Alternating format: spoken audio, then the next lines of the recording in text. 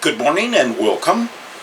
I am here to introduce you to a new stream that I hope you'll find enjoyable.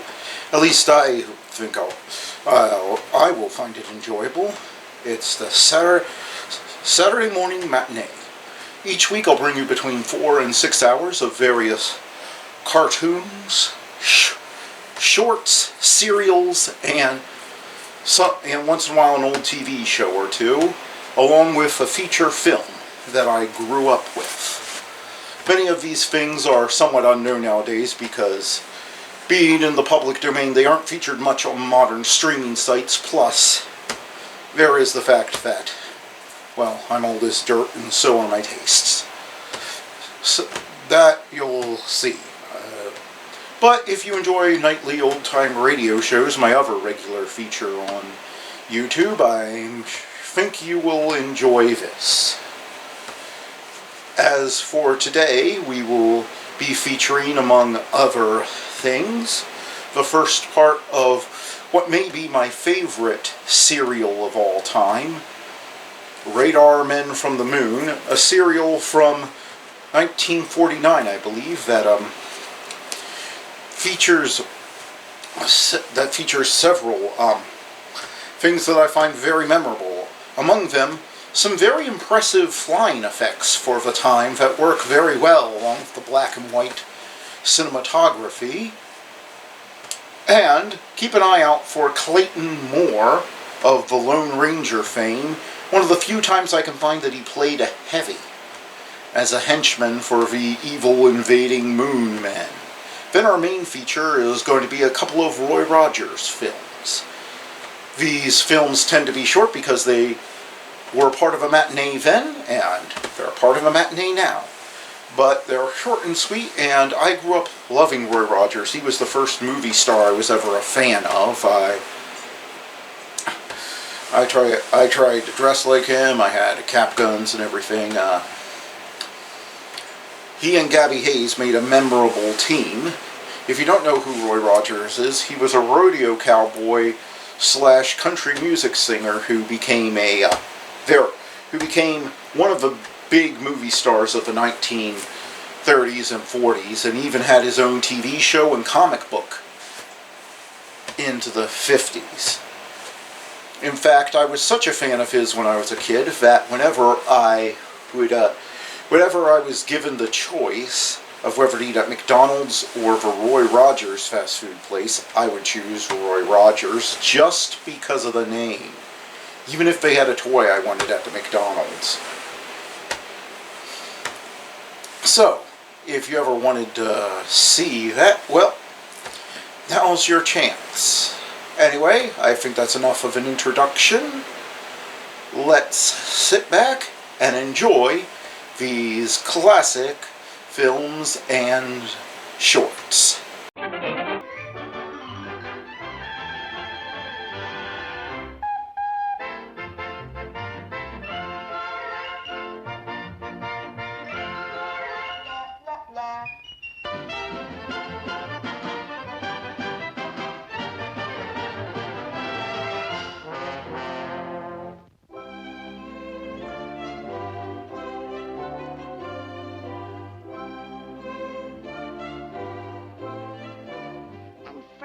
Ingredients, the witches brew their magic potions. Those who partake of this potent liquid will become imbued with an unearthly spirit. But woe to the unfortunate disbeliever, for an evil spell shall be cast upon him. So beware this Halloween Eve, when the earth will be haunted by spooks, ghosts, hobgoblins. Olive, there ain't no such things. They're just figmentations of the magic emanations.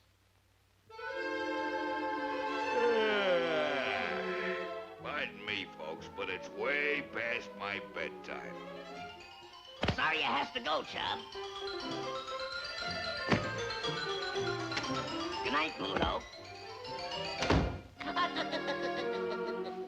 Boy, oh boy, I thought he'd never leave.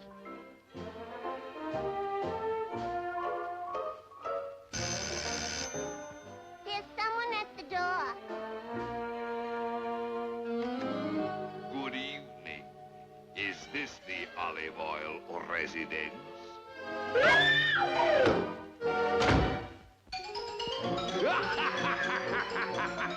Popeye! There's a headless man at the door! There ain't no such camino.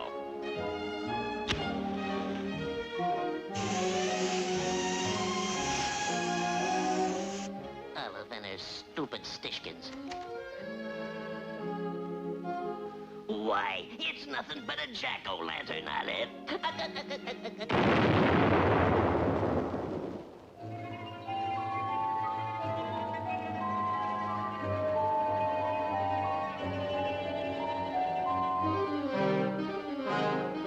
The headless man!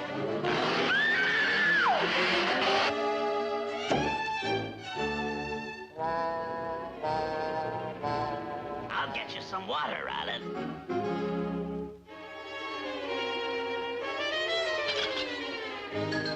Here's your glass of water, Olive. Oh, thank you.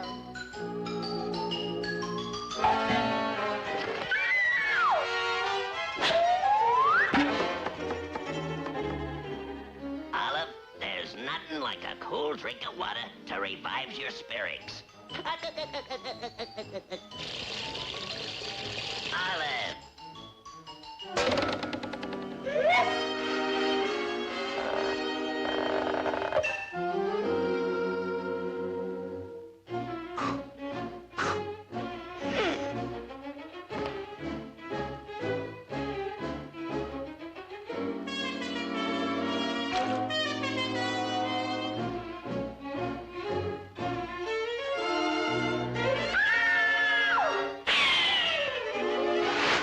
Olive, is that you?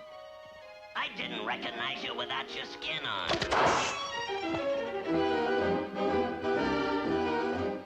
Get out of this house at once, you hobgoblin! Popeye! So you're the one that's been horrorizing me. Get out and stay out!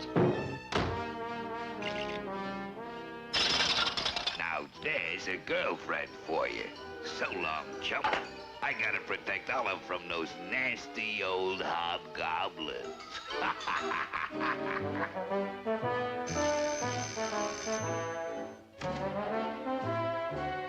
Oh! It's you, Bluto! Yeah, Olive. I thought you might want some company. So, that's Bluto's scheme.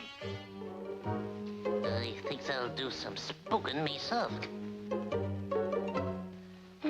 Just what I need.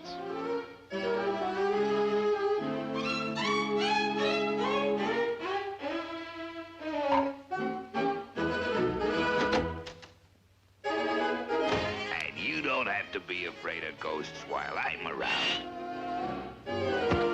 Hey!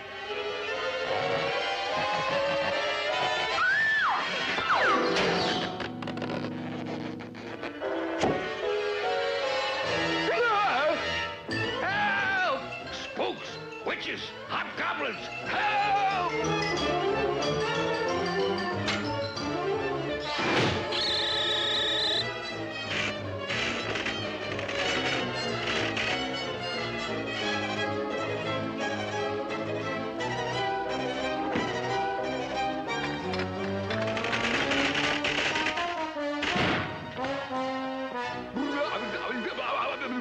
Ghost! Let me out of here!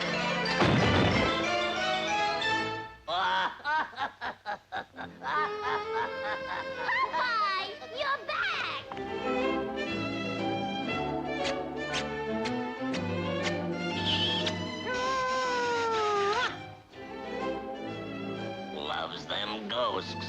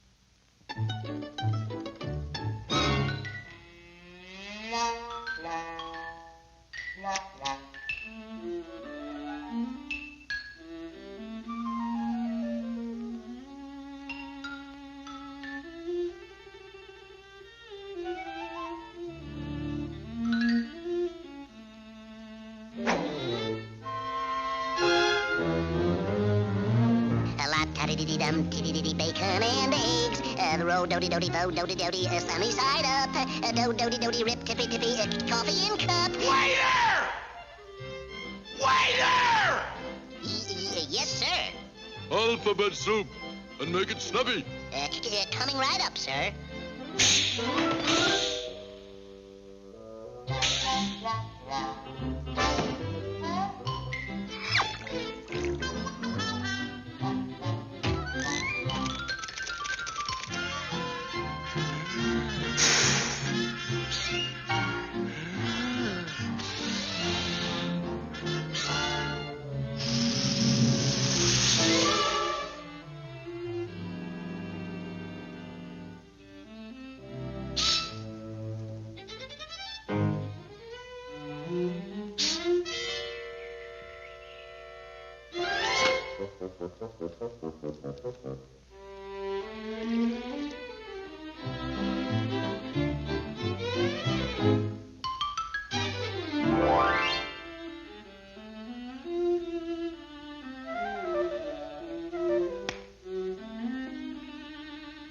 I'll have a combination sandwich. Ham, cheese, liverwurst, lettuce and tomato, salami, sauerkraut, peanut butter, mustard, pickle, relish, and mayonnaise on whole wheat toast. Yes, sir. And hold the onions. Yes, sir. Step on it. Yes, sir.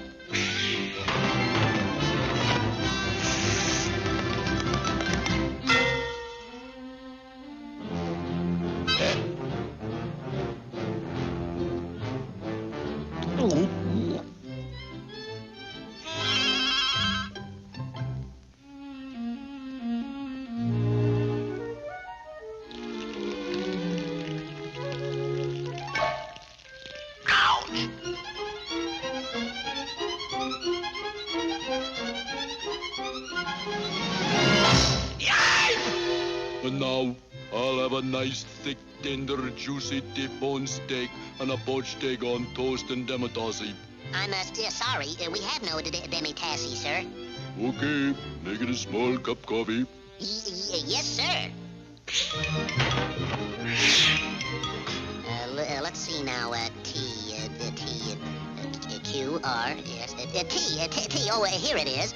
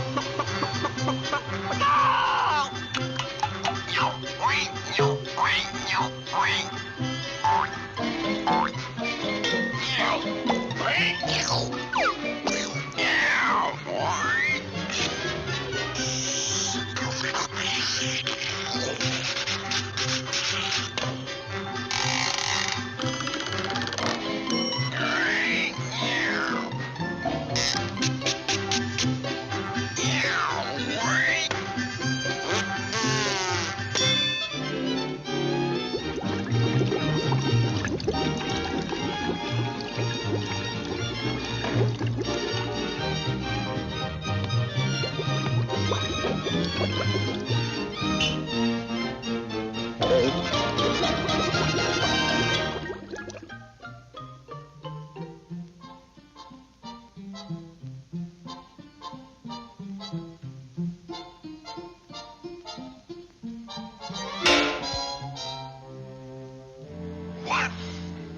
two, three, four, five, 6, 7, 8, 9, 10.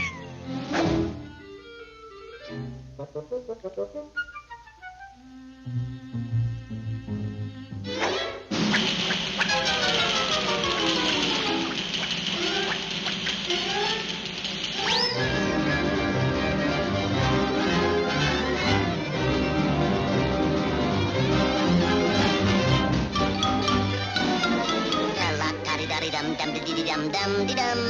In with the sugar.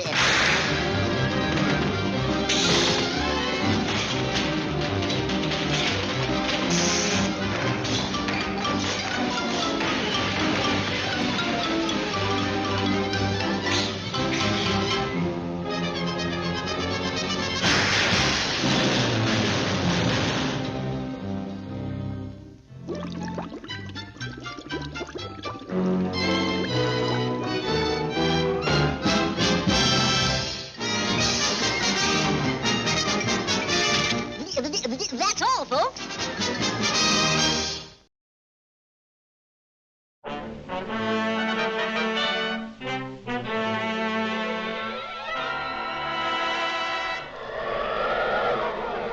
Up in the sky, look! It's a bird! It's a plane! It's Superman!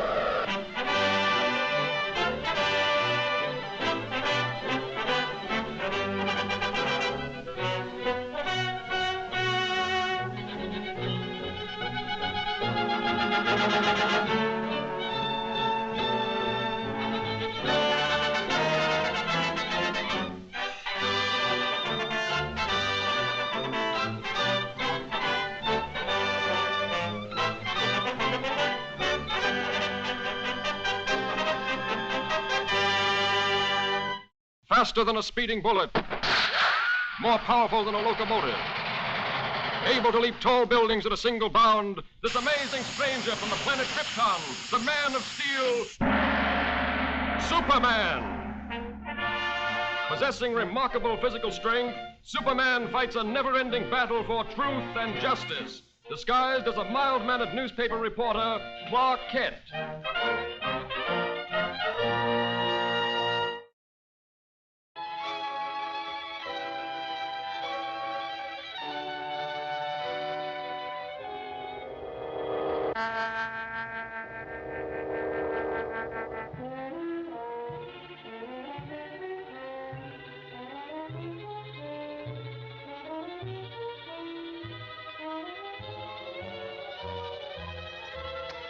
What do you think of the professor's show now?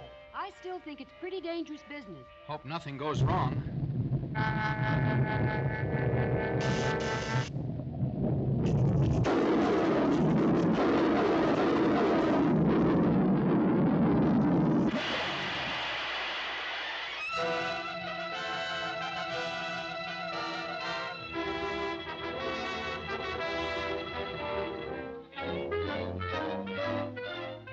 And I realize, gentlemen, that the safety of the public is of special import to you. Perhaps almost as important to you as my ambitions are to me. But you request that I give up my experiments, experiments which are the combination of 30 years of dreaming and planning is impossible. Tonight, those dreams will become real. The Comet, a Falcon, will be my toy. Under my control, it will be brought to within a mile of us. Then, after a close examination, I'll send it back again into space. You're tampering with nature endangers thousands of lives. Yes, and even at the possible cost of those lives, I shall continue my experiment. I warn you, Professor, we're prepared to stop you. And I warn you, sir, any interference may prove disastrous. Stop!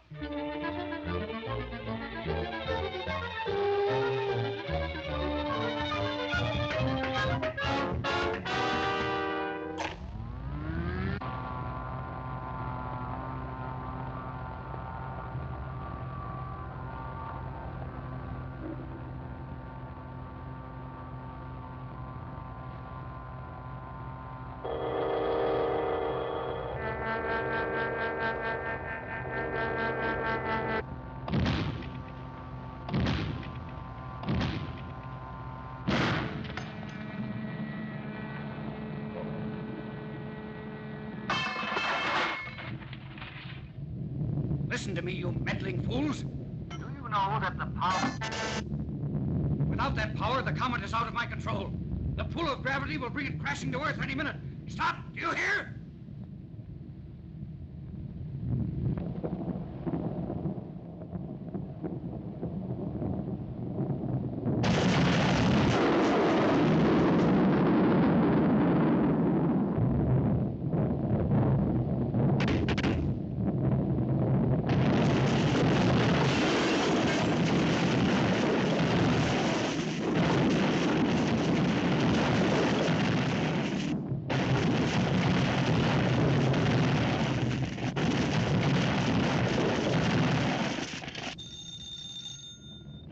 City editor.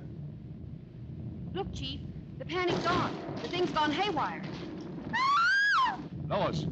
Lois, what happened? Lois! Look!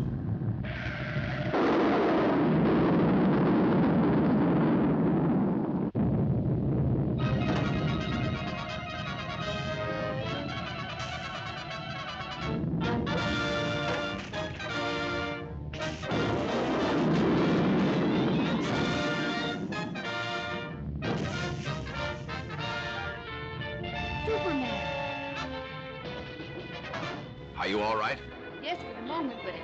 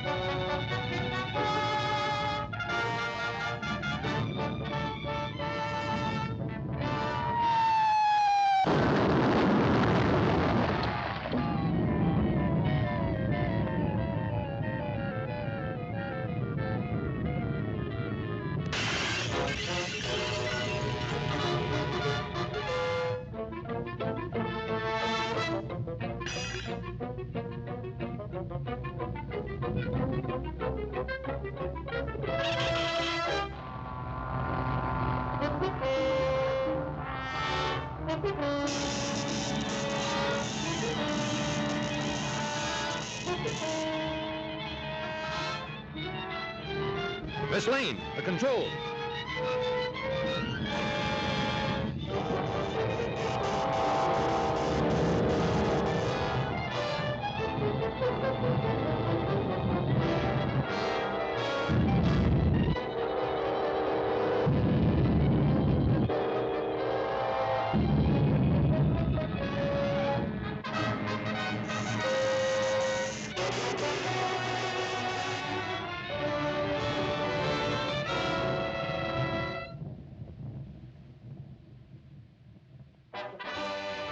Oh, Superman, you were wonderful.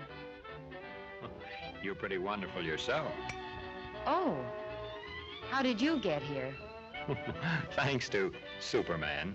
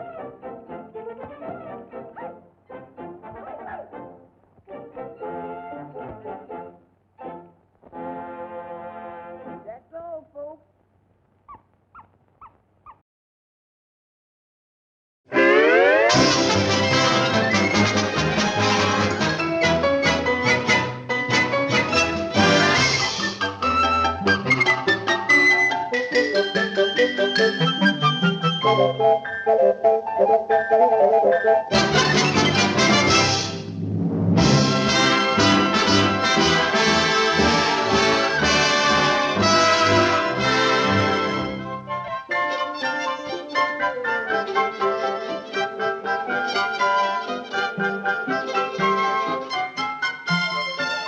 many, please? 1 adult and 3 children, please. Thank you. Come, children.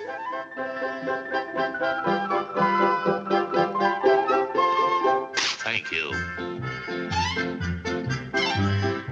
Thank you. Thank you. Watch your step, please.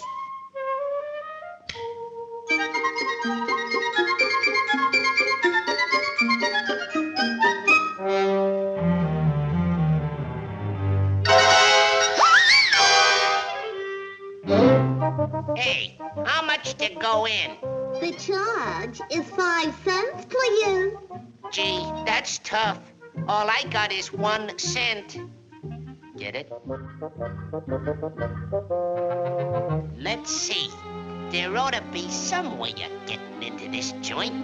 Uh-oh.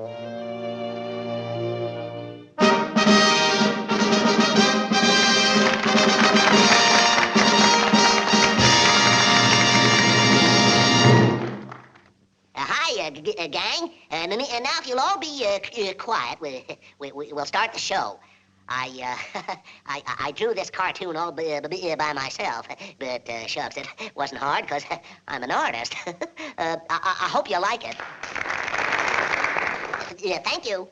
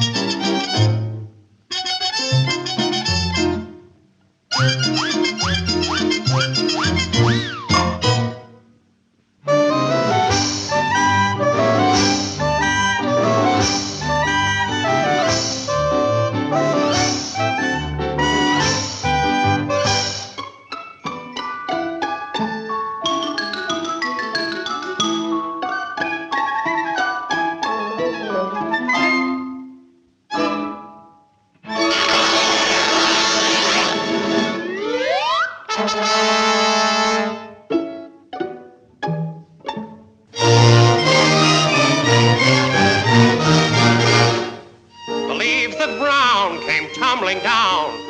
Remember? All those little leaves, they're falling on me.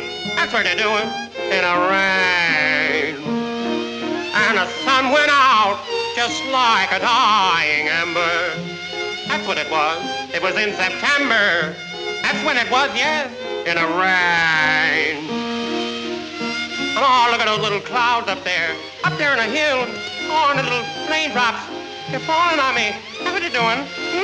And Mammy, oh, look up there at the sun. It's shining on your little sunny boy. Come on, play it for me. Spring is here, and it's September. That's what it is. Build it up, play it. That's September. In a rain.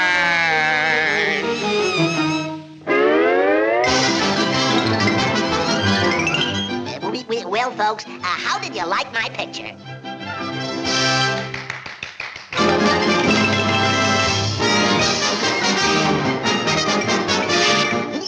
That's all, folks.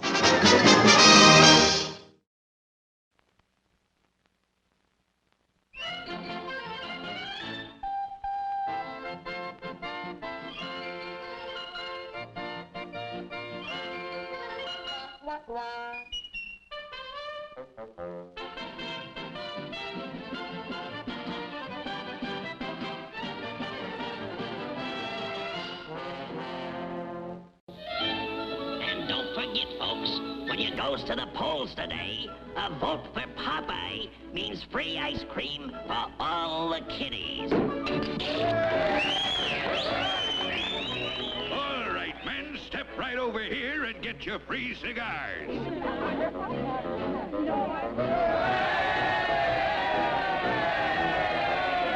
And what we needs is bigger elephants in all our zoos. Oh, my gosh. Now, just remember your old pal Bluto at the polls today, fellers. And there's an extra cigar for each and every vote you give me. Yes, sir. And furthermore, I promises 2 cans of spinach for every pot. Here's me past record, folks, which speaks for itself. You double-crosser. Steal my voters, will you?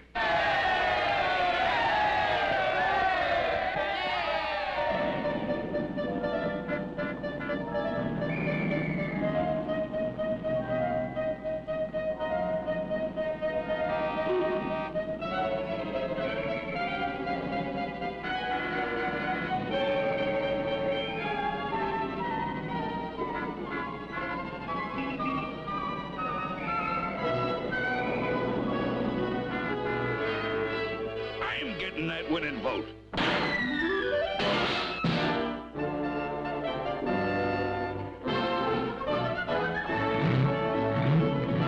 Guess I'll do over the White House in canary with green trim. Get off the road, son. You're blocking traffic.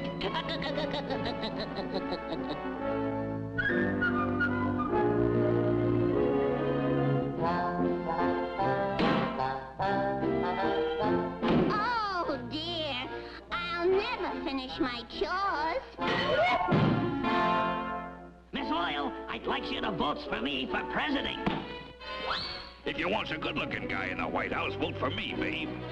I can't go to the polls till I get the wood all chopped for the winter. No sooner said than chopped, darling.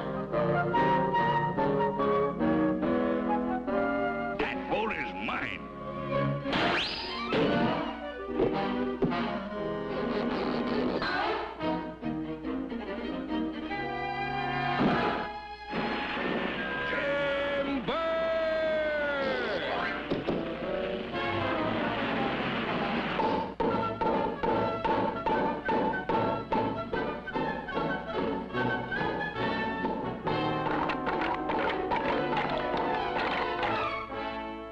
Votes for me? Well, the field still needs plowing. Okay, Olive.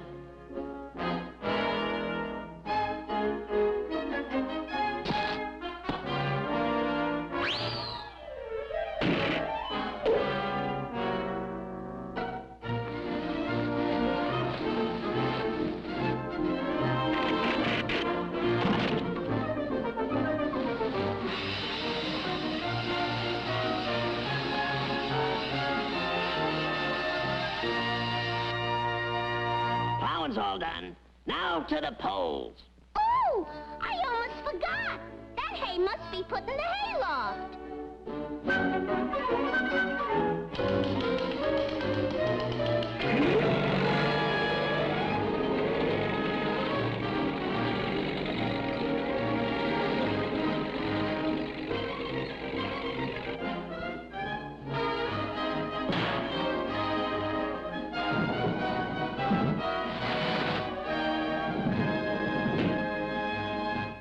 The chores are all finished, Dolly.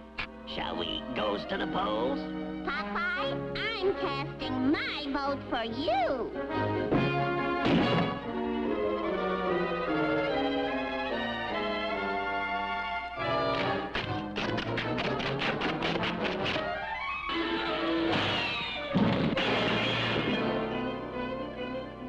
Let's go, Toots. You're voting for me. You, I'm not voting for. Oh, yes, you are.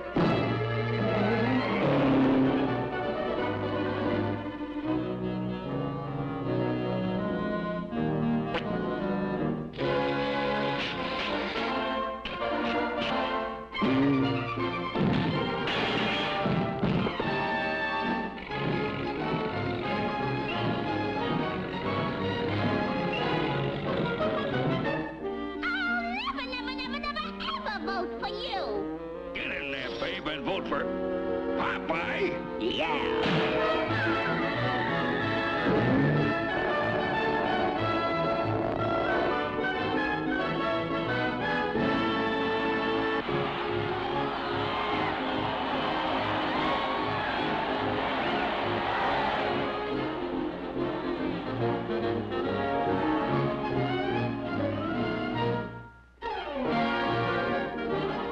Oh, gosh.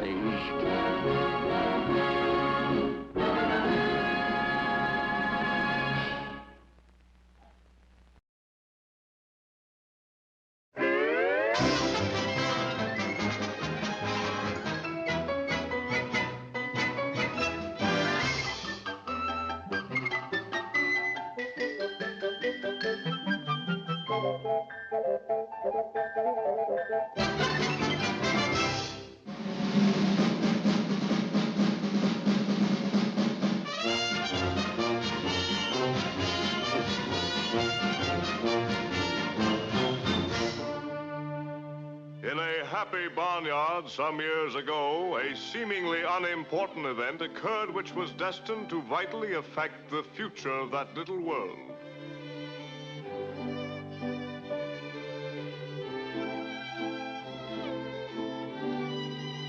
Mr. and Mrs. Duck were expecting.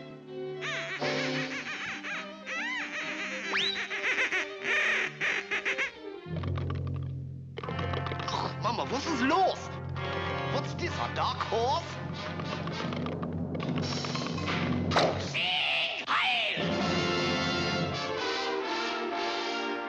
And so time passed. Hey, Bud, not so fast. Oh, all right. But time does fly, don't it, Johnny?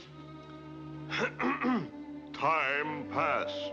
The bad egg grew to duckhood, and with artistic aspirations dreamed of brush and palette, but ended up with only the brush. They don't know art, and they see it. His artistic efforts spurned, he soon turned to other endeavors. Und vergiss nicht, you dopes, ich bin der aufgeblasene Fresh in Deutschland, in alle Europa, ja, in der ganzen Welt. My mama done told me. Say Heil! And there were some gullible ones who listened. Especially one goose, more gullible than gooses. Geese usually go. That's all right. That's the old stuff, kiddo. He's a smarter fellow with brains, huh? Like me.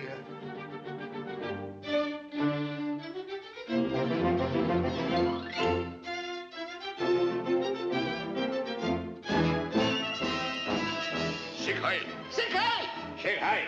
Sieg Heil! Sieg Heil! Sieg Heil, boy! I'm from South Germany.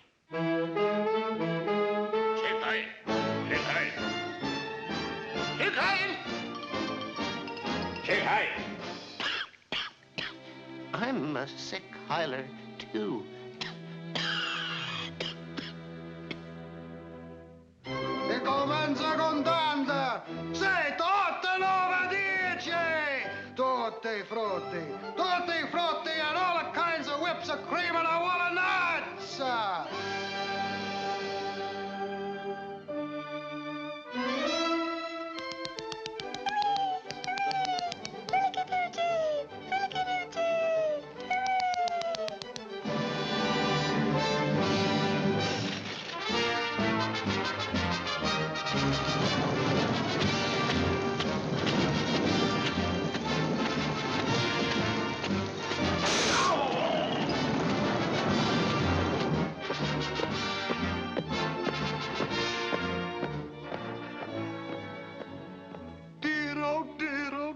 Dear me, oh dear. Oh, what has come to so erase all thoughts of peace from off this place?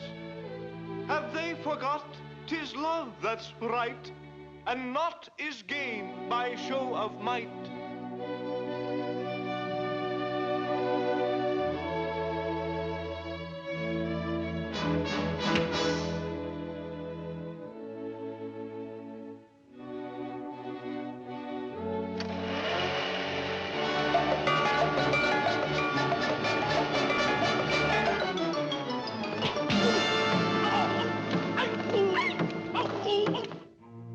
Then from out of the west came another partner to make a silly axis of himself. A Japanese, a sapper man, sneaking on with a do. Just a Japanese, a sapper man, I'm a little crazy too.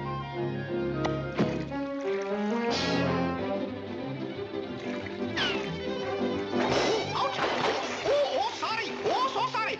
Oh, very, very sorry, Frieza. Oh, to apologizing like a Dickens. Oh, just a minute, Frieza. Oh, I am not a Japanese son of gun.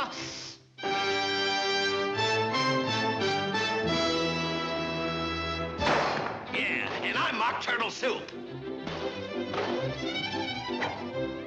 With spreading clouds of war, once more the Axis marched toward dreams of further conquest. 1, 2, button of my shoe. 3, 4, shut honorable door. 5, 6, see him over the sticks. 7, 8, array them straight. 9, 10. Begin again. Mercy me, regretful sight. O branch of peace, forestall this fight. Kind sirs, change your warlike.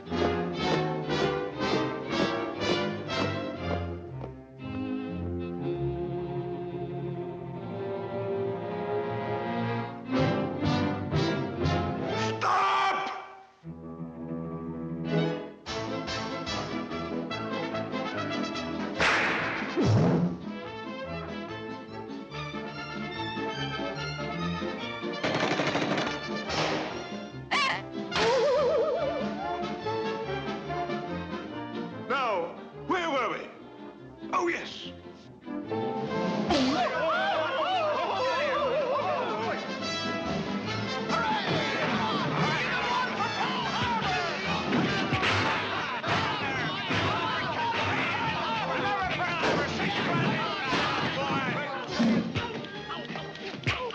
Peekaboo, Frizz. Busy little bee, aren't I?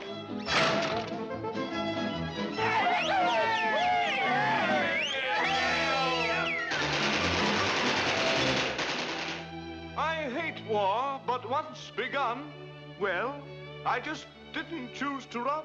So I can point with pride and say, there's 3 that didn't get away.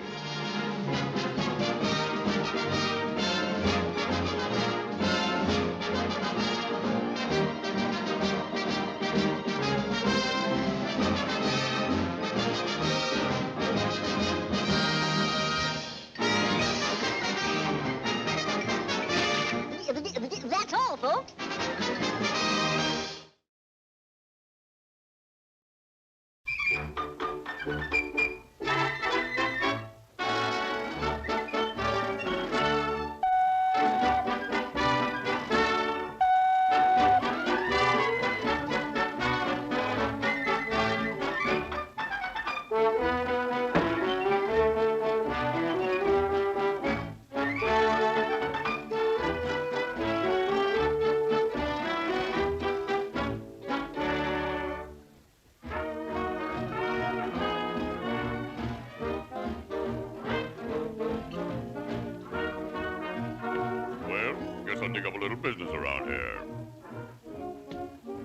nobody's looking.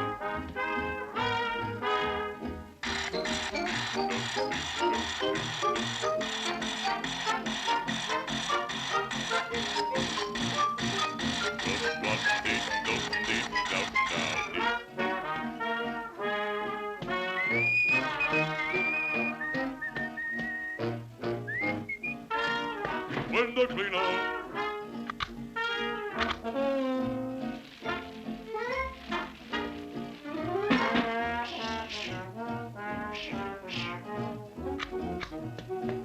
Window cleaner.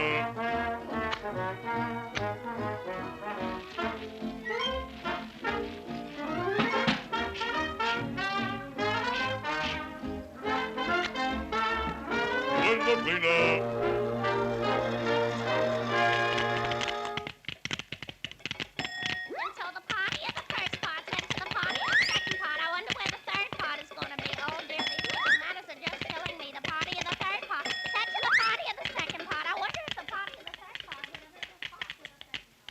Window cleaner. Not today, thank you. What do you mean? Why not today? Thank you. 'Cause I'm gonna wash them. That's why not today. Thank you. Look at these dirty windows. I wonder how that mud got clear up here on the 20th floor. That guy thinks he's gonna ruin my racket, hey? Hey, let me show you the real way to wash a window. I'll wash them.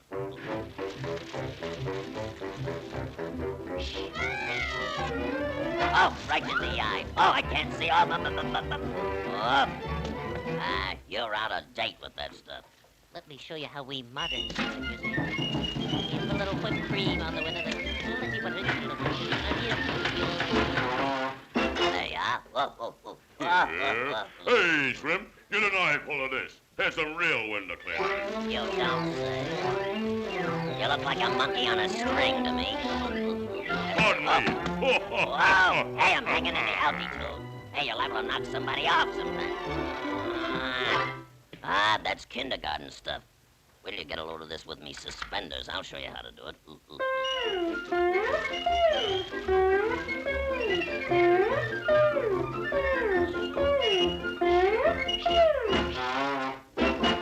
I do it in swing time, you see. Well, watch this. Yeah, I'm watching you, but of course I don't see anything yet. Oh, I'm falling. Oh. Whoa. Hey, my head's caught. I can't get out. Oh, hey, get me out of here sometime. Hey, you give me a pain in the neck, you. Why, you little... Go over here and I'll try it out.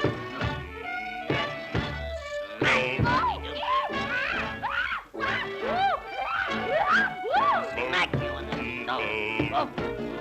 Yeah. Oh, right, huh? I'll show you. Well, I think a monkey out of you. Wow. Oh. Well, wait, give me that sledgehammer. There's a ladder over there.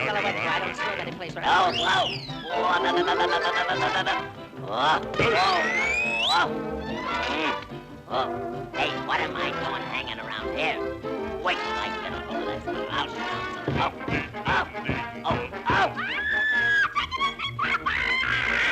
Hey, watch my finger. Oh, hey, let me up.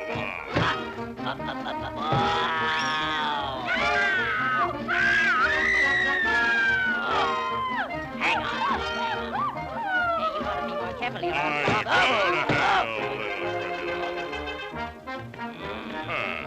So you're a window watcher, hey?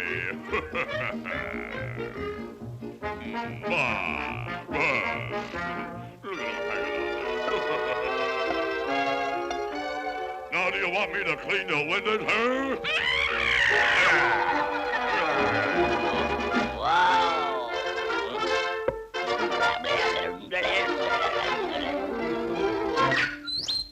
Wait till I get my hands on it. Hey, you man. Let me get up you go. Here it goes. I'll bring back the police. Hey, here comes the hangover. Up you go.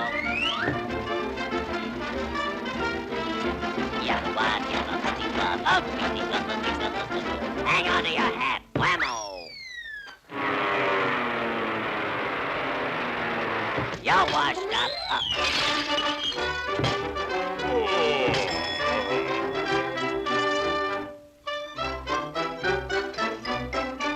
I'm Popeye the Sailor Man.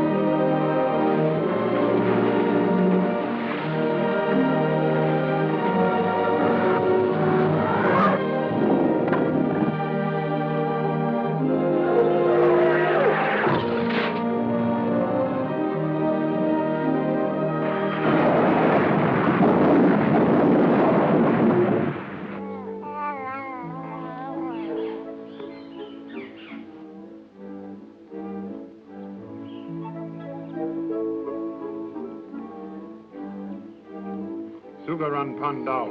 Palula.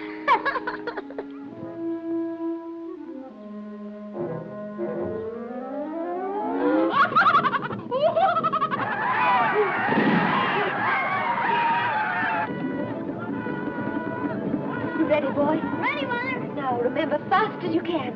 And don't look back. Go.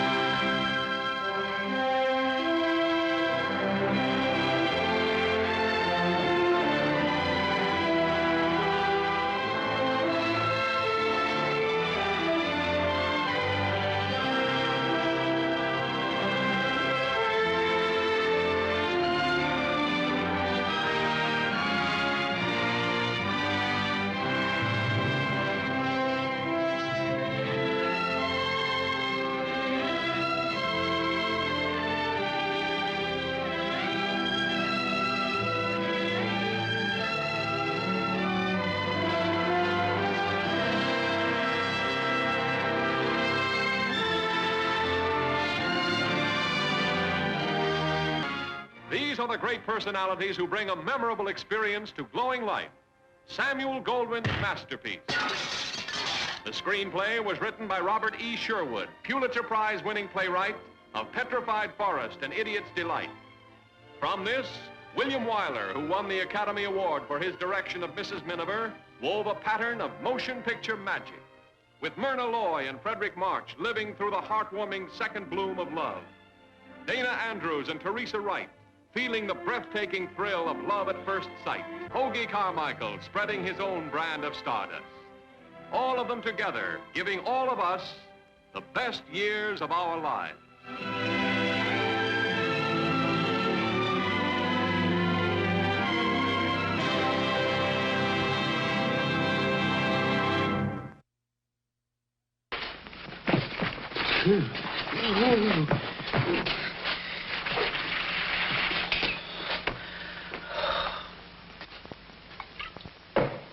That is the toughest spot I ever tackled. Only beat me.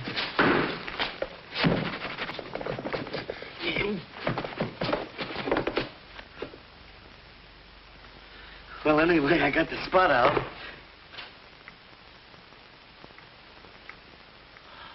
Oh, boy. Am I a... Hello, Sugar Plum. How are you? Just dandy. Listen carefully. My clothes are in the Pit Boys tailor shop around the corner. Now, in the watch pocket of the trousers, there's a piece of paper with a combination to a safe. I want to do that job tonight, and I need that paper. Okay, Sugar. Just leave it to me. I got it. What? Thomas Hedison. Why don't you dumbbells stop? Terry Horgan. Terry Horgan, he was here. The bank robber was here. You're crazy. Those clothes came off one of the dummies. Now, no cracks. Oh.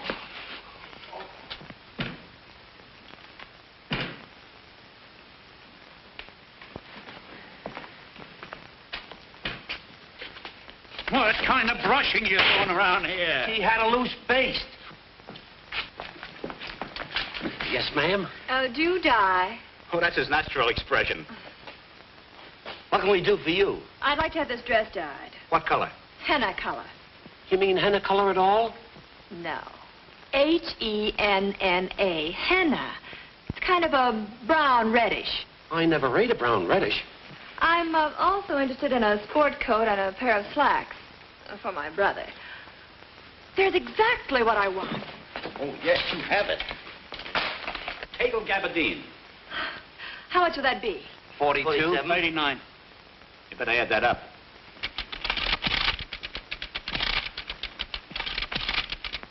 What's the total? $411, but there's a sale today. You get 10% off. That makes it $42.50. I'll take them. Oh, just a moment. I'll be right back.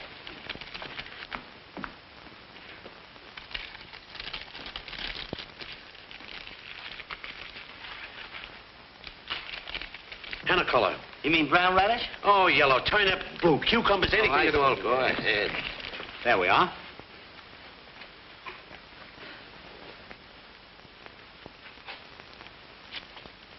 You said $42.50? Yeah. 100, 200, 300, 450. There you are. Keep the change. Thanks. Aren't we the saps? We had a fortune in our hand and let it slide through. I'm going to search all the clothes. Me too. 400, 100.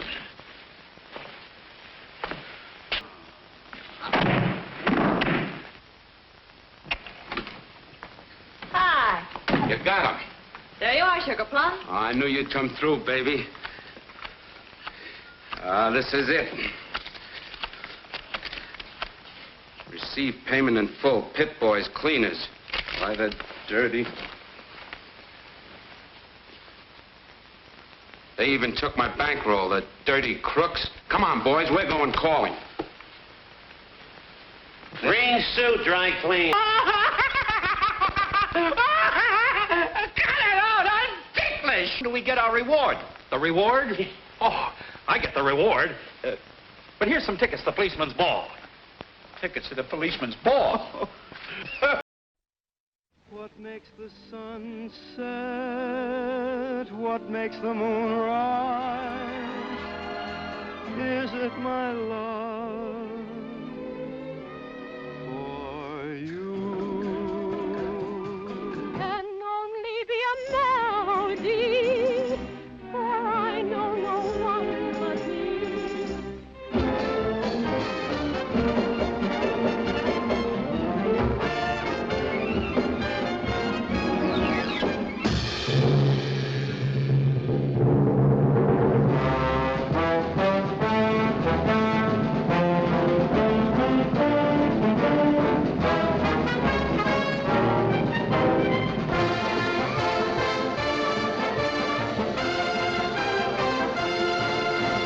I fall in love too easily.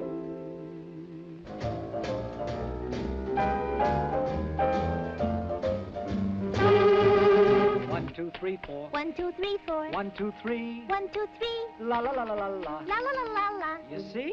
It's easy. She begged me. True. She pleaded. Forgotten you all, baby. With a picture of you I've got in my mind. Why, even over the phone I can see every... From the heart of a lonely poet came a song for the girl he adored.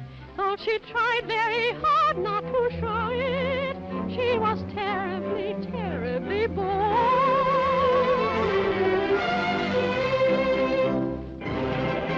Last night I saw her quick to the bone, until we meet once more. Here's wishing you a happy boy's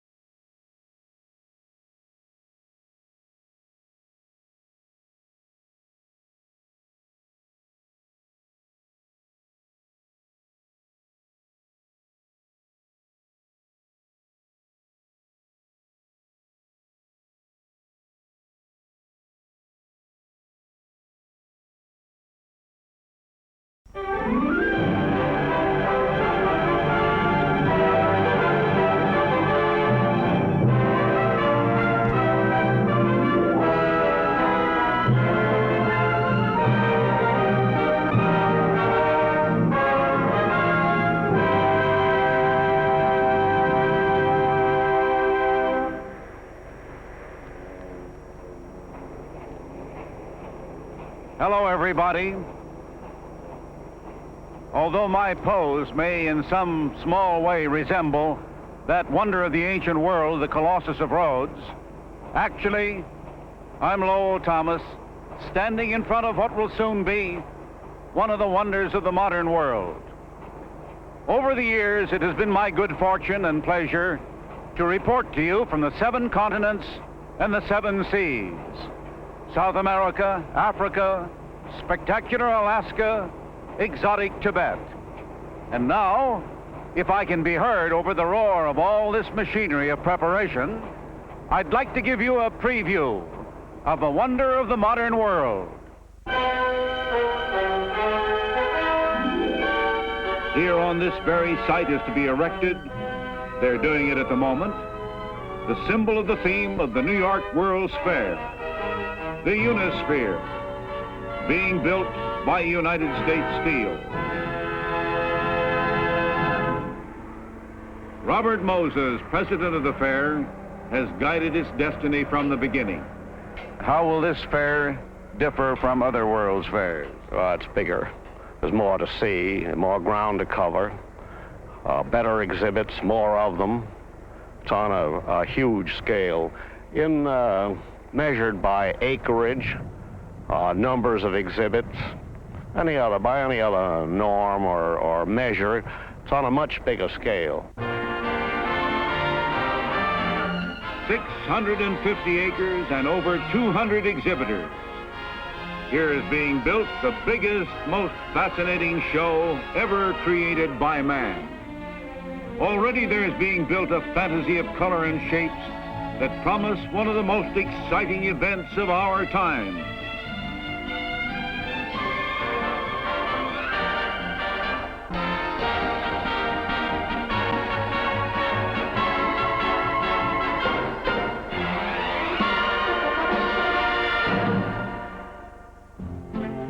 Under construction is the Port of New York, New Jersey exhibit building. When completed, there'll be a heliport on the roof, the air gateway to the fair. Beneath, a restaurant, and thrilling movies in the round. The General Motors Futurama building with a dramatic ride of the future that will accommodate 70,000 visitors daily.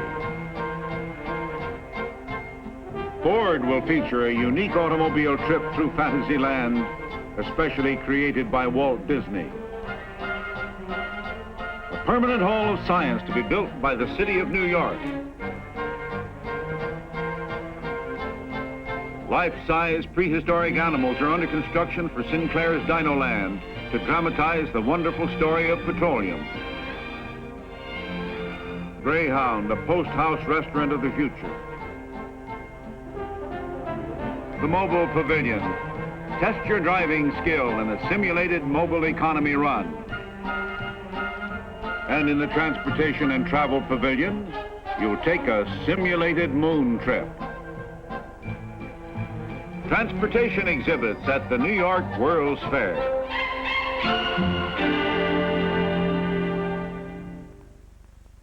I'm sitting here in the World's Fair Amphitheater, where you'll enjoy a spectacular stage and water show conceived by the producer of stage shows at the Radio City Music Hall, Leon Leonidoff, in association with Meyer Davis, famous orchestra leader.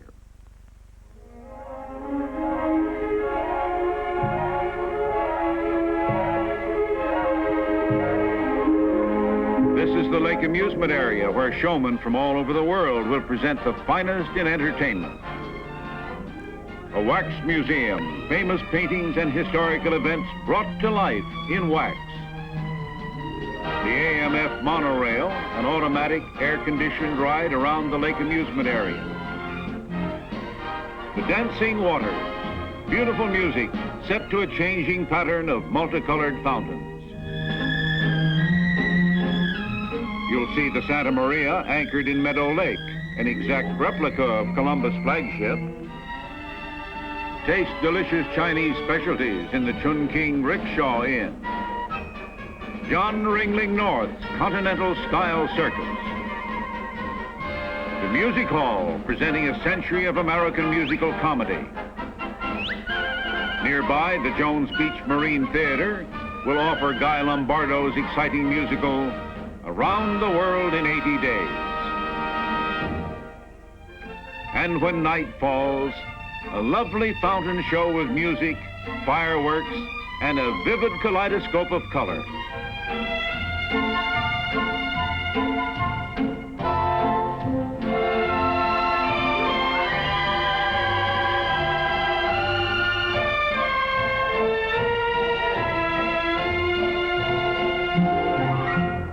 The crack of a baseball bat, the cry, Homer, from 55,000 voices here in the William A. Shea Stadium next to the World's Fair. This will be the home of the New York Mets beginning 1964. Here, too, will be played the All-Star Baseball game with stars like Willie Mays and Mickey Mantle.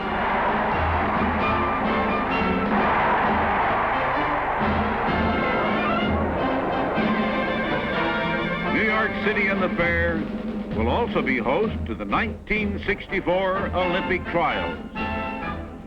At the Fair's arena, seen here or in the pavilion, you'll see fencing, judo, gymnastics, and wrestling, and the Danish gym team to be seen at the Fair's sports program.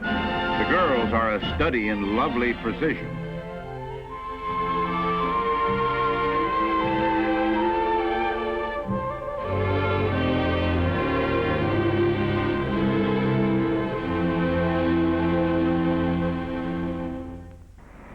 At the time of the 1939 World's Fair, I reported from this exact spot. In fact, did my broadcast here. In the days when nylon, plastics, and television were the sensation. But today, the industrial giants of the world are preparing a mighty new spectacle here. Here where steel is taking on the shape of things to come. IBM's People Wall will transport you upward to a theater and film spectacular designed by Charles Eames. General Electric's Progress Land includes Walt Disney's amazing animated figures and an actual demonstration of atomic fusion. The Kodak Pavilion will present photography as a truly universal language.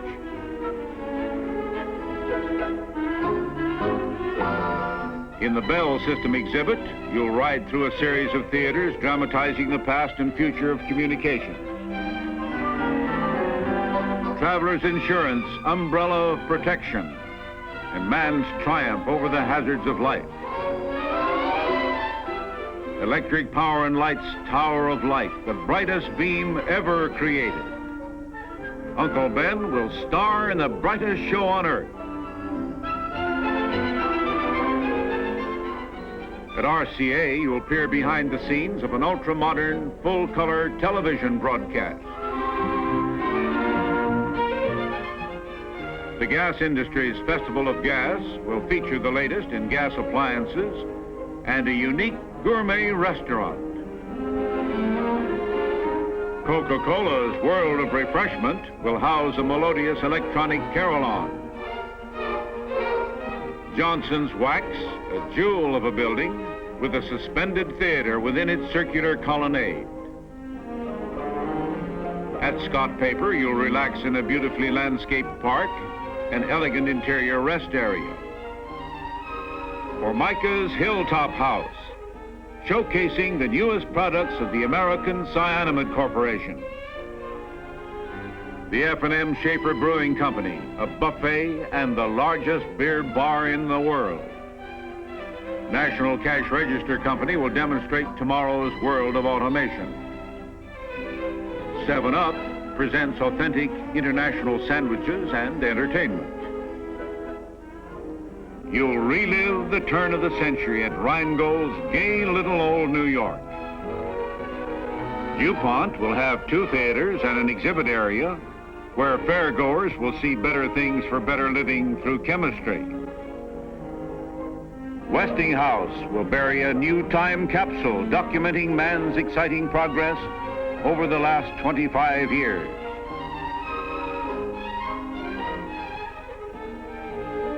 The Pavilion of American Interiors, the newest and best in furnishings for your home. To the Boy Scout exhibit will come 40,000 Scouts during National Jamboree Week alone. Pepsi-Cola presents Walt Disney's It's a Small World, a tribute to UNICEF. The attractive exhibit building of the Simmons Beauty Rest Center. The House of Good Taste exhibit, a 3-home showcase designed by the country's leading architects. The Better Living Pavilion will cover major areas in everyday life. The exciting new world of industry at the New York World's Fair.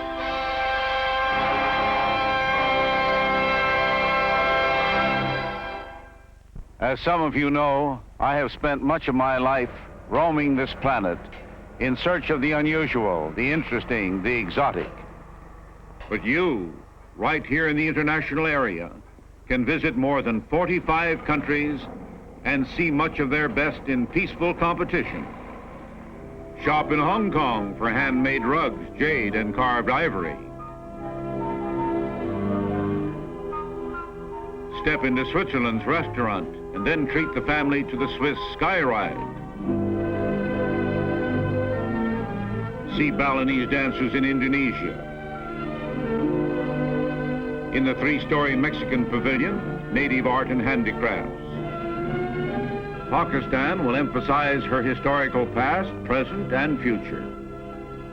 The Austrian pavilion will be made of gleaming wood in an A shape, symbolizing Austria's glorious mountains and forests. Sweden will emphasize her creativity in arts and products. The Republic of China, special exhibits in a traditional motif.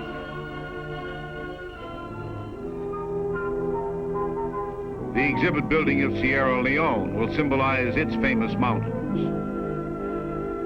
India's theme, Progress in Democracy, will be dramatized by relics of the past and aspirations to the future. The Hall of Free Enterprise, presenting a total concept of economic life in a free community. Japan's participation is extensive. One exhibit by its government, another by industry. Ireland's exhibit will unfold that country's rich literary heritage. The Caribbean Pavilion, limbo dancers and the rhythms of calypso singers and a steel band. And at the International Plaza, many other nations and foreign organizations will be represented. Nations from around the globe pledged to a theme of common understanding at the New York World's Fair. The central theme of the fair, Peace Through Understanding, will gain in depth and perspective through impressive religious and cultural exhibits and events. For the first time in the history of World's Fairs, there will be exhibits presented by many major faiths. At the Protestant Center, all Protestant groups will exhibit together. Towering over the Mormon Pavilion will be a replica of the towers of the Salt Lake City Temple. Within the Christian Science Pavilion will be exhibits from 40 or more countries. The Billy Graham Pavilion will house a 600-seat theater with films shown every half hour.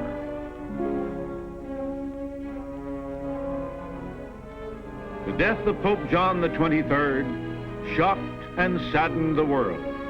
In the words of Robert Moses, I believe John the 23rd will cast a shadow like that of Peter, the rock on which this church is founded, and in civil affairs of Abraham Lincoln, who also had the common touch and spoke for all of mankind.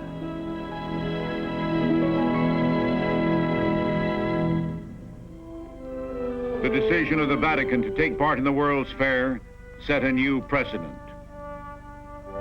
Pope John the 23rd approved a loan for the duration of the fair of Michelangelo's masterpiece, the Pietà, his famed sculpture of Mary holding the crucified Christ.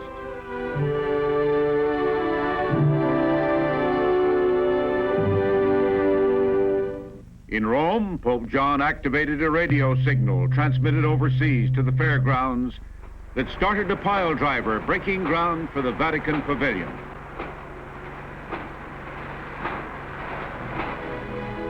Not only with Pietà, but other rare art masterpieces from the Vatican will be on view, along with sacred objects and documents telling the story of the Christian faith.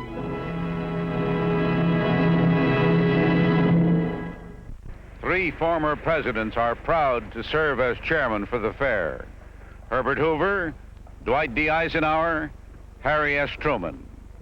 And here on this 4.5-acre site is rising the magnificent Federal Building. Its theme, Challenge to Greatness. Here will be exhibit halls, a theater, and tributes to our American heritage. At the groundbreaking ceremony, our late President John F. Kennedy met Robert Moses, president of the fair. We have roamed these United States and literally combed the globe for pavilions and exhibits which will reflect the achievements of all men in industry, culture, the arts, and harmless entertainment. We confidently expect more than 70 million visitors to an unforgettable pageant. Then the president. I want the people of the world to visit this fair and all the various exhibits of our American industrial companies and the foreign companies who are most welcome, and to come to the American exhibit, the exhibit of the United States, and see what we've accomplished through a system of freedom. And many of our states will exhibit. New York State will feature the Tent of Tomorrow and a circular theater with panoramic motion pictures. In the New York City building, there will be several exhibits. Here's a part of a giant model now under construction of the entire New York metropolitan area. 840,000 buildings in astonishing detail. Here's New York's lovely summer festival queen, getting a close-up view.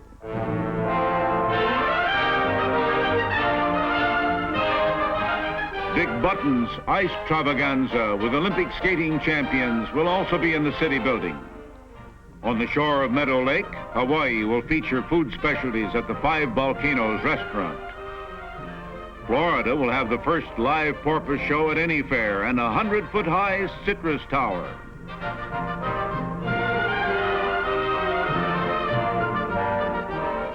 Missouri's Lindbergh was the first in air, her Alan Shepard first in space. New Jersey will celebrate its 300th anniversary. The New England states, a village green and country store. West Virginia proudly exhibits as the land of relaxation. And Maryland will dramatize the Battle of Fort McHenry and the writing of the Star-Spangled Banner. Our own United States of America at the New York World's Fair. A fair is news, often big news. This is our press building from where we tell the world about new exhibits, visiting celebrities, ticket sales. The building dedication was attended by hundreds of newsmen, radio and television reporters, publicists. Then a ribbon cutting, a typewriter ribbon.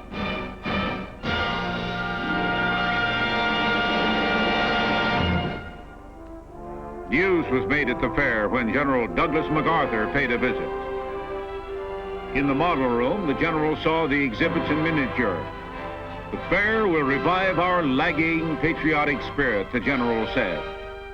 It was a most pleasant visit from a grand old soldier. Mr. Moses, there are a number of questions that I presume all prospective visitors would want to ask. The first one would be, well, how do you get here?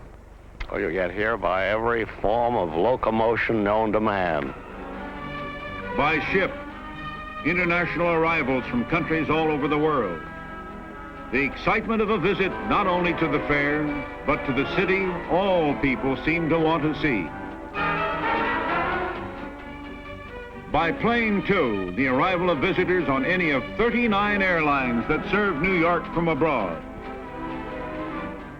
This is Idlewild Airport, the international door to the fair, and only 6 miles away. LaGuardia Airport is our domestic gateway to New York. You'll arrive at a new passenger terminal 6 times as big as the old one, and part of an overall $115 million modernization program. Of course, millions and millions of us will come by automobile. The arterial approaches here at the fair will be virtually brand new and will become a permanent part of New York's great highway system. Biggest in an imposing array of facilities is the mighty Verrazzano Narrows Bridge, being constructed by Triborough Bridge and Tunnel Authority. As chairman of the authority, Robert Moses talks to Raymond Corbett, president of New York State AFL-CIO, and Otmar Ammann, designer of the new bridge. The Narrows Bridge will be finished in the 2nd year of the fair. You may drive over it on your way into New York, or over another of the city's great links to the nation.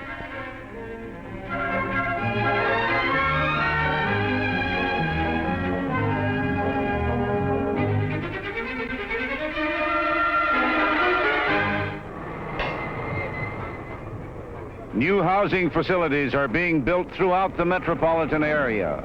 By opening day, 350 hotels and motels with pleasant accommodations will be ready for you in all price ranges.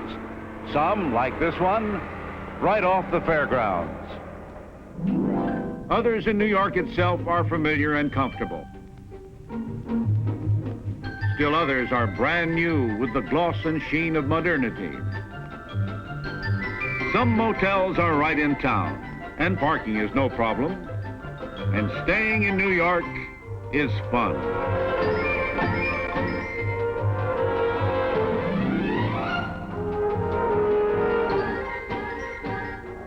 From the tallest building, a view that is unsurpassed.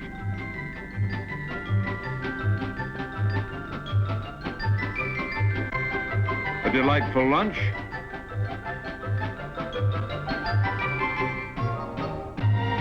And a cooling spring breeze.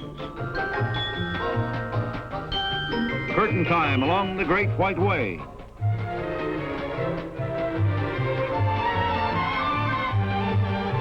Even buying tickets to the fair. Tickets are on sale now all over the country.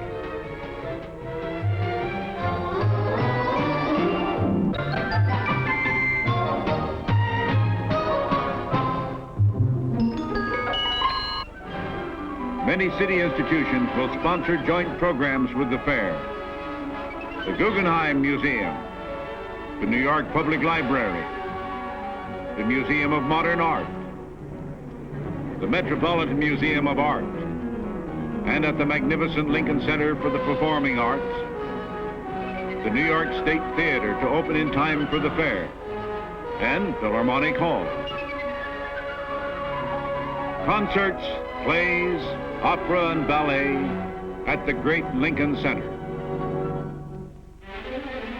Getting to the fair from the city is easy. Take a subway, bus, railroad, pleasure boat, or even your own boat to the World's Fair Marina. Over 800 craft will be able to dock here for a visit to the fair. Or you can even take a helicopter from 3 New York heliports, one on the roof of the Pan American building. Helicopters will make regular flights to the fair. They'll land at the Port of New York, New Jersey exhibit building. World's fairs, as a rule, are ephemeral. Will there be anything lasting at this one? Oh, yes, indeed. In the first place, we'll have several new buildings, but over and above that, we're going to finish Flushing Meadow Park with the receipts of the fair. And when I say that, I think it'll be the finest park in the city of New York. It's right at the geographical and population center, and I think it will cost about $10 million to finish the park. The landscaping will be here, the trees will still be here. About half the utilities have been put in on a permanent basis, so they'll stay. And this will be a great park, the park. But in the meantime, construction goes on so rapidly, in fact, that what you see here is already ancient history. It won't be long now. So plans and preparations race ahead for the opening of the gates to the New York World's Fair. And you'll be one of the 70 million, perhaps 80 million visitors to see this, one of the most spectacular shows of all time. And now, until April 22nd, 1964, so long.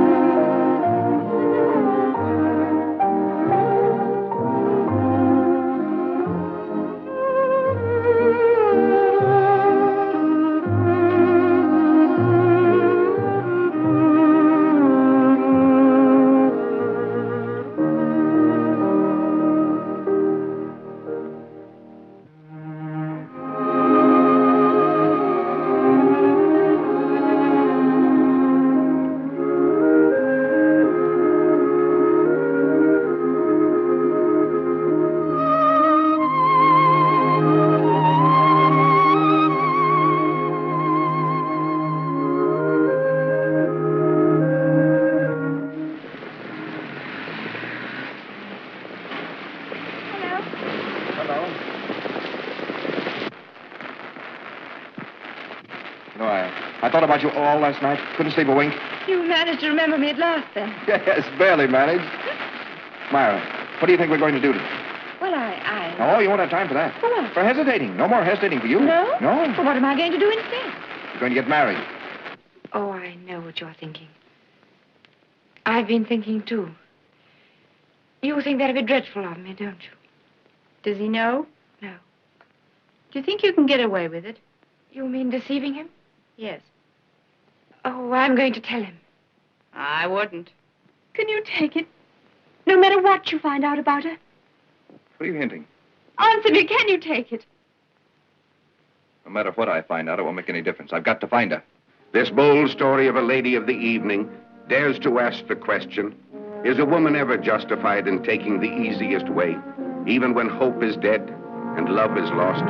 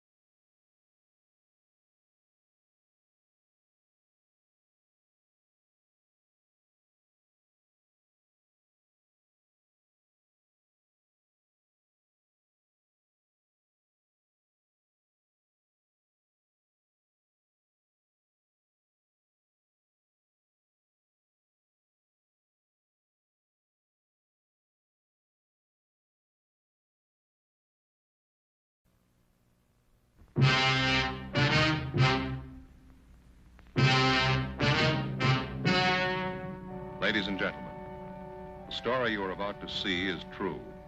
The names have been changed to protect the innocent.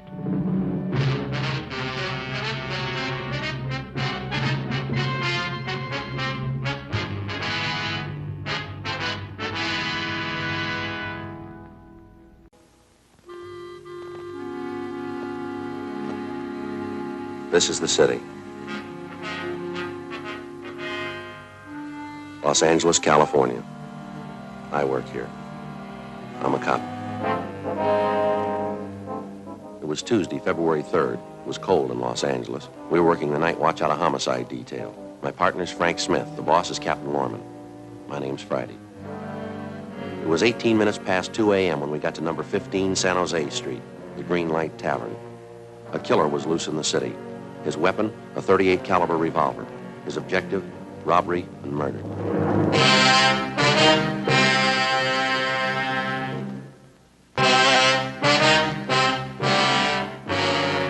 Ambulance on the way, George? Can't use it. They're both dead, wife and husband. Did you call the crime lab? They're on the way. Okay, we better take a look at that back room. Right.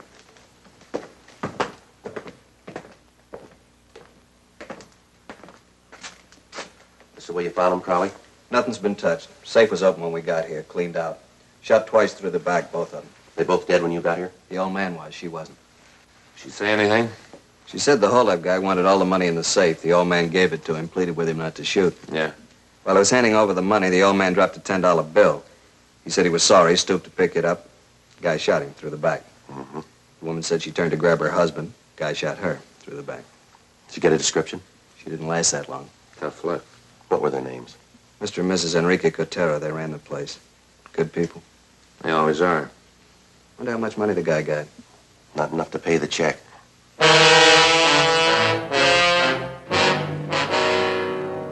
Sergeant Allen and the crew from the crime lab arrived and went to work. They dusted for fingerprints, took pictures of the back room, the safe, the victims. Every object that could have any possible tie-in with the crime was photographed. Captain Lorman was with them. Looks like that job over on the east side last month, Skipper. Same M.O. Kid with Ramsey. He the witness? Yeah, he worked for the Cateras, didn't he? Yeah, bar boy, handyman, you know. Ramsey's getting no place with him. What's the matter? Spanish, can't speak English. Well, how's your Spanish, Frank? Still high school Spanish. All right, let's give it a try.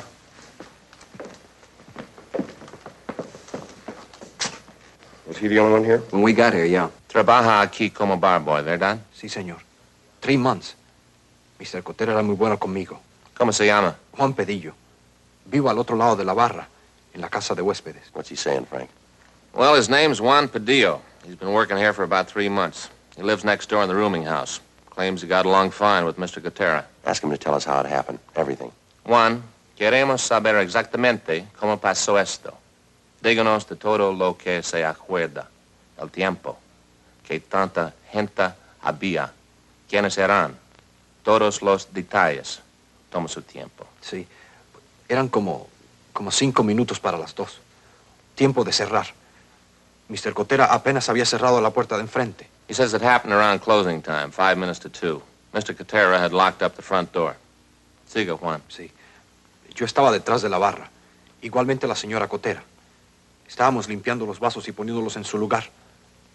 Solo estaba un marchante en la barra. Estaba sentado a la orilla de la barra. Allí. Juan was behind the bar with Mrs. Cotera. They were cleaning up the glasses and putting them away. There was only one customer left. He was sitting at the end of the bar. That stool back there. Yeah, go ahead, Frank. Siga, Juan. El marchante creo que se llama Pete. Estuvo aquí anoche y la noche anterior.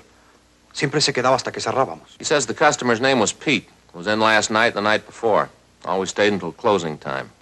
Bueno, Juan, siga. La señora Cotera recogió el dinero del registro y se fue al cuarto de atrás.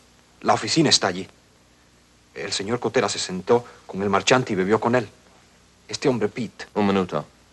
He says about 2 o'clock, Mrs. Cotera took the money from the cash register and went into the back room. La oficina. Yeah, the office. And Mr. Cotera sat down and had a drink with this guy, Pete. All right. What happened then? Luego, ¿qué pasó? Bueno, yo limpié los vasos y como unos cuantos minutos después de las 2, llevé una caja de botellas vacías a la bodega. Estuve allí creo que como 5 minutos, cuando oí el ruido. ¡Bang, bang! ¿Qué hizo entonces? Dejé caer las botellas y oí de nuevo. ¡Bang, bang! Entonces corrí a ver. Mr. and Mrs. Cotera estaban tendidos en el suelo. Había sangre. Este hombre Pete salía por la puerta de enfrente. What's he saying, Frank? He says a couple of minutes past 2, he went back to the storeroom with a case of empty bottles. He was back there about 5 minutes when he heard gunshots. He ran out and saw Cotero and his wife on the floor. This guy Pete was going out the door. La puerta de enfrente. Yeah, the front door. Just a minute. ¿Puede conocer a este hombre Pete? ¿Sí lo ve de nuevo? Oh, sí, señor, sí lo conocería. He says he'd know Pete if he saw him again. Does he know anything about him? Where he lives, where he hangs out? ¿Sabes dónde vive Pete, Juan? ¿Dónde come? ¿Dónde se mantiene? No, estuvo aquí hoy, anoche y antenoche. Es todo lo que sé, señor. Pete was in here for the past 3 nights. That's all he knows. Ask him if he remembers what Pete was drinking, will you? Yeah. Juan, ¿se acuerda lo que este hombre Pete estaba tomando? ¿Lo que estaba bebiendo? Oh, sí, señor. Scotch y water. Plain water. Toda la noche lo mismo. Scotch and water. Drank the same thing all night. Same guy? Well, it ties in with that other job over on the east side. Wherever the guy works unconsciously, he seems to order the same thing to drink, doesn't he? Dispénseme, señor oficial. Hay algo más que me acuerdo de él. Algo más que él hizo. Wait a minute. He remembers something else. ¿Qué fue eso, Juan? ¿De qué más se acuerda? Cada noche, él tocaba la máquina de música. Allí. La tocaba mucho. Todo el tiempo pedía cambio. He says Pete played the jukebox a lot. Sí, señor. La misma melodía. Toda la noche. De vuelta y de vuelta. ¿Cuál era esa, Juan? ¿Se acuerda? Sí, señor, me acuerdo. Venga acá, le enseñaré. What's he doing? He wants to show us the jukebox. He said Pete played the same tune all night. Aquí, señor oficial. Esta, la número 14.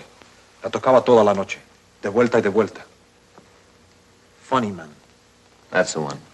Number 14. The tune might be another one of his habits. Let's play it. Go ahead. You got dime? Thanks.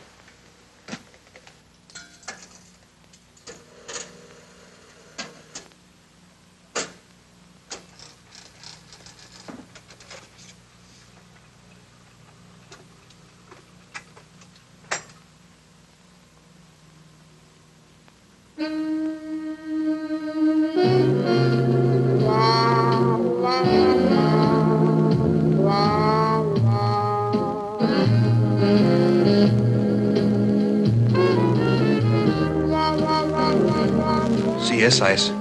Él tocaba esa. He says that's the one. Must be in every jukebox in town. What does that prove? It's not going to be very much help. A lot of people like that tune. Only one man commits murder to it.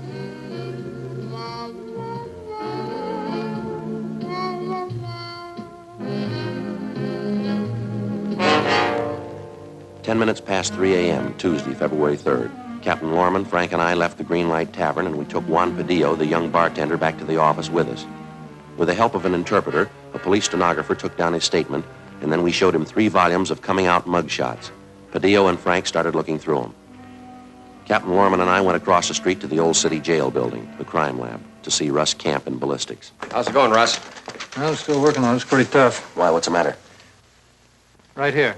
This is the bullet that killed that East Side bar owner last month. Yeah. It's from a .38 Colt Special. We know that. It's a metal-piercing bullet. Mm-hmm. The slug's in good shape. We weren't that lucky tonight. How do you mean, Russ? Well, here's the 4 bullets they fired in the back room of the Green Light Tavern tonight. What happened to them? Must have had a heavy load. They penetrated the bodies and buried themselves in the wall and floor. Badly deformed. Yeah. It's going to take some work. Can't tell you much right now. What can you tell us, Russ? Well, I checked the bullets, examined the lands, markings. They got a left-hand twist. And they came from a Colt. Yeah, .38 Colt Special. Same type gun killed that man last month. It's not enough to go to court with, is it? It's enough for us right now. Well, we should get a make on one of these 4 bullets. It'll take a little time. Yeah. Now, you see these 2 slugs? Yeah. Lands, grooves, striations. They're pretty badly mutilated. Mm-hmm. There's no chance for any fancy work there, but we still have a good bit left down here at the base of the bullet. With any kind of a break, you can match them. Oh, I hope so. Grab it, will you, Joe? Yeah, I got it. Crime lab, Friday. Yeah, Frank. Yeah. Right away. Smith? Yeah. Juan Padillo just identified the killer. There's his picture.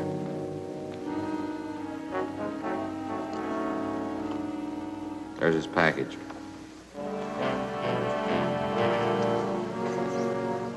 Is Juan sure that's the right man? Dispénseme, señor oficial. ¿Qué dijo usted? Él dijo, está usted segura que este es el hombre. Oh, sí, señor. Es él, estoy seguro. He's sure.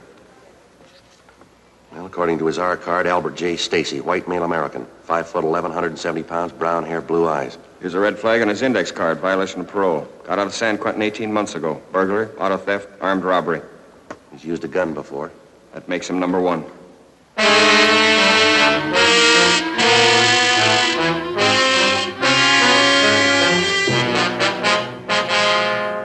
By 4 a.m., an APB and a radiogram on Albert Stacy had been dispatched. The manhunt got underway. At 10 o'clock that morning, Sergeant Allen reported on his findings at the scene of the murder. No fingerprints, no additional physical evidence. We counted on getting the suspect's prints from the glass that he was drinking from at the bar. But either Mrs. Cotera or Juan had unknowingly given the killer his first big break. All the glasses had been washed, wiped, and neatly put away before the shooting. The prints had been destroyed in the process. Just after lunch, Russ Camp and ballistics came up with an answer. The bullets which killed Mr. and Mrs. Cotera came from the same gun which killed the East Side bar owner a month before, a .38 Colt Special.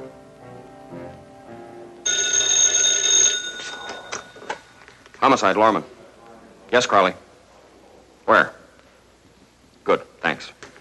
I just picked up Stacy. They're bringing him in. 6 p.m., Tuesday, February 3rd. Albert Stacy was booked at the main jail on suspicion of 187 PC, murder. On his person was found a .38 Colt Special. The gun was immediately taken to the crime lab for examination. Stacy was brought to the interrogation room. Frank and I questioned him for 4 hours. He denied any connection with the two robberies and the murders. At 10 o'clock that night, we set out for coffee and sandwiches. Stacy ate heartily. He was worried, but he didn't have the attitude of a trapped murderer. The questioning went on. Midnight came. Stacy hung on to his story. He refused to say where he was at the time of the killings. He had nothing to do with the robberies, nothing to do with the murders. At 4 a.m., Frank and I took time out for a smoke. He's bound to break. He's got to. Well, either he's a great actor or I'm tired. He doesn't strike me as a guilty man. Well, I'm with you, but what about his record and the mugshot the kid picked out? See him? Yeah. How's it going? Nothing. Russ Camp just called about Stacy's gun. Yeah. Maybe we found the right man, but we got the wrong gun.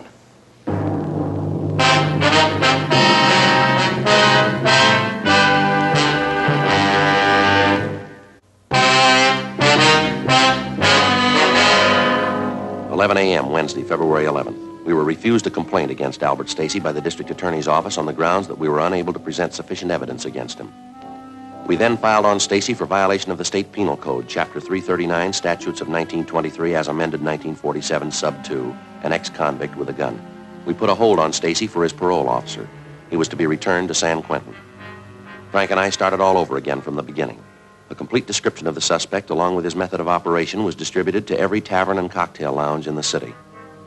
A special detail of men from the Metropolitan Division was assigned to stand a special watch between the hours of midnight and 3 a.m. During the month that followed, we set trap after trap for the killer. He failed to take the bait. Another month passed. We watched and we waited. 1 a.m. Saturday, April 4th. Frank and I were cruising the central area. Attention, all units. All units. A 211 and shooting in the bar on the corner of Bellevue and Allison. A 211 and shooting in the bar on the corner of Bellevue and Allison. Suspect left the scene on foot. Suspect is wearing dark coat, light trousers. 1R5, take the call. Code 3. Let's go. 1K80, 1K80. 1K80, go ahead. On that call to Bellevue and Allison, we are in the vicinity. We will handle. 1K80, roger. 1K80, any further description on the 211 suspect? 1K80, no further details.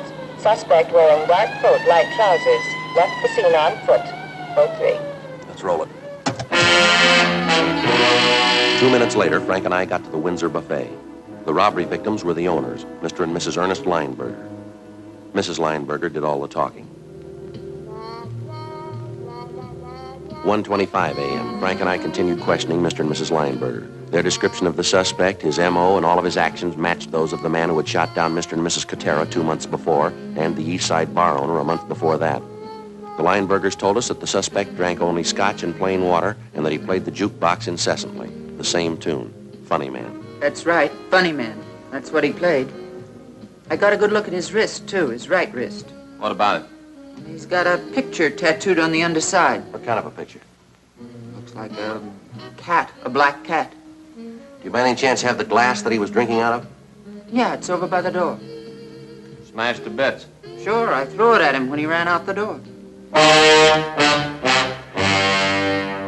2:12 a.m. Frank and I drove Mr. and Mrs. Lineberger to the office where we took their statements and filled out a crime report. After that, we went down the hall to R&I and had one of the officers on duty check through the oddity file for us. That's it, Joe. Only guy in the file with a tattoo of a cat on his wrist. Yeah. He's got a different tattoo on his left wrist. He's only got one name. Wesley R. Guttridge. We pulled his mugshot. He was almost a dead ringer for Stacy. We compared descriptions. They matched almost perfectly. A radiogram was sent out on him, and communications broadcast a warrant for murder. Captain Lorman, Frank, and I checked our informants and all our available sources of information for the whereabouts of Wesley Guttridge. There was no trace of him. 2 days passed. We continued cruising the Central and Hollenbeck Park area. Unit 1A5, out for 7, KMA 367. Correction, 7R6. That's 2421 Beverly Boulevard. A prowler now, KMA 367. Attention all units. Attention all units. At 5th and Winston, the bar, a 211 and shooting, code 3. Suspect left the scene on foot. Suspect was headed west on 5th Street. Attention all units, at 5th and Winston.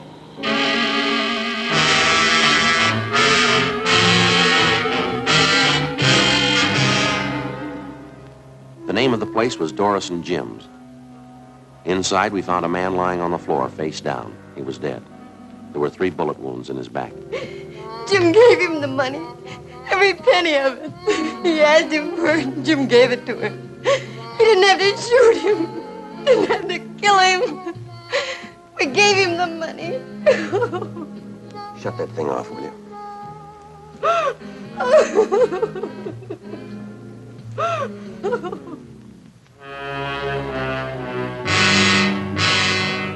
5 a.m. Tuesday, April 7th. Frank and I sat in on a meeting with Captain Lorman. Plans for a citywide Dragnet operation to apprehend the killer were discussed and formulated. By 7 a.m., an overall plan was set in motion.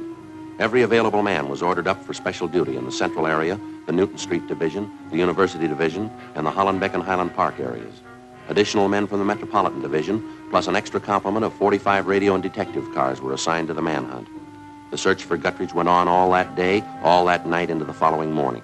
No sign of him. Friday, Saturday, Sunday, Monday. Still no sign of him. The 24-hour watch continued. 5 days, 10 days, 2 weeks. Tuesday, April 28th. It was the end of the 3rd week. Our relief showed up a few minutes before midnight. Before we went home, Frank and I stopped by the office to check with Captain Lorman. They told us in homicide that he was down the hall in communications. All units. All units. What's doing, Skipper? Just a minute. All units. 211 and a shooting. In the bar at 1231 North Fremont. 1231 North Fremont. 1K61, handle a call, code 3. 1K61, roger. 1K61, that's Ramsey and Crowley, isn't it? All units, 211 suspect has been identified by victim as Wesley Guttridge, murder suspect. The 1200 block of North Fremont's in the stakeout area, isn't it? Right on the edge of it, I think. Yeah, here it is, right here.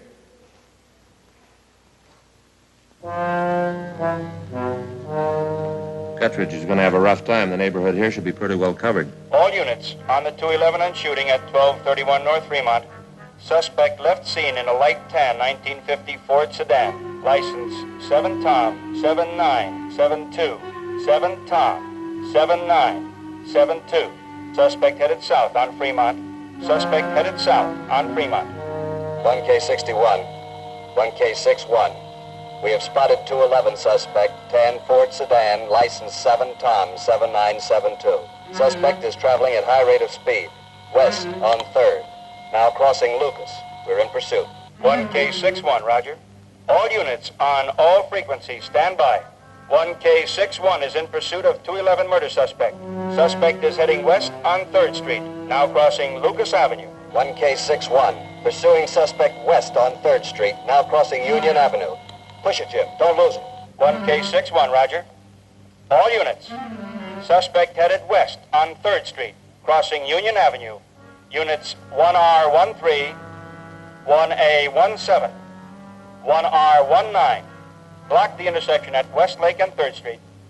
1R13, roger. 1A17, roger. 1R19, roger.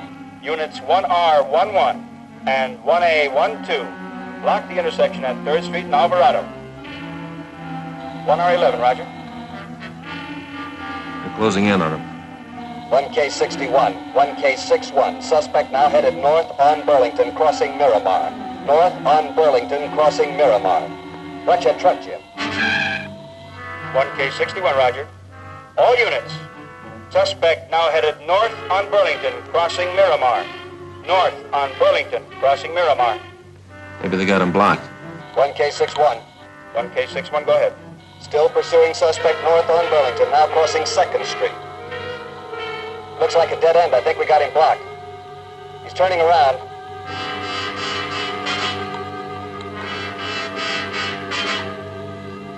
Watch it, Jim. Here he comes. Look out. There goes our windshield. You see all right, Jim? 1K61, 1K61. Maybe you heard it. He got by us. Suspect now headed east on Beverly Boulevard, crossing Belmont. Are you receiving us? 1K61, we are receiving you.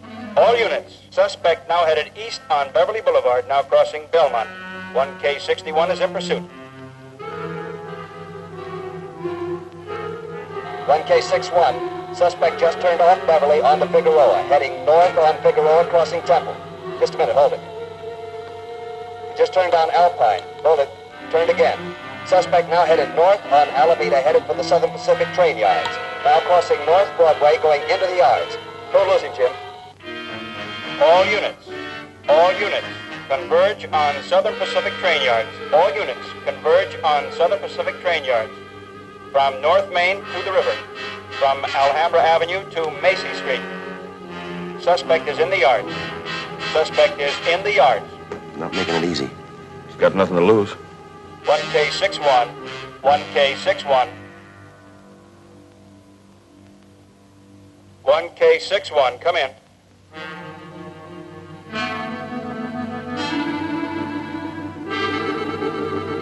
.1K61, come in. 1K61. We have suspect in custody. We have suspect in custody. 1K61, roger. All units. 1K61 has suspect in custody. Return to your districts. Return to your districts. All frequencies clear. Well, I guess that does it. Yeah, it sounds like nobody was hurt. They didn't ask for an ambulance. Big night. Lucky one. Well, I'm going home. See you fellas in the morning. Good night, Skipper. Good night. Good night. Good night.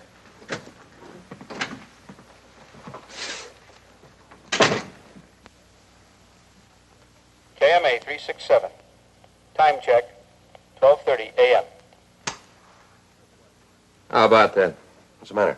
This wristwatch of mine. Jeweler worked the whole thing over. Gave it a complete overhaul. Look at that, Joe. 5 minutes slow. Wait till I talk to that jeweler. Well, how long ago did he work on it? Oh, just 4 or 5 years ago. Why? Good night, Frank. Yeah.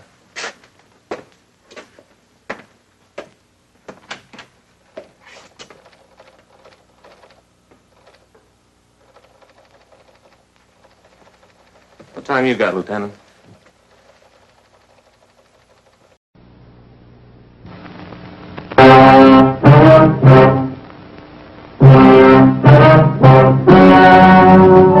Ladies and gentlemen, the story you are about to see is true. The names have been changed to protect the innocent.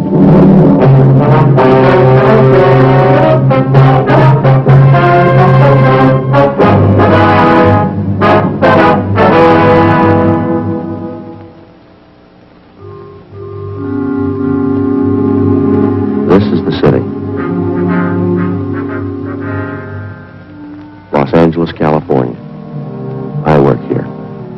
I'm a cop.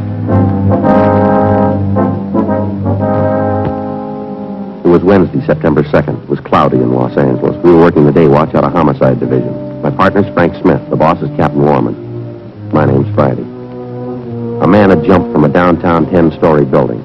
We checked what evidence we had, but we were still unable to get an identification. Before we could proceed with the investigation, we had to know who he was and why he jumped.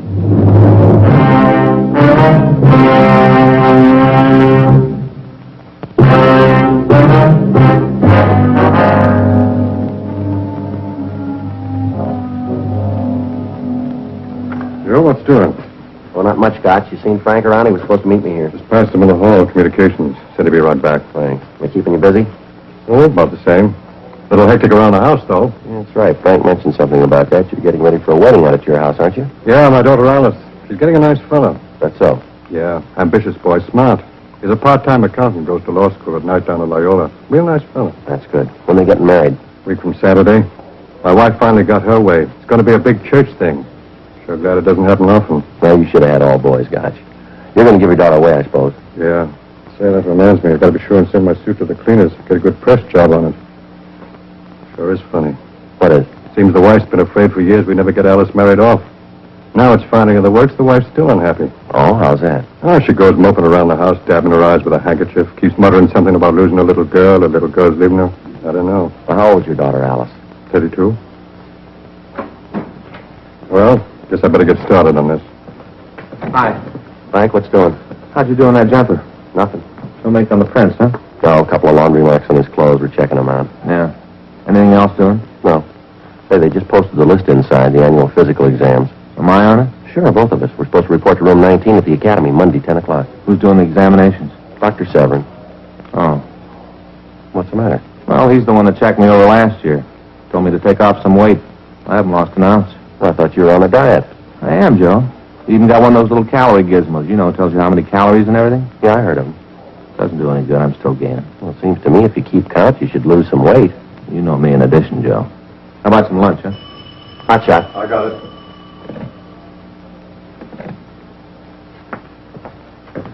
Well, here's one to roll out. I'll meet you out there. What is it? Stage Hotel, room 12. Yeah? Looks like murder.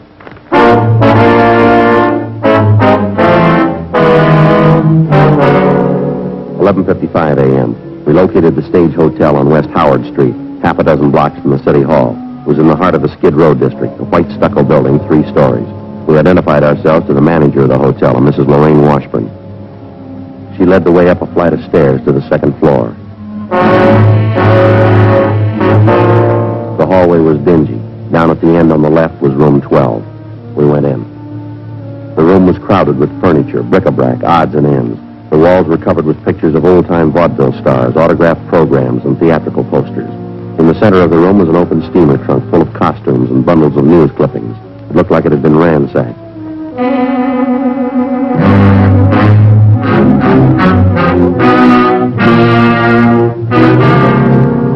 Tied to a chair was the body of a woman. She looked to be about 30 years of age, red hair. She'd been badly beaten about the face and head.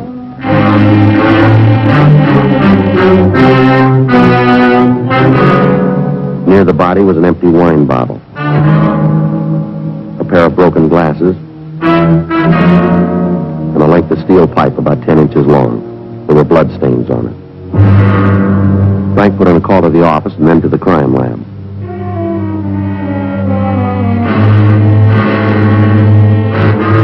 The landlady identified the victim as Thelma Porter. We asked the landlady what time she discovered the body. About 11:40 this morning. Just where it is now, Sergeant. Nothing's been touched. I haven't mentioned it to anyone in the hotel. Poor thing. How long had the victim been staying here at the hotel, Miss Washburn? Thelma? Oh, at least 2 years. Maybe a little more than that. Isn't it a terrible thing? It just doesn't make sense. How do you mean, ma'am? Thelma didn't have any money. She was just like most of the people I have here. Stage folks. They're all older people. Most of them don't work too often. Live from hand to mouth most of the time. I see. Did Thelma Porter live in this room here alone? Yes, that's right. This is the thing, though. Thelma used to be married. Her husband died in the East about 10 years ago, I think. Name was Carl. Thelma and Carl. There used to be an old vaudeville team, the two of them. Rose and Bernard.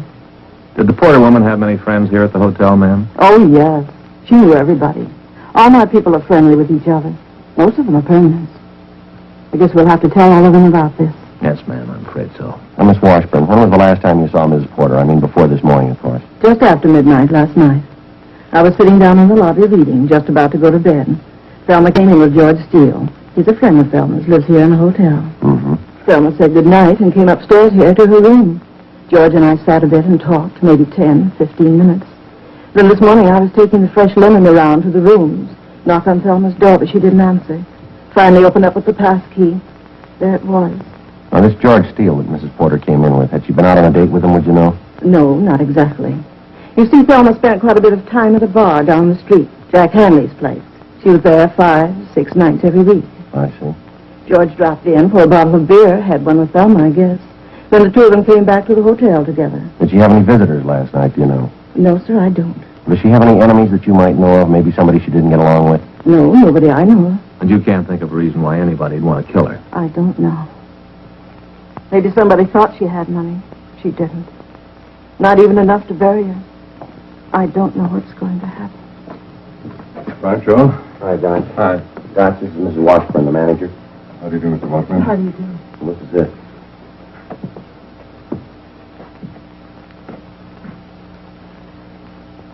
Crime lab crew on the way over? Yeah, they won't be here in a minute. Will you be needing me anymore, Sergeant? Can I go now? We've got a few more questions we'd like to ask you, ma'am, if you don't mind. Well, it's quite a shock, you know. Terrible thing to have happen. Yes, ma'am. Such a terrible thing. All mixed up. I'm going to have to explain. What's that, ma'am? Thelma.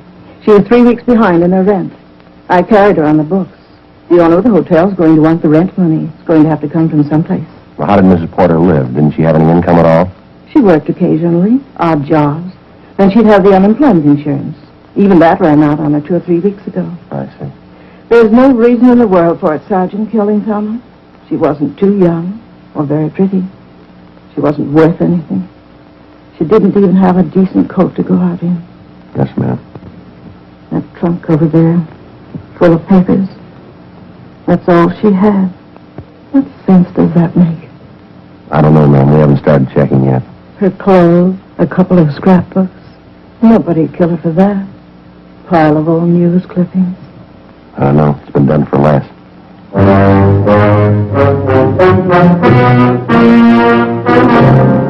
I continued to interview the landlady, Mrs. Washburn. She told me that the victim had quite a few male acquaintances that she'd met at neighborhood bars. She gave me the names of all those she knew of. 12:45 p.m. Sergeant J. Allen and the crew from the crime lab arrived. The body and the murder room were photographed from all angles.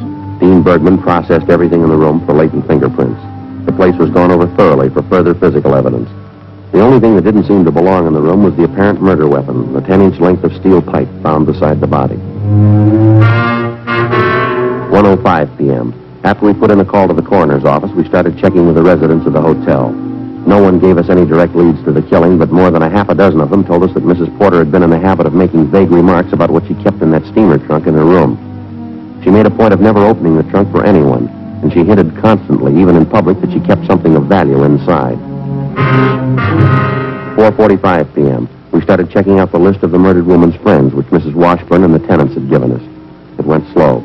We got little or nothing from the first dozen names on the list. 9:50 p.m. We went back to the office. Well, we've had better days, that's for sure. A lousy start. It couldn't be going much slower. We must have logged 40 miles of legwork. Nothing to show for it. Yeah. Hi, Doc. Hi, how'd you do? Not much. How about you and McCready? We checked out 10 names on the list, the Porter woman's friends. The only thing they could tell us we already knew. That business about the steamer trunk, Mrs. Porter hinting around she had something valuable in it. Well, where does that leave us? We got a fair motive to go on. The crime lab called just before you came in. They get anything? No latent prints. They went over that steamer trunk, though, found 100 shares of some kind of mining stock sewed in the lining of the trunk. Worth anything? Not the paper it's printed on. Never was worth anything, according to the broker who checked it. I got the blow-ups. Want to take a look at them? Yeah, thanks. A wine bottle. It's a wine drinker. It looks like he stepped on their glasses and broke them.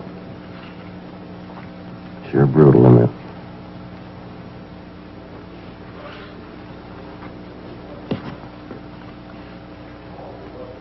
Sure prowled the trunk, didn't he? It sets up the motive pretty well. The Porter woman spent plenty of time at bars. She had a lot of men friends. We know she did a lot of talking about the nest egg she was supposed to have locked up in that trunk. So one of her boyfriends believed her, went up to have a look through the trunk, didn't know she was in the room, had to kill her. It's a good possibility. Oh, we got the word from the coroner's office, by the way. Yeah, what'd they have to say? Cause of death was multiple skull fractures. They're sure they linked the pipe was a murder weapon. Mrs. Porter died about 4 a.m., they figure. Killer sure gave her a vicious beating. Looks like more legwork, huh? I wish it was an easier way. Every bar she drank at, everybody she talked to, we'll have to check them all. You know, there's just one thing that's got me stopped, Joe. Yeah, what's that? Thelma Porter. Don't you think she had an idea that mining stock was worthless? Yeah, I guess she did. Why'd she hang on to it? Why did she even keep the stock around? I don't know, Gotch. The only thing she had left were the scrapbooks, a couple of theater posters. Yeah. She knew they'd never pay off.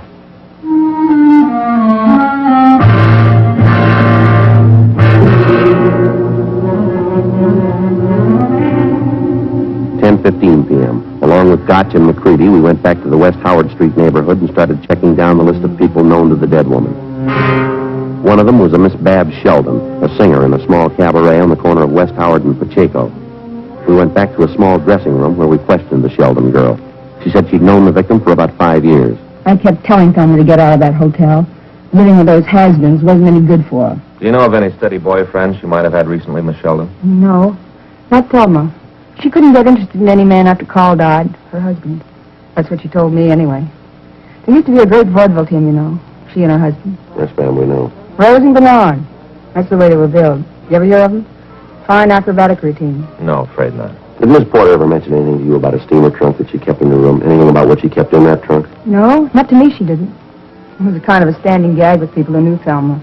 She was kind of funny about it. In what way? Well, Thelma was a great talker, you know. Oh, this fence is terrible. Thelma told everybody about her business. Talked to Blue Street. Uh-huh. She'd talk about her life, her personal affairs, especially when she had a few drinks. But I don't think I ever heard her mention to anybody what she had in that trunk. She'd hint around about it, call her a gold mine, but she never once let anyone see what was in that trunk. Not once. I'll leave you one of our cards, Miss Sheldon. If you happen to hear anything else that might help us, we'd appreciate it if you'd give us a call. Such a terrible mess. I don't know why it had to happen now. Lord knows what I'll look like at the funeral. Ma'am? I haven't got a decent black dress to my name.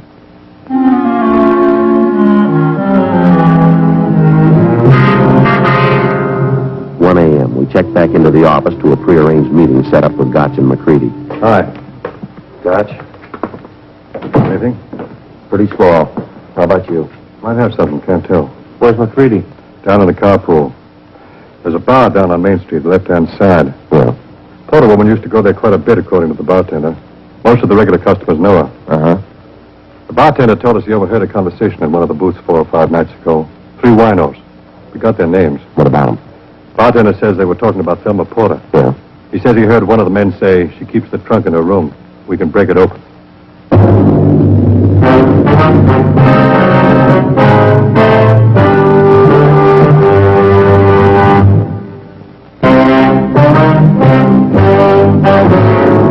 Thursday, September 3rd, 8 a.m. We rounded up and took into custody the 3 men who'd been overheard while apparently planning a burglary of the murder victim's hotel room. Together with Sergeant Jack Gotch and Sergeant Jack McCready, Frank and I had little trouble locating the 3 men and bringing them in for questioning. They were fairly well known along Skid Row, and they immediately took the attitude that they had nothing to hide. We went along with them. We questioned them individually and together. Meantime, their rooms were being searched. No leads. 2 of the men were brothers, John Parkson and Arnold Parkson. The 3rd man was Harold Young. All 3 listed their occupations as part-time laborers, unemployed. All 3 had records: vagrancy, disorderly conduct, petty theft. We questioned Harold Young first. Then Arnold Parkson. They both had alibis. Their stories made sense, no conflicting statements. We interrogated the other Parkson brother, John. Same result. Well, it could have been, yeah. That trunk of Thelma's was kind of a gag around town. You know. We yacked about it a lot. Everybody kidded about it. We even used to rib Thelma. Tell her we're going to break in it some night. Find all the loot she had put away. Just a gag. I'm going to tell you something.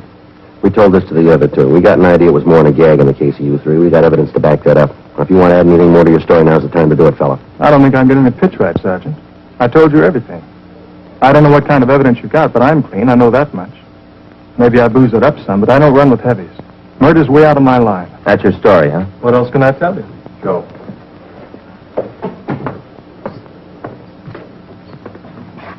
Yeah, any luck?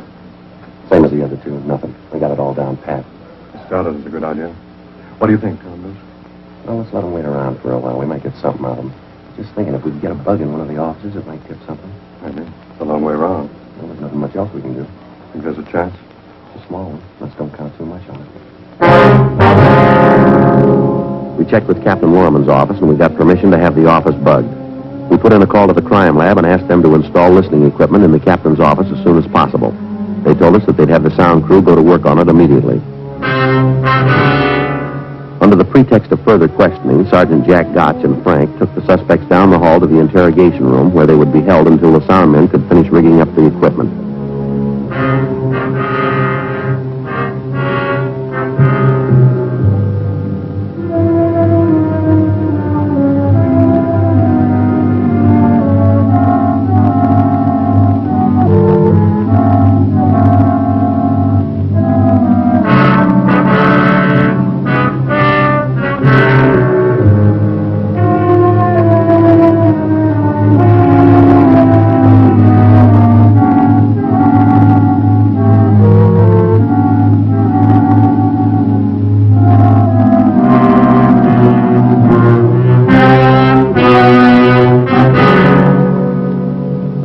Equipment was installed in such a way that we would be able to hear the conversation in any part of the captain's office.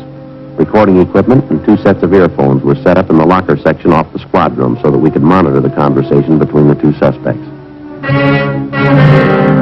First, we had the 2 Parkson brothers, John and Arnold, placed alone in the captain's office. We listened to them talk between themselves for half an hour. They didn't say so directly, but we caught inferences that each brother doubted the other's innocence of the Thelma Porter killing. At 1:30 that afternoon, we took Arnold Parkson from the captain's office and had Harold Young take his place. Carson will be feeding us again. I think I'll tell him off when they come in here. Keeping us waiting like this. Yeah. You'll tell him off. They'll keep us waiting much longer than I will. Will you stop from using that comb? You know any lawyer? We'd get out of here in a hurry with a lawyer. It costs money. We don't need one. Just hope you're sure about it, Harry. Now what? You're not mixed up in it. The killing. What do you mean, am I sure of it? I told you. Just be sure, that's all. I don't want any part of it if you are. Yeah, well, you be sure, too. You and your brother. You always look at me when something happens. Dogger's saying me and my brother. We've never been in any heavy stuff. Killings. No part of it. Listen, I'm going to tell you something. We shouldn't be talking about killings in here. Why not? Sometime the cops wire these rooms. Oh, you're out of your mind. You've been reading too much fiction. Yes, they do. They can hear everything you say. They didn't have time to wire anything. I've been here all day. I'm going to look around. I'm taking no chances. I don't want to get involved in anything.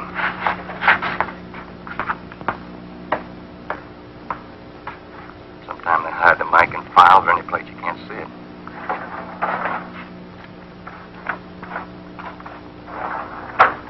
You're crazy. I'm not taking any chances. I might check everywhere. Sometimes they put them on the chairs. What do they do, broadcast it? Where's the wire? They hide the mic on the edge of a desk. I've heard of that, too. Let's see. Better get in there.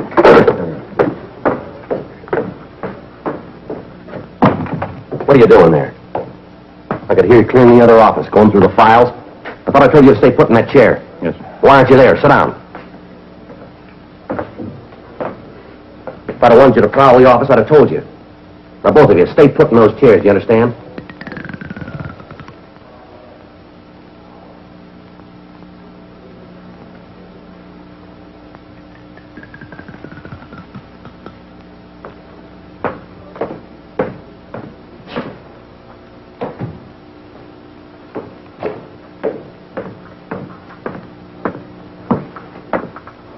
Pretty close, huh?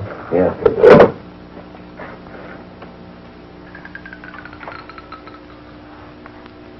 Got any more peanuts?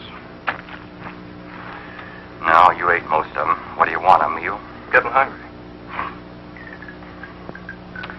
You know, I think I'll hit the road when we get out of here. L.A.'s no good this time of year.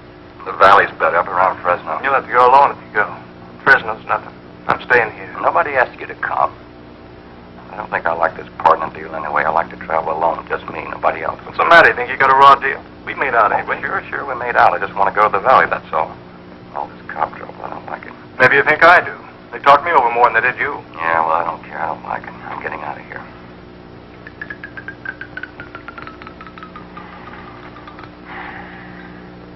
What's the pitch, Harry?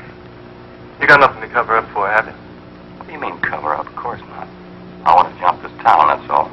Something wrong in it? You started talking about getting in the trunk the other night. Porter dame's trunk. You're crazy. Your brother Arnie did. Oh, it was you, I remember. You sure about that killing, Harry? You weren't in it? Listen, don't go talking to me like that. I never started any talk about getting in the trunk. What are you getting mad about, huh? I didn't say anything. All right. Trying to get smart, that's all. Asking me about the killing. I was in bed. Don't try getting smart with me. All right, you so sure. What are you getting mad for? I was sleeping in the bed, and you know it. Trying to get smart. How am I so sure it wasn't you? It could have been. Sure, it could have been all of us. Let's forget it. All right. I just want to keep it straight, that's all. You got a smoke? Yeah. Haven't had any since this morning. Lousy cops. I'm going to read them all. Sure. I think they have something on us. Keeping us cooped up in here. Yeah. Some dame gets knocked off. Why do they have to check on us?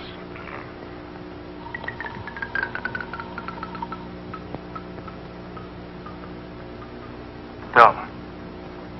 Tell you what we need is a lawyer. All this trouble over that dame. Yeah. That trunk of hers. All she could talk about, what she had in the trunk. Nothing in it anyway. Old papers. Huh? Old papers. How do you know what was in it? You're crazy. I didn't say You anything. said old papers. You said there wasn't anything in the trunk. You were up in her room. You saw her. You're crazy, Harry. You saw her and you killed her. Shut up. Come on. All right, that's enough. Come on. That's enough. It's him. He knew about the trunk. He killed her. He's lying. Can't you see that? He's lying. That's enough. He knew about the trunk, Sergeant. He was sitting there. He said old papers in the trunk. He must have killed her. He's lying. Trying to cover up. That's what he's trying to do. He's lying. Look, there's a dictaphone in the room. We heard you. No, you didn't. It's recorded. We'll play it back for you. Yeah? That's right. I didn't mean it. I didn't mean any of it. She wasn't supposed to be in her room. It wouldn't have happened if she wasn't there. All right, why'd you do it? I don't know. I just wanted to see what was in that trunk. She was going to scream, so I hit her with a pipe. She was suffering, so I killed her. I didn't want her to suffer. It was just one thing on top of another. When I went there, I didn't even think about killing her. Just wanted to see what was in the trunk. Just wanted to look. I had to find out. I guess you know. Papers. Old pieces of newspapers, that's all.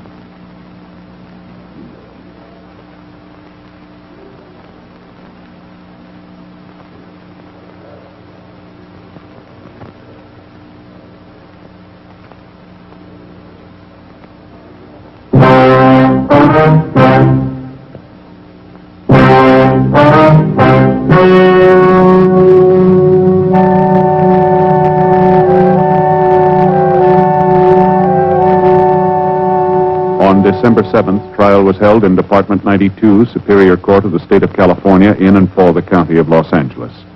In a moment, the results of that trial.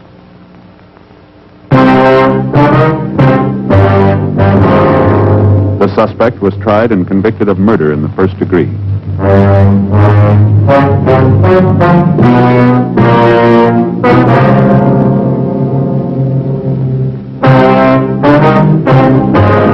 Further investigation proved that Harold Young and Arnold Parkson were not implicated in the crime, and they were released from custody.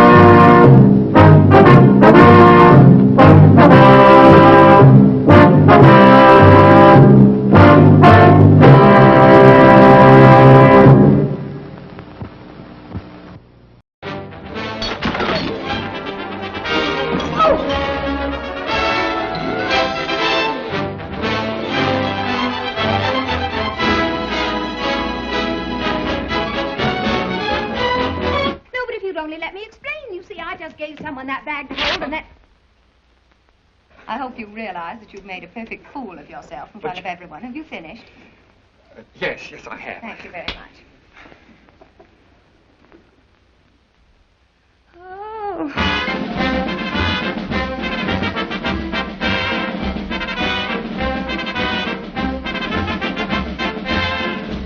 You lied to me. Yes, but just a little Telling bit. me a I mean, no. ridiculous story about But it a isn't leopard. a ridiculous story. I have Where a is the leopard? In there. I don't believe you. But you must believe I've been me. the That's victim it. once more of your unbridled imagination. What do you want? Well, Mrs. Random invited me for dinner. Would you please find out if she still wants me? She's hung up. Oh, so am I. I am Major Horace Applegate of the Explorers Club. What are you doing with that gun? The gun, I have been hunting leopards. You've been hunting leopards, Yes, I have been hunting leopards. Any luck? Well, not what I'm accustomed to, no. You see, I was slightly confused regarding Boys, leopards. They told me that the... Take your hands off that man! Come on. Come on, stop. Lock him up. Hey, let go. Hello, Gildersleeve. Oh, Miss Susan, how in the world did you get here? Influence. You mean to tell me he wants to wear that thing? Look, of course I don't want to wear this thing. All I want to do is get married. Susan, I forbid it. I absolutely put my foot down. Oh, but Artie, you don't understand. But please let me explain. Now, all I can marry a man like that. Quiet! Oh, but David, please. Oh!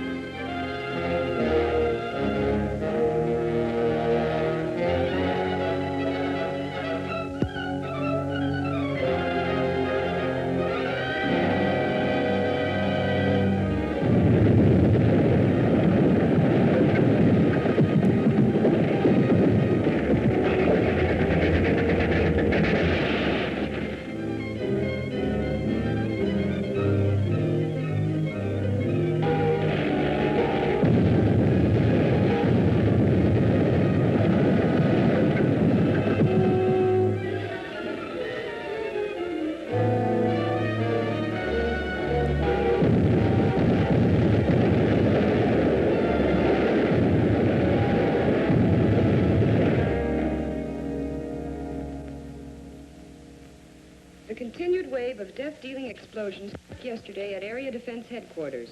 As in previous occasions, the authorities are unable to detect the cause of these blasts, which have done untold damage. Who could possibly be doing this? Well, there are several theories, Joan. But so far, no one is even sure what kind of explosives are being used or how they're set off.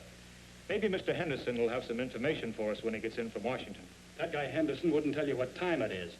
Just what is his job, anyway? He won't tell you that either, Ted, but it's a big one. He only answers to a few people in this country of ours. I think that...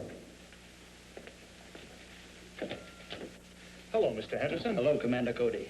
Ted, Miss Gilbert, how are you getting along with the rocket ship? As well as can be expected, sir. Our tests with the model are satisfactory.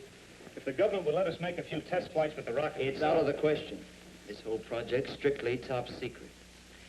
Since you people developed the rocket ship for us, and we'll be the ones operating it, it has been decided that you should know more of our plans.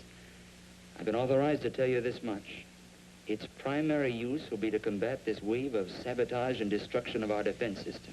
You mean the government knows what's causing it? Not definitely, but tests of the wreckage show that the explosions are of atomic origin. You mean someone's dropping atomic bombs on us? Not bombs. No planes have been observed, and the explosions aren't severe enough. No, from what I've learned of the nature of the blast, they seem more like an atomic ray of some kind. Of course, that's just a guess. It's the same guess that we've made, because it's the only possible answer. But no one has ever been able to make an atomic ray machine. You mean no one on Earth ever has? Say, this rocket we're building will be able to fly to the moon. Maybe someone up there's built one that could get down here. We believe that possible. And for some time, our astronomers have been noticing an unusual amount of atomic activity on the moon. Atomic activity on the moon. Atomic blasts on the Earth. The two known facts fit together. Yes, it adds up. So that's why you want us to fly to the moon? Yes. And when you get to the moon, find out if these attacks are actually coming from there, and try to devise some plan for stopping them. In the meantime, we'll do what we can with these attacks here. Is your flying suit still working? Yes. We may ask you to use it. If a ray gun is being used to cause these blasts, it's probably being operated from the ground. And if you could get to the scene of the attack soon enough, you might be able to find some clue to the attackers. I'll be glad to try. Good. We'll phone you as soon as we have any information about another attack. All right, sir. Goodbye. Goodbye.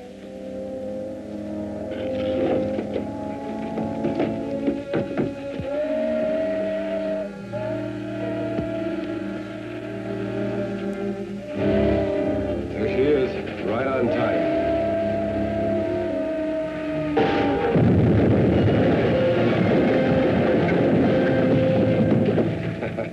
That did it. Let's get over to Kern Pass. That troop train be along soon. All right, I'll get out there right away. So give me a hand with the flying suit, Ted. The trainload of army supplies was just blasted out in the west end of the valley.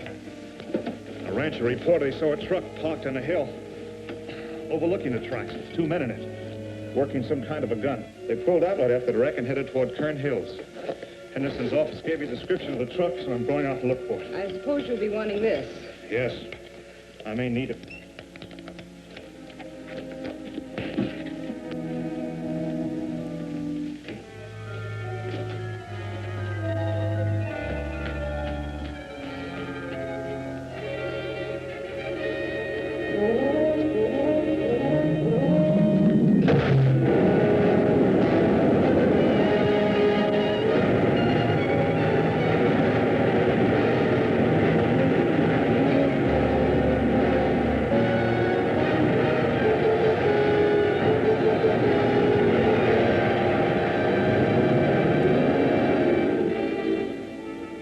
She ought to be along any time now.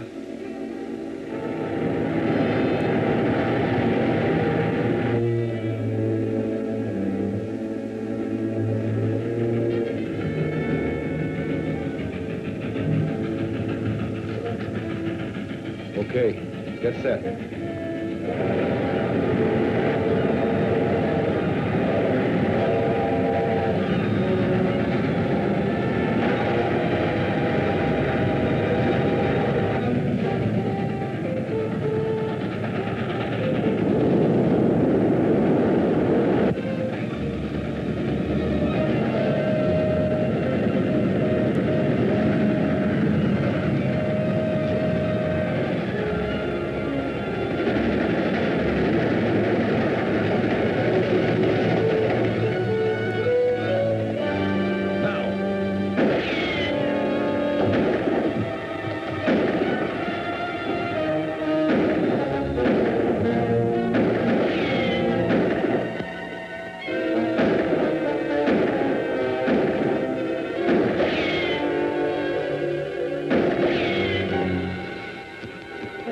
Let's get out of here.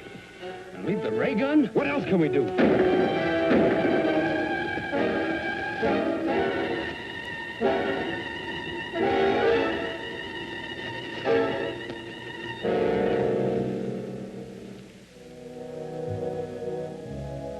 loss of the ray gun is not too serious.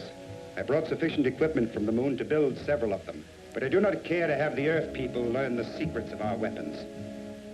From the description you gave me of your attacker's costume, it must have been Commando Cody in his flying suit. He will probably take our ray gun to his laboratory for examination. So you must go there at once and recover the atomic chamber from the ray gun.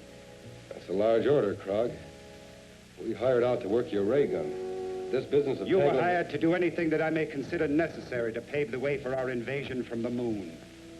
You're being well paid for your work, so do as you're ordered. Okay.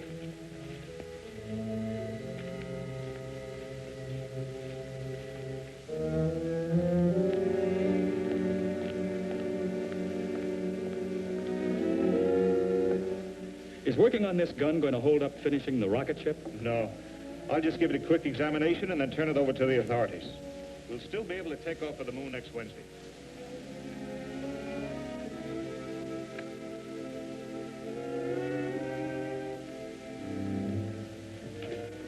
Take it easy and you won't get hurt. Move back.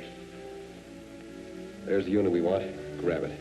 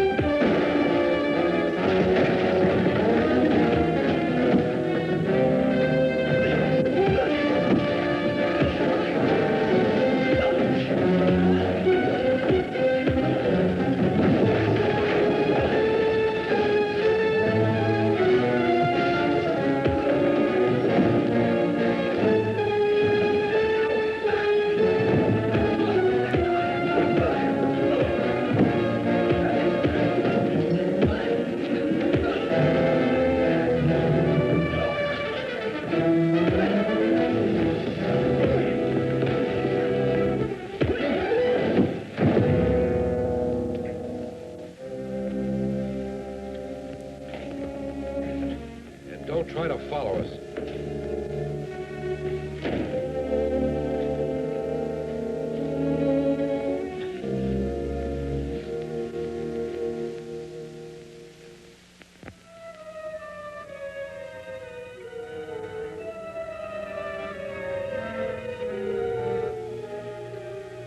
Krog, calling Reddick.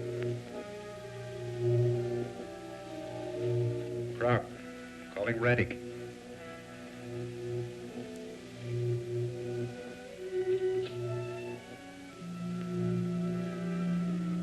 Come in, Krog. A rocket ship is leaving here in 5 days to investigate our moon.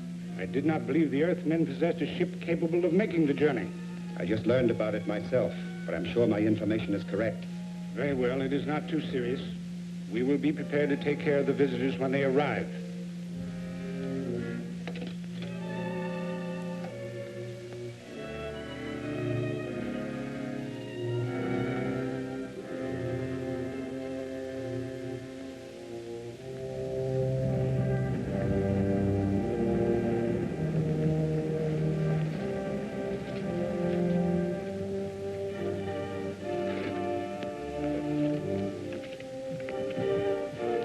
I still think this is no trip for a woman. Now, don't start that again. You'll be very glad to have someone along who can cook your meals. I'll say we will. Don't give her any more arguments. Okay. I like to eat, too.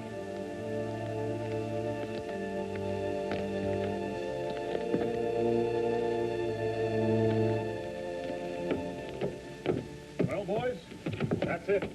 Well, the best of luck to all of you, sir. Hope this thing works all right. So do we. Goodbye. Goodbye, sir.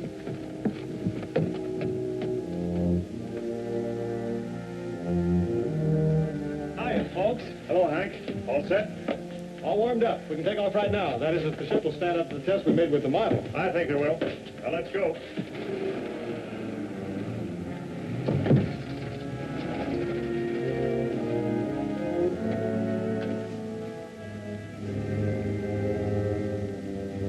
Safety belts fastened. Fire pilot jets.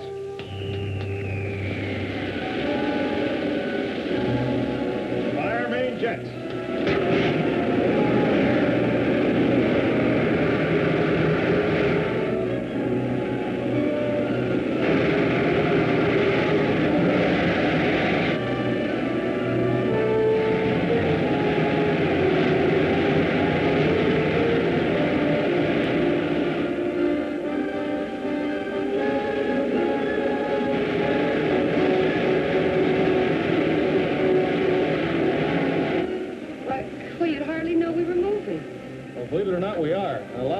for a minute. She's living up to the test we made.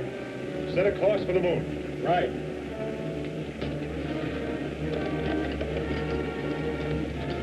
Take over here, will you, Ted?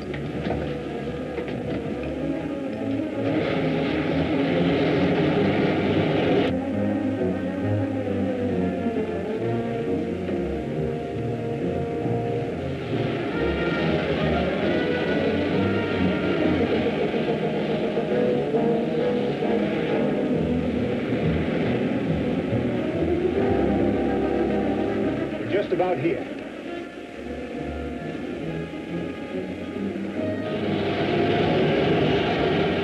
Looks like we're on the right track. We ought to be down in another 2 hours.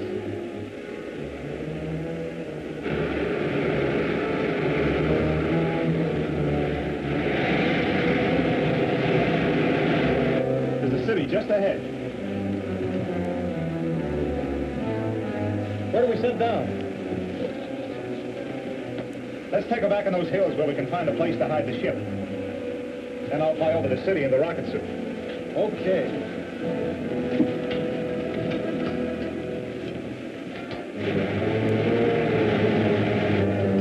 Set her down in that canyon. Okay.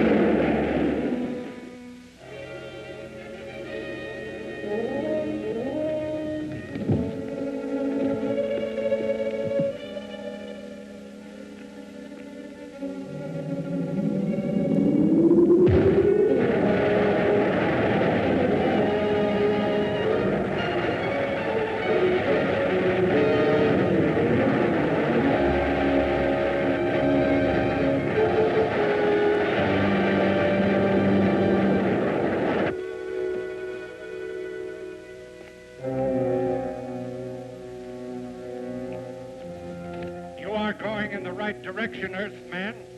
Enter the first door you come to. Turn the control. The door will open.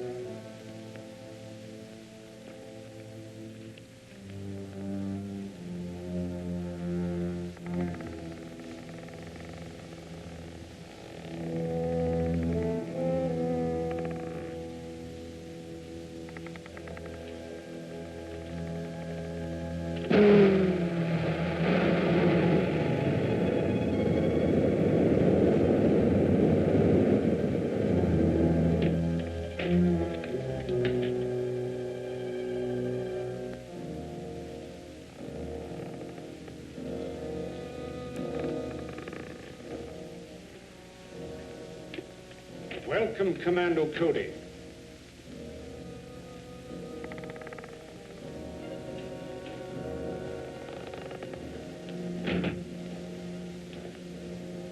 I am Rettig, ruler of the moon. Apparently you were expecting me. Of course. For many years, our radio has kept us informed of events on Earth. And my men there have advised me of your every move. I see you have adopted our language. Yes. All our people are required to speak English, so we can operate more efficiently in your country. Do you mind telling me why your men are carrying out that campaign of destruction on Earth? Not at all. They are merely softening up your defenses for our impending invasion. Why do you want to invade the Earth? Because the atmosphere on the moon has become so thin and dry, it is impossible for us to raise food, except in pressurized greenhouses. And none of us can move outside without helmets. So we are planning a mass migration to your world. You will find that conquering the Earth isn't so simple. Ah, but it will be. Because of our atomic weapons. On the moon, we have an element, lunarium, which is far superior to uranium as a base for atomic reactions.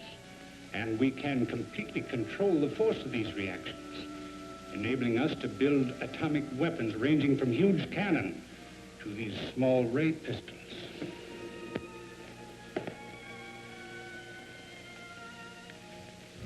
It's very considerate of you to give me all this information.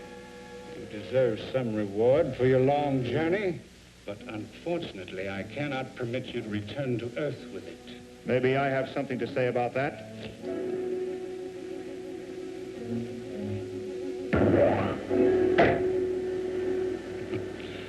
So much for the effectiveness of your weapons.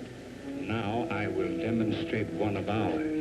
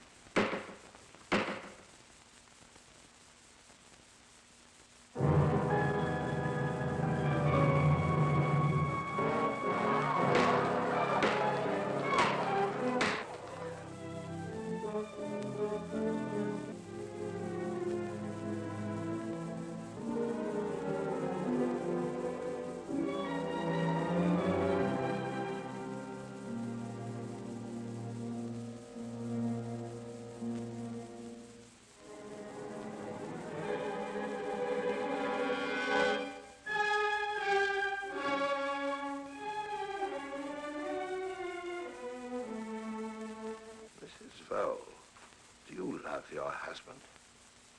Leonard thinks I do. Well, do you? Am I already under oath? We are dealing with a capital crime. The prosecution will try to hang your husband. Betty, bye. We'd better go upstairs now. Get undressed and lie down. What a nauseating prospect. How did you get hold of these? What difference does it make so long she gets what's coming to her? What have you got against her? Ha! I'll give you something to dream about, mister. Want to kiss me, Ducky?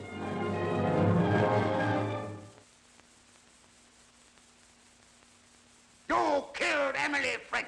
No, I didn't. I didn't do it. I didn't kill her. I never killed anybody. The question is, Frau Helm, were you lying then? Are you lying now? Or are you not, in fact, a chronic and habitual liar?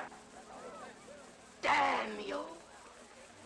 Damn you. Leave her alone. Damn you. Members of the jury, are you all agreed upon your verdict? We are. Do you find the prisoner at the bar, Leonard Stephen Vole, guilty or not guilty of the murder of Emily Jane French? Guilty or not guilty? The answer to that question is the end of most mystery stories. But in witness for the prosecution, it is only the beginning of a series of climaxes that I defy you to guess. You'll talk about this picture all right, but you'll never tell the ending to your friends because you won't want to spoil their excitement and their fun.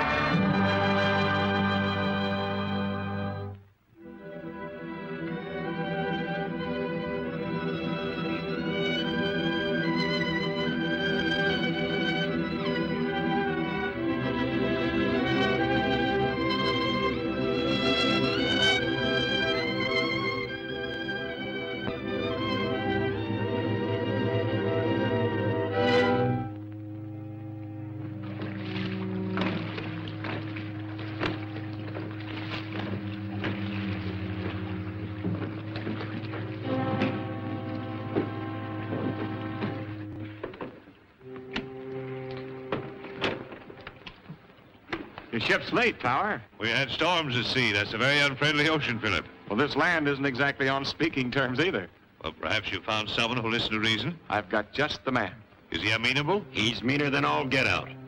Your description intrigues me. I'm anxious to meet him.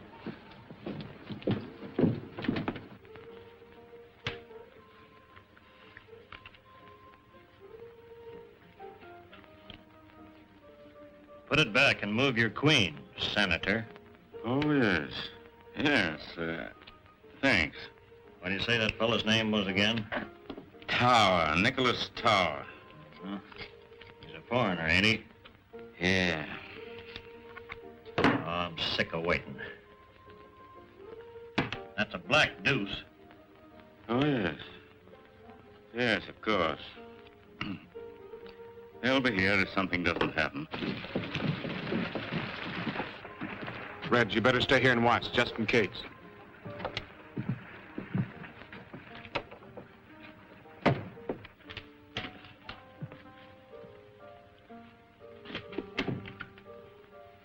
Gentlemen, this is Nicholas Tower. Mr. Tower, this is Senator Tucker of the state legislature. It's a great honor to know you, sir. It is I. I'm honored, Senator. And this is Morrell. Hi. Philip has been telling me about you, Mr. Morrell. He thinks you are just the man we need. Well, if you're satisfied, I reckon I am. So all we got to do is come to terms. I already know what I'm supposed to do. Yes, we've gone over the ground pretty thoroughly with Morrell. Still, our plans must be definite and thoroughly understood by all of us. Remember, I just arrived in America. Oh, yes, of course, sir. After all, we are depending on you to lead us in whatever we do. Thank you, Senator. And I assure you that all who wait in this great adventure will be amply rewarded when we have succeeded in bringing order out of, let us say, your democratic chaos. I don't cut into your fancy language, Tar. Now, let's talk plain. We're all in this together. If this country busts up, your government's figuring on picking up some of the pieces. California in particular, ain't that it? Putting it rather bluntly, yes. We're all out to feather our own nest, only it ain't feathers we're after, it's gold. You're hiring my guns and the guns of men like me to cut all lines of communication from the coast east. That's my job as I savvy it. If I'm wrong, say so. Your understanding is excellent, my friend. I think we will go far together. That's more like it. Now, here's what I got in mind. We'll operate out of Hayes City. Overland Stage Trail passes through here going east and west, across the mountains and through the Indian country. I'll have a powwow with old Chief Red Wolf. Very good. Here, Huster. Here, Huster. Here, Huster. Here, Huster.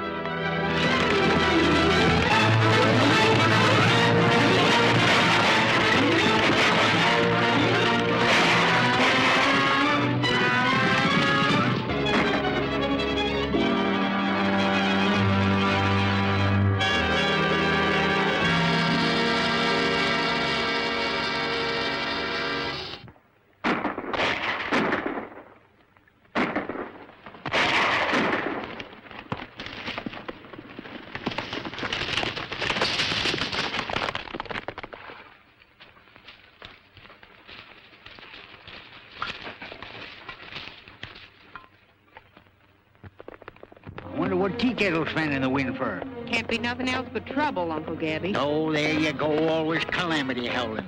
We should have christened you Calamity Jane in the first place. What's wrong, Tea Kettle? Big fight at relay station. Hostile Indians? No, white men. How many? Sounds like raiders. What in tarnation we sitting here then for? We'd be riding right smack dab into trouble. Well, we've rid smack dab into trouble before, ain't we? You stay here with the horses. Me and the Indians will go. Oh, you ain't leaving me here alone, chaperoning no broncs. Little Fox, you stay with the horses. Big Bear, you come with us.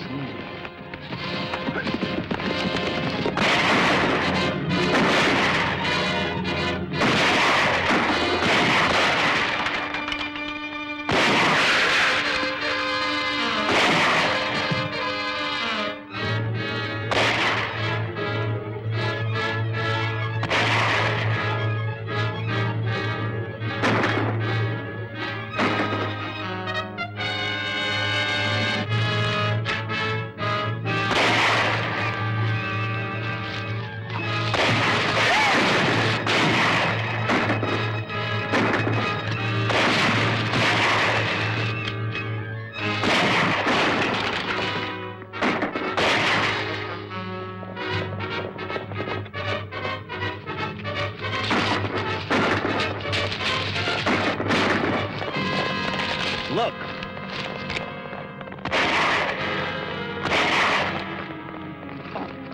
He's killed 2 of the gang and winged 5 of them. They've left.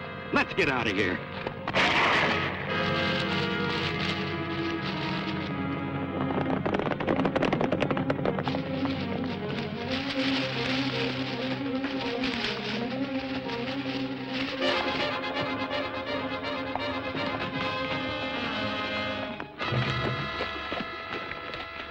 Looks like it was a pretty good fight while it lasted.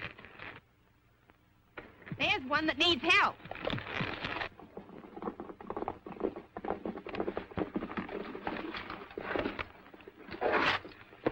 Whoop, here. Take it easy, son. You're pretty well used up. Did they get the horses? You mean your relay critters? No, they didn't. What do you know about that? The poor galoot ain't got a pint of blood left, and he's worrying about a bunch of cayuses. I ain't mistaken, them was Morrell's raiders. You didn't drive them off yourself, did you? I was alone. The company was sending a helper tomorrow. Turned if I'd have believed it. You must have gone plumb wild. What's your name? Hickcok.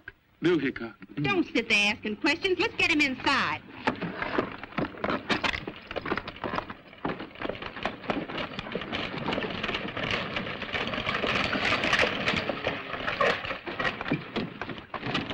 What's happened? The Morrell gang started an argument with a wild man, and he sent him a packet. I'm Elliot of the Chronicle. Do you mean to say that one man brought about their defeat? There wasn't no defeat to it. He just done for him with his gun single-handed. And if he don't get a doctor pretty soon, he's going to be done for himself. I'm an Army doctor. Where is he? Inside the cabin. Then you didn't actually see the battle? No, but powder smoke was still smelling up the air when we got here. It's incredible. 1 man against 10. Why, it's the greatest single encounter since Horatius at the bridge. Horatius? Say, you mean that old coot down on the toll bridge across the Cimarron? Has he been in a fight again? No. Horatius was a Roman soldier. Where was he roaming to? Why didn't he stay with his outfit? Listen, Horatius held a bridge against an army some 1,000 years ago, as I recall it. Say, you're holding your age pretty good, mister. Look, maybe I better stick to questions. What did you say the relay station man's name was? Bill Hickcok. Wild Bill, I'd call him. Say, there's a good idea. I'll play him up as Wild Bill. Wild Bill Hickcok.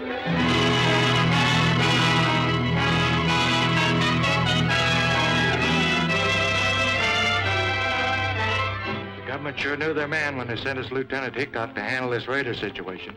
If it hadn't been for him, we'd have had to suspend his overland service. Hickcok certainly earned that reward money. And I'm going to see that he gets it. With this bank draft goes the personal gratitude of myself and partner. Say, this is a lot of money, Mr. Waddell. Well, it's not much for what you've done. Jumping Jehoshaphat, $1 million. 2,000, Uncle Gab. Oh, what's the difference? When figures has more than 2 goose eggs behind them, it's all the same to folks like us.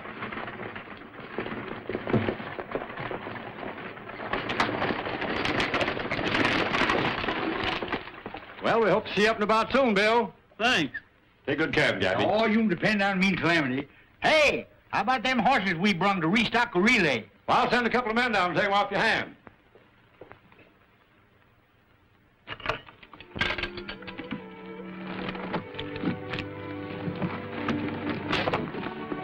You're rich, Bill. What are you going to do with all that money? I'd have had good use for it a few months ago. I was bent on buying a home then. You must have been figuring on getting hitched. Yep. What happened, Bill? Did she shake you? So hard my teeth rattled. She must have been plumb loco. A nice young feller so much as looked at me. You'd have hog-tied him quicker than he could have said, Louise. Oh, I couldn't marry a feller named Louise. Say, that's what you kept calling when you... I guess I must have heard you, Bill. I came just as fast as I could. Uncle Gabby, she's hurt. Are you all right? I'm speechless, but I'm sure glad. Just a minute. I want you to meet Miss Mason. Louise, this is Calamity Jane, or Miss Canary in polite society. Oh, I never get in it, so just call me Calamity. Howdy. How do you do? Gabby Whitaker. I'm her uncle. Don't I have the darndest luck? Meaning me? No, that pony's gone lame. We gotta go see about it. We ain't got no lame pony. Well, then come on out and help me trip one. Bill, were you badly hurt? I'd take a shooting 2 ways from Sunday to get you here. You didn't have to do that. I know I didn't have to, but it helped. You're here. Yes, and I'm sorry. Quarreling about the North and South was silly. A lot of folks are doing it nowadays. Not us. From now on, the South is going to have to take care of itself. I'm taking care of you. The North don't know it, but they sure won themselves a victory. I'll have you well in no time. Oh, no hurry. I'm looking forward to a long and slow recovery. It ain't proper to be spying on a young couple of courting. What's he doing now? Uncle Gabby, he's a-putting his arm around her. He ain't. He is. And now he's kissing her. He is?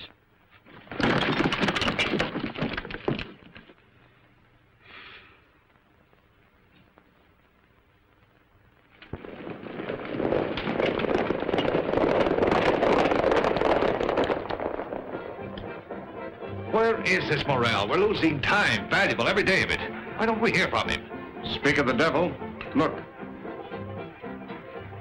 At the back door tonight, quick, before he comes here now. Right.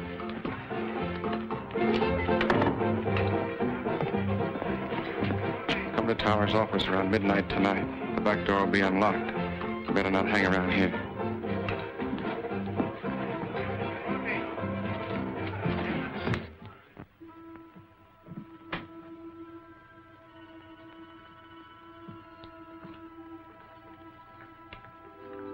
You realize how much time we've lost? Where have you been? Did you ever have a bad dose of lead poisoning? No, of course not. Well, it takes a lot of curing. Well, you've taken enough time to recover from a severe case of hanging. Some things men out here don't josh about, Tower. Well, that encounter with Hickcok was rather costly, but...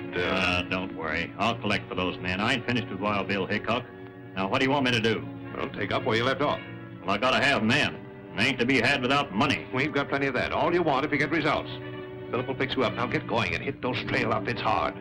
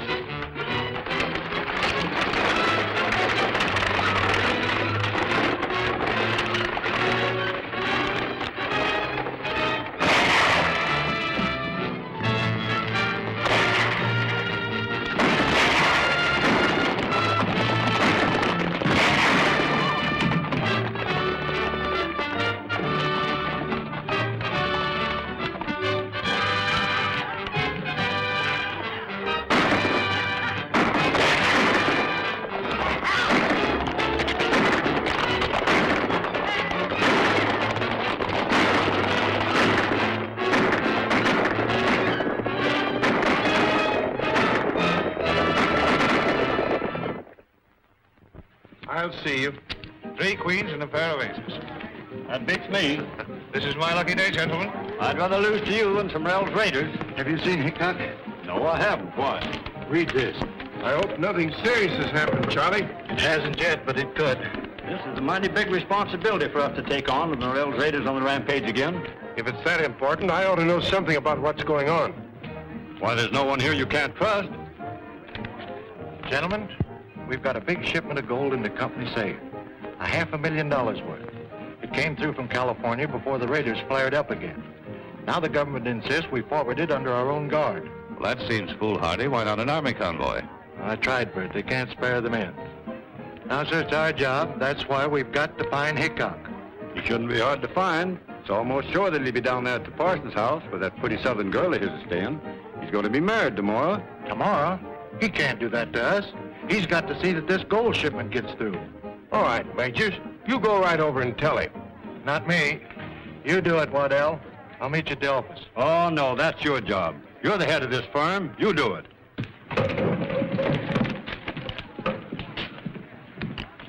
Tell Morrell I want to see him tonight.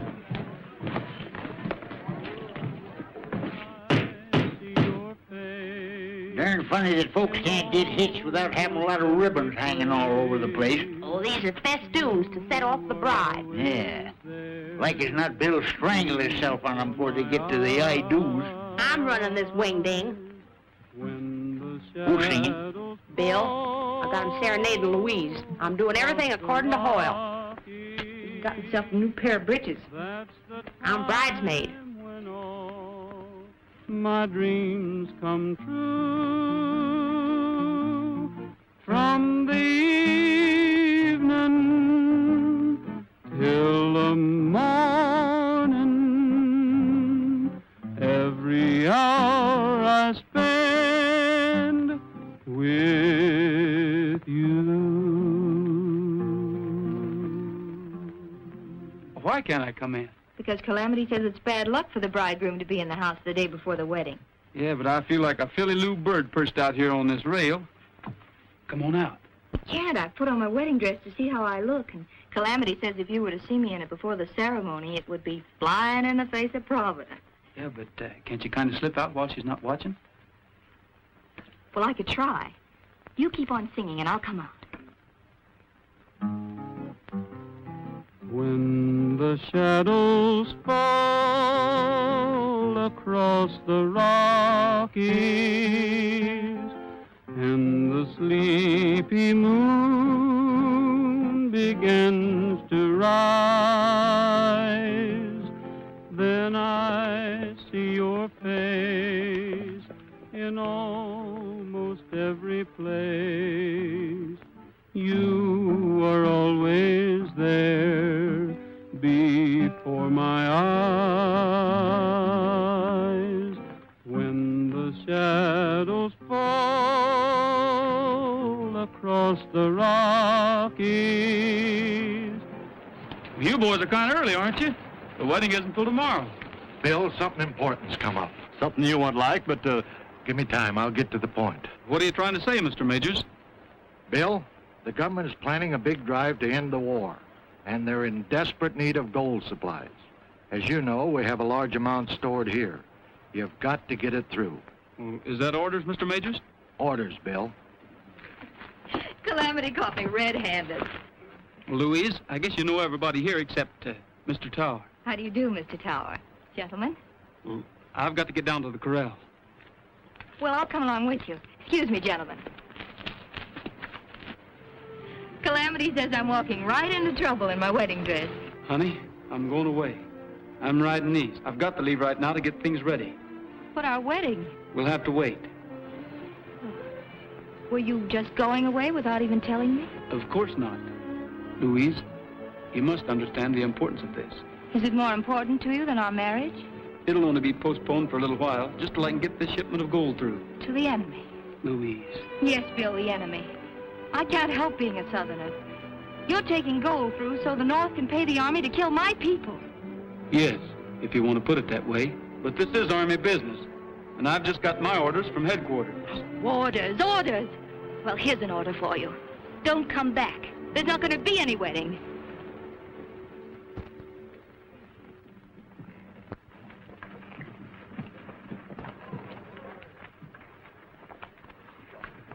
Bill, may I see you a minute? Sure. Oh, Bill, I'm awfully sorry. Will you forgive me? I start in forgiving you the minute you start in getting mad. You know, the last time we quarreled and I let you go, you were almost killed. We've made up this time, so if I get half killed again, it'll be my own darn fault. Oh, Bill, I'm so worried. All that gold, surely the Oberlin Raiders can't help but know you're moving it. We've been doing considerable thinking along those lines. And you decided to do something? Yes. Take the gold through. But couldn't you have thought of some kind of a plan to safeguard yourself? There's no better plan than a bullet. It's sort of safe either way. Then you do expect an attack from the Raiders, and you're just going to take a chance on fighting your way out. Oh, Bill, you can't win. Then there'll be two losers. What do you mean? We're not taking the gold through. But those boxes and all your guards. Some folks might call them decoys. Well, then it's more of a fool's errand than ever. The Raiders will think you've got it, and you'll all be dead before they find out you haven't. Oh, Bill, everything's ready. I'll be right there. Suppose you quit worrying and ask Calamity to lend you a rabbit's foot, hmm?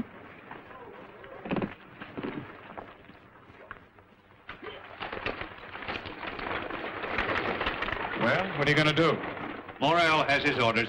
You know, I'm kind of disappointed in Hickcok. I thought he was smart. I still think he is. A little too smart to go off half-cocked with a full shipment of gold in that coach. What are you getting at? I'm not sure, but I've got what you boys call a hunch. I think I'll play it.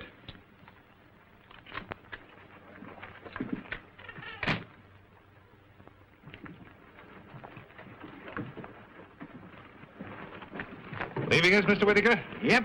Going out to California to get some more cayuses for them relay stations. Those Overland Raiders certainly keep you busy, huh? Yes, sirree. Someday California will run out of horses, Overland Raiders will run out of raids, and I'll just naturally run out of a job. Why, you seem upset, Miss Mason. Anything I can do? Thank you, no. It's just that I'm so terribly afraid. No need to be. Bill Hickcok will come through with flying colors. Not if the Overland Raiders raid them. No danger of that, not at all. You think they'll get through then? Why, yes, of course, unless they, well, there is a chance of Southern sympathizers. Why, Mr. Towers, Southerners are not raiders. Well, in times of war, men are forced to do many things. And the South needs that gold. Enough to raid them? Desperately enough to kill them. Oh, but that mustn't happen. They're not carrying the gold. Are you sure? Yes, of course. Bill told me himself. He wouldn't lie to me. Miss Mason, you've confided in the right person. You think you'll be able to do something? More than you imagine, my dear. Much more. Thank you.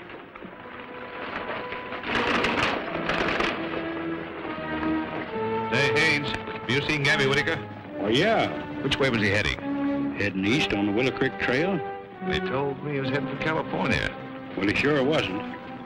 What are you so interested in Gabby for? Gabby's got that gold on that broken-down outfit of his. Get a hold of Morrell and tell him to head him off quickly. Right.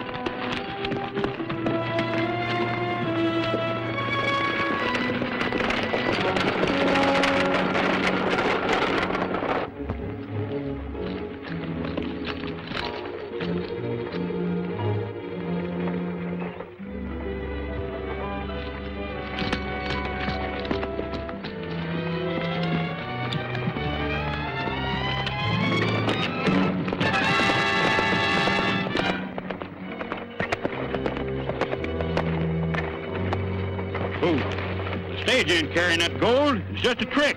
Then where is it? That old horse trader Gabby Whitaker's taking it through in his wagon on the Willow Creek Trail.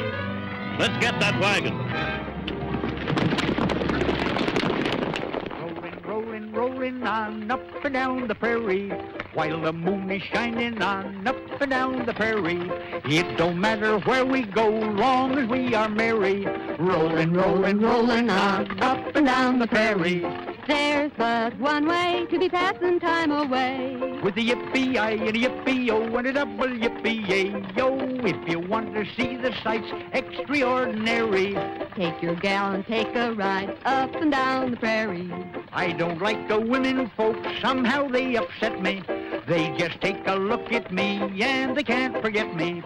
Every time I meet a man and my love has got him, I go home and hear the news, someone came and shot him. There's but one way to be passing time away. With a yippee-I and a yippee-oh and a double yippee-yay-yo. Tell me, Gabby, one more thing, how'd you get so hairy? Rolling, rolling, rolling on up and down the prairie. The Overland Raiders! Hey!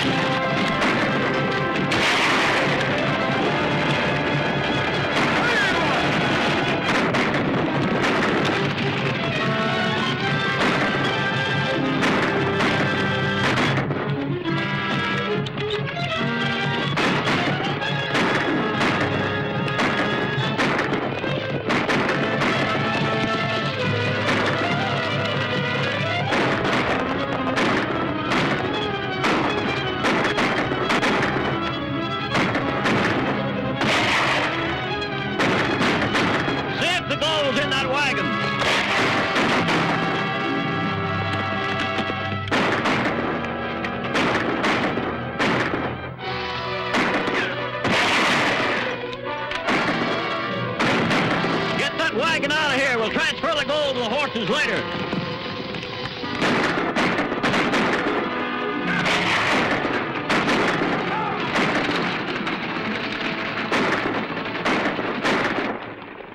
Well, of all the dirty, thieving, murdering, yellow-livered sons of Satan. Well, what you yelling for? We're still alive, ain't we? Look. Come on, let's grab that critter. Stand where you are. How can he stand when he's sitting? Well, then get on your feet and stand where you are. What are we going to do with him? Shoot him? He's worth a heap more alive. We take him into town and make him talk. Get his gun, Calamity. He ain't got none. Well, then give him one and take it away. I mean, get him on his horse. Yeah, put him I got a feeling something's gone wrong. If they were going to hold us up, they'd done it long before now. Maybe the raiders don't know we're taking the shipment through. That's just it. We're not taking it through. I sent it over another road with Gabby. Maybe they found out about it. That's just what we're going to find out. Hold the stagecoach here. The rest of you men follow me.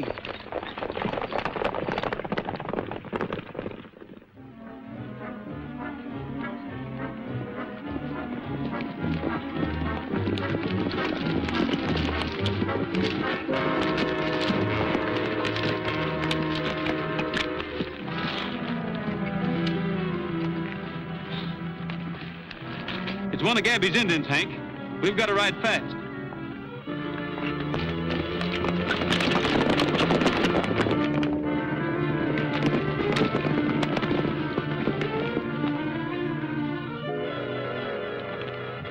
They're scattered in all directions from here. No use trying to follow them. We'll head back to Hay City.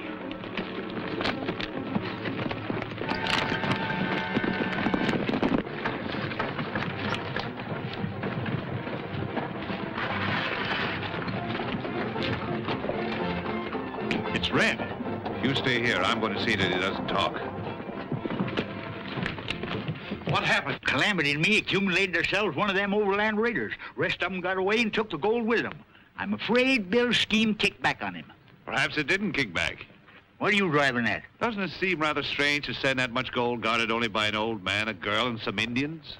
Say, if you're accusing Bill Hickcok of anything crooked, why don't you do it to his face? He's coming now. Well, Hickcok, they got the gold. Who besides Waddell, you and myself knew about the plan? Well, if you'll give me about 30 minutes, I may be able to answer that. All right, go ahead. We'll be waiting. How about questioning this man? We may get the truth from him. Let's go in your office, Majors. Come down off there. You go on after Bill and keep your eyes on that end of the line. I'm going to stick around here. What's your name? Red Burke. Things look pretty bad for you, Burke. The best thing you can do is to tell the truth. You haven't got anything to be afraid of. Go ahead, speak up. Who's behind this robbery? Maybe you made a pretty good guess outside. What do you mean by that? You couldn't possibly mean Bill Hickcok. Hickok's a pretty slick hombre, but I guess he isn't slick enough. He might have been slicker than you think when he asked for a half hour to straighten things out. That would give him a pretty good start. Say, maybe you're right. Arrest Hickcok. If he stopped anywhere, it'll be to see his girl. Lock him up.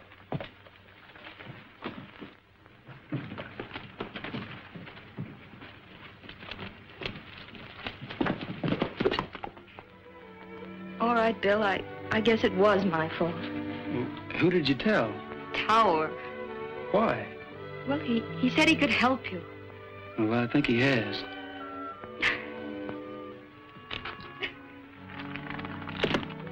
Don't cry, honey. I understand. I just couldn't let you go. It seemed like such a foolish chance to take.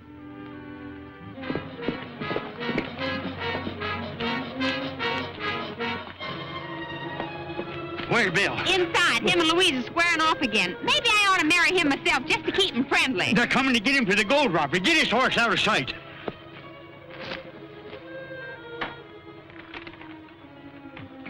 They got your frame, Bill. Red's accusing you of being responsible for the gold robbery, and they're coming here to arrest you. You better get going when the going's good. Well, why should I run? I've just found out that Tower's behind all this. Well, maybe he is, but you can prove it better without a rope around your neck.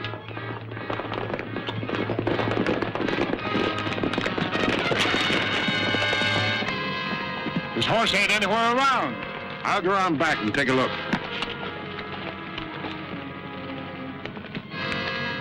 Hurry.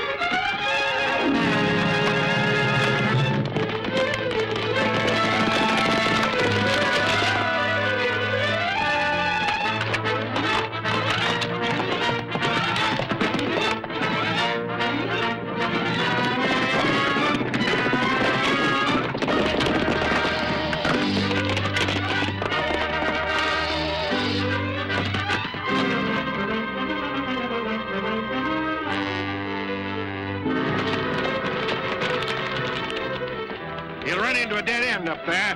Yeah, he'll have to quit his horse if he's going to get out. Dismount. Take your rifles. Gather out.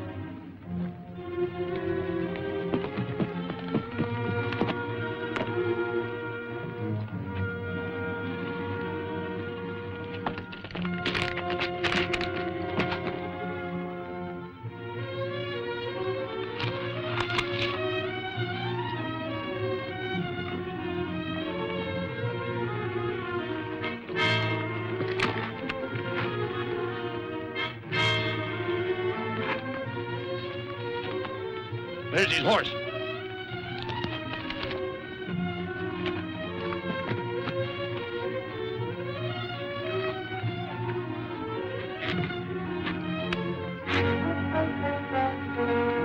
All right, Hickcok. Come on, we've got you surrounded.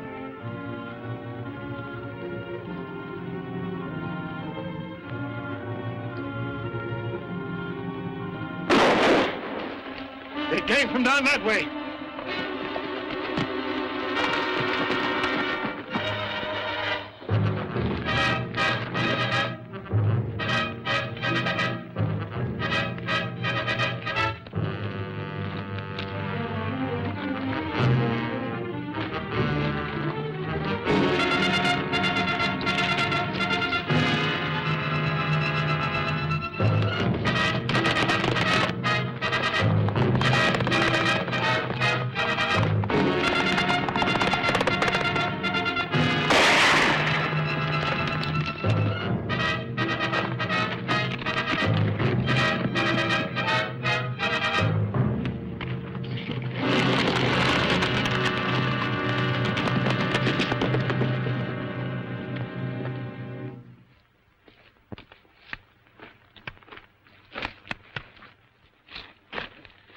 I'd have known that Nicholas Tower was a skunk.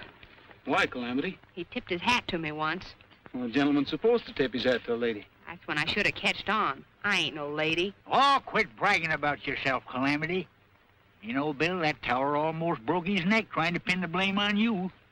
You reckon he's tied in with them Overland Raiders? All the trails lead his way. The Overland Raiders are no penny-ante outfit. They've got money behind them, and brains. They've got strings out all over the territory. I didn't tell you about it, Bill, but that feller Red, you know, the one we brung in, he was found dead in his cell.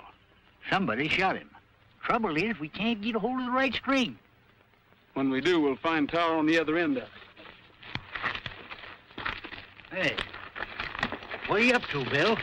I've got an idea I want to go to Tower's office. Are you plumb loco?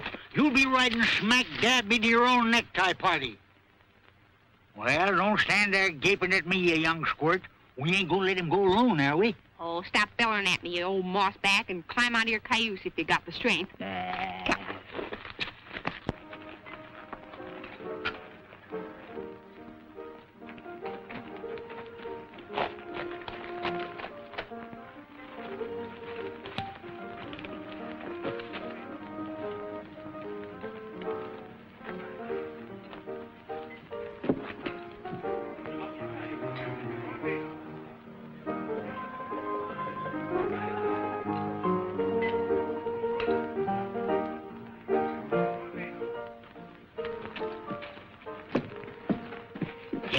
Elbows in a poker game right in his office. Well, I've got to break it up some way. You leave that to Uncle Gabby and me. Hey, wait a minute. I got a right to know what I'm getting into. This won't be nothing new to you, you old horse thief.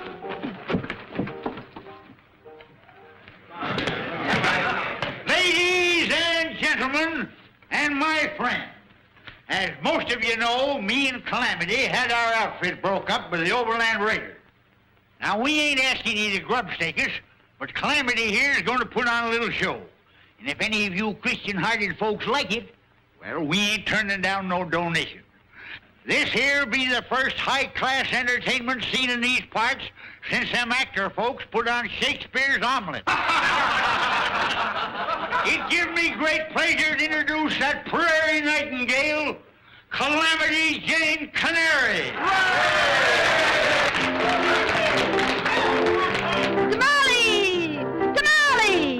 I'll tell you a story of fortune and glory that came to a Mexican vendor. This peon hillbilly made wonderful chili. Each bean was delicious and tender. His crops were all bumpers of Mexican jumpers. The beans were as sprightly as elves. A guy could do this, sir, just open his kisser. The beans would jump in by themselves. Tamale! Tamale! He'd shout and he'd sell out, by golly. All over the nation, they cheered the creation of This should be good. tamales. You bet. His fortune was growing, but ill winds were blowing, and right with the breeze came a lady. This beautiful dolly was monikered Molly, and Molly's intentions were shady. She schemed and misled him, and then when she wed him, she took every cent in his jeans. She knew how to hook him, and oh, how she shook him. She left him with nothing but beans. Oh, tamale, tamale. The dough that he made went to Molly. Poor Charlie, poor Charlie. He's paying the price for his folly. He thinks love is silly. He's back selling chili and putting his heart in tamales.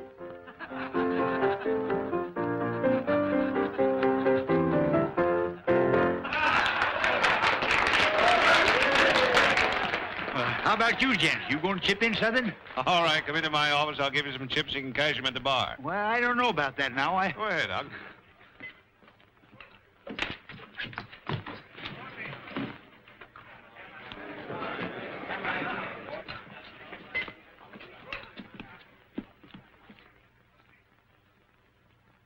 All right, Hickcok, get him up.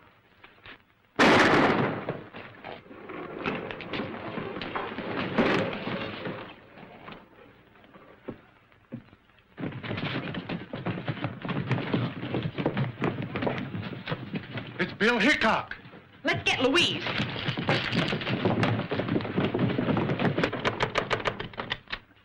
They got Bill. He's down at the marshal's office. Oh, Gabby, what'll they do with him? They won't treat him like company. Is he hurt? Only his feelings. Getting caught by the local marshal ain't the kind of catching Bill's used to. They must have snuck up like a coyote. They never got the drop on him. Bill didn't come into town. Well, we got a hunch Tower knows a heap about that gold robbery. Bill was going through his office looking for evidence. Tower. Why, of course, I should have known he... Come on. Bill, they can't hold you, can they? Well, I don't know. The marshal's awful set in his ways. Bill is innocent, do you hear? Yes, I hear you, miss, but I ain't paying much attention to what you're saying. Well, perhaps you will. All of you. Particularly you, Mr. Tower. Listening to a charming lady is always interesting. Yes, especially when she's fool enough to give you important information. That's what I did, gentlemen. The day Bill took the stage out, I told Tower they weren't carrying the gold. Why did you tell him? Because he hinted that Bill was to be held up by Southern sympathizers, and then he might be able to prevent it. Them wasn't no Southern gentlemen that took that gold from me. Tower couldn't have known you had it. Well, he was snooping around my outfit. Like as not, he smelled it. I'm afraid you're trying to make me entirely too clever. It takes a smart man to guide the Overland Raiders. Are you insinuating that I had something to do with them? I believe you're their leader. That's what I call darn plain insinuating. Your charge is serious enough, but you haven't much foundation for it. What do you say, Tower? There we go. That dude will fancy talk all of us into jail. No, I intend to be very blunt, gentlemen. She's lying. And the reason is obvious. She's engaged to Hickcok and would trump up any kind of a story to save him. They're both Southern sympathizers and have been working together ever since they came here. Don't let him talk his way out of this. I understand Miss Mason has strong connections in the South. Her father's an officer in the Confederate Army. Yes, but if you didn't have agents all over the country, you wouldn't know it. What do you think, Marshal? Well, I certainly can't take Miss Mason's unsupported word, especially when I know she helped Hickcok escape. Thank you, Marshal. And if there are any further questions, you'll find me at my place of business. Pardon me. Thank you.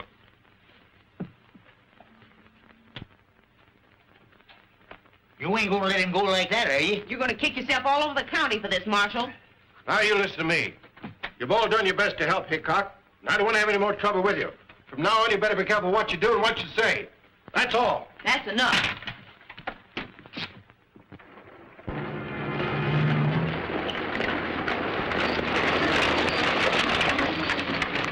The war's over. Lee surrendered. Here, read about it. What'd you say? I said the war's over. Lee surrendered. Well, Lee surrendered. Well, the war's over. The war's over. This is going to make a big difference. To your government, perhaps, but not mine.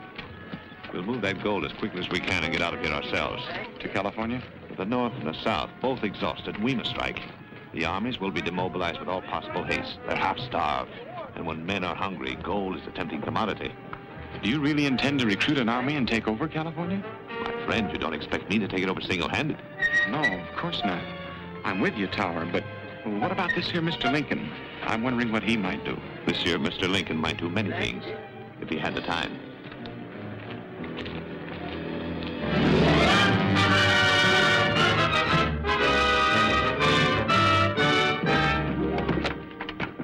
Well, I'm glad to hear you sold your place to profit, but I hate to see you go, Tower. Well, now that the war is over, I think there are better opportunities in California. Goodbye, gentlemen. Goodbye and good luck. Bye. Bye. Morning, Bill. Hello, Calamity. Where's Tower going? He's pulling out for California.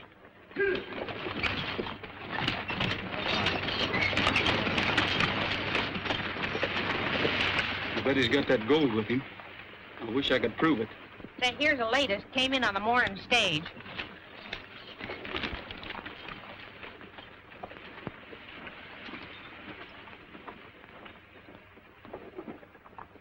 Death to all tyrants. John Wilkes Booth. Say, Gabby, John Wilkes Booth's signature was on a letter I saw in Tower's office. He closed it by saying death to all tyrants. Do you realize what that means? Tower's tied in with a nationwide plot to wreck the Union. The whole Union, eh? You don't say. Well, I've got to get out of here. Yeah, but how?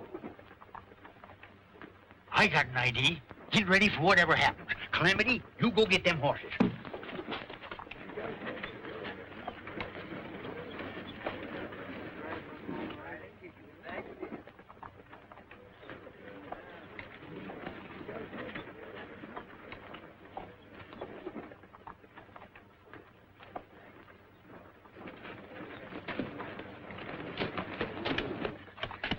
Tie that around the bars. All right, Steve, get going.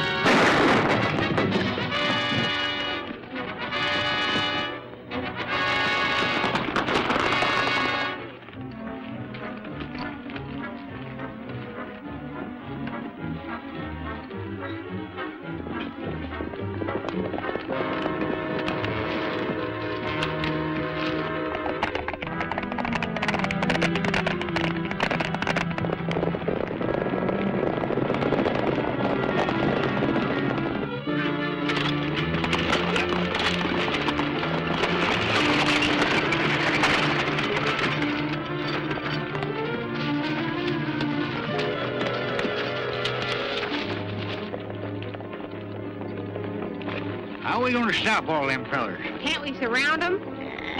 It looks like Morrell and his whole gang. Well, if it is, the smartest thing we can do is learn to love them. Chances are the marshal's trailing us.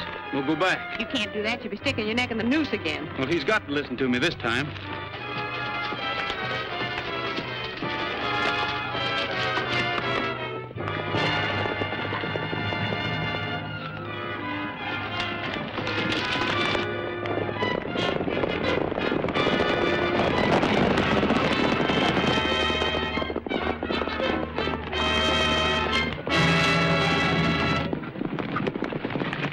And all the Overland Raiders are making a getaway with that stolen gold. Is this another one of your tricks? It's the truth to help me. We just seen them with our own eyes.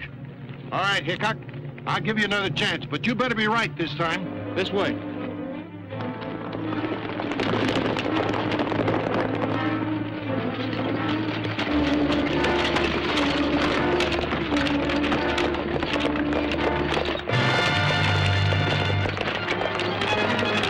Something's happened. There's a posse following us. They don't look peaceful. We better run for it.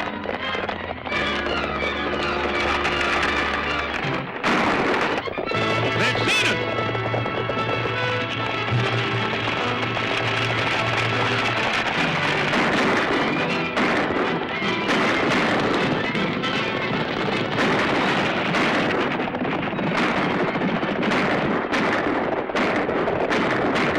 Every man for himself. Spread out.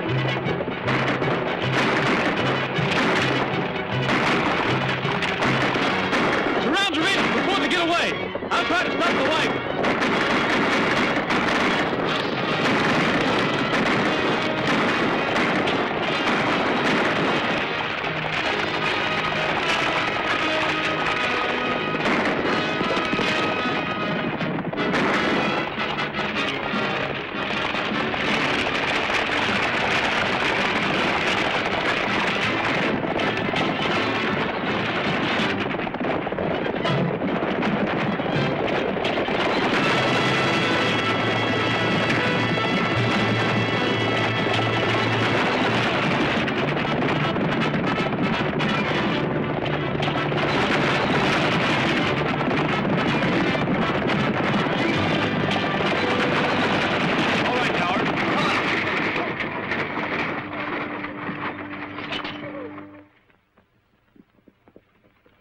Why, the cover you minty. Nothing much I can say to you, Hickcok, but I don't forget very easy.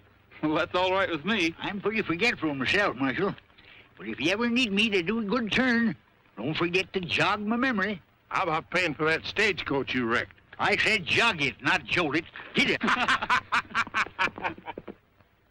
We're gonna have a cowboy wedding when the sage is all abloom. To the mountains we'll be heading for our sunny honeymoon. We're gonna drink in all the sunshine along the banks of some cool stream, just to laugh and play the livelong day, build a cabin of our dreams. We wanna hear guitars a-ringing when they play our wedding tune. Down the aisle you'll find us swinging in the early part of June. Within a year we have no fear, a lullaby will croon. We're gonna have a cowboy wedding when the sage is all... Majors and Waddell are coming. If you're ever going to get married, you better not let him catch you again.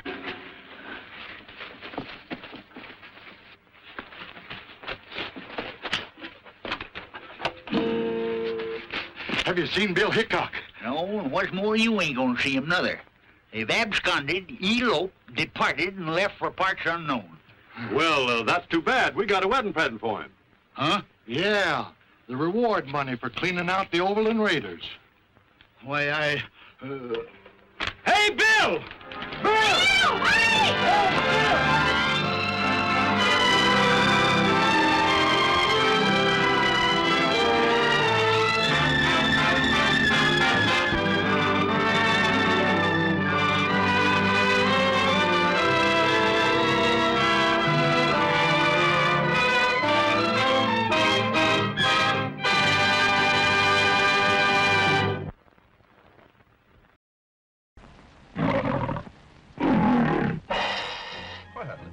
Colonel Vance.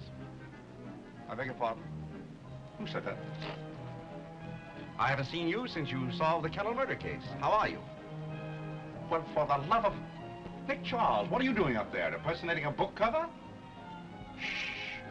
I'm working on a case. Don't tell me you've gone back to detective work. I thought you had turned respectable. Didn't you get married? Oh, didn't I? Vance, I married a girl in $1 million. I heard it was a girl with $1 million.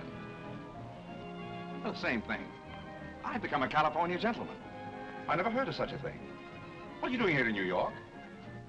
Well, it seems that Clark Gable is making some personal appearances here, which interests my wife. And there's a very good bar at the Ritz, which is all right with me. So we popped into town to play. But would you believe it? Before you could say Metro Golden Mare, I stepped right into the middle of a baffling murder mystery, and they put me to work. Well, you poor fellow, you have my deepest sympathy. I can use it.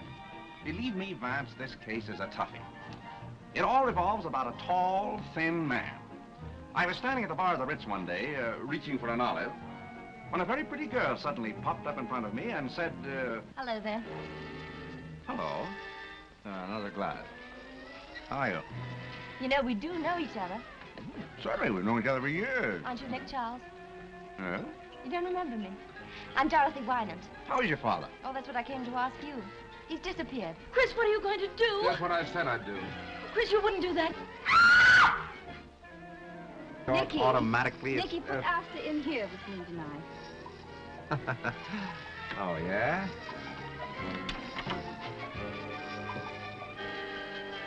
That knife's missing. I'll look for it in your back. It's about Julia Wolfe. Did you kill her? Gilbert. Well, why not? You had a perfectly good motive. How'd you like to have a couple of little murderers for your children? And maybe I haven't been on a merry-go-round since that day. Are you, anywhere near a solution? Between you and me, I think so. I got all the suspects together at a dinner party. And then I pulled a fast one. I told them, And the murderer is right here in this room tonight. He's sitting here at this table.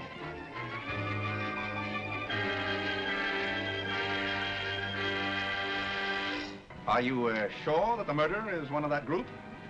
Not absolutely. But I know where to find out. Where? Right in there. Now, you watch me. I'm going to dissolve slowly into this book. And if you'll stand by, I'll give you the answer.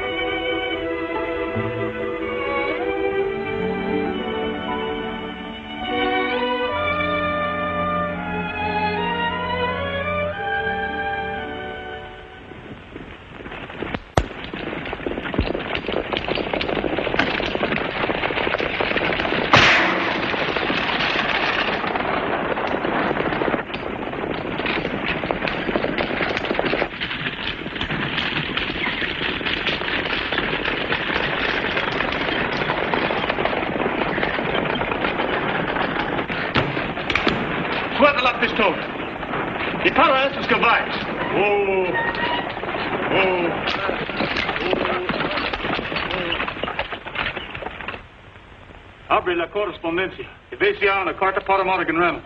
What does he want? A letter from Morgan Reynolds, if there is one.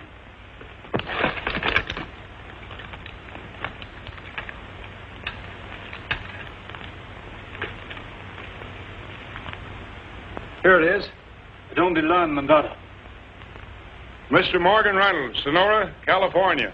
Es todo, senores. Muchas gracias.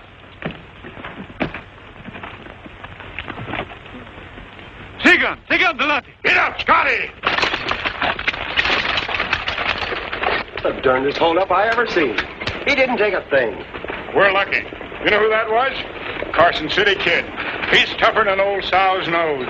What's he doing in this part of the country? Search me. We're taking too many chances, stopping the stages from one end of the gold field to the other, just to look through the mail. I found what I was looking for. Well, let's clear out of this country, then. Not yet. We're going to Sonora. Why, he can't show up there. That's where that stage is heading. That's all right. We'll hide out in the hills for a day or so.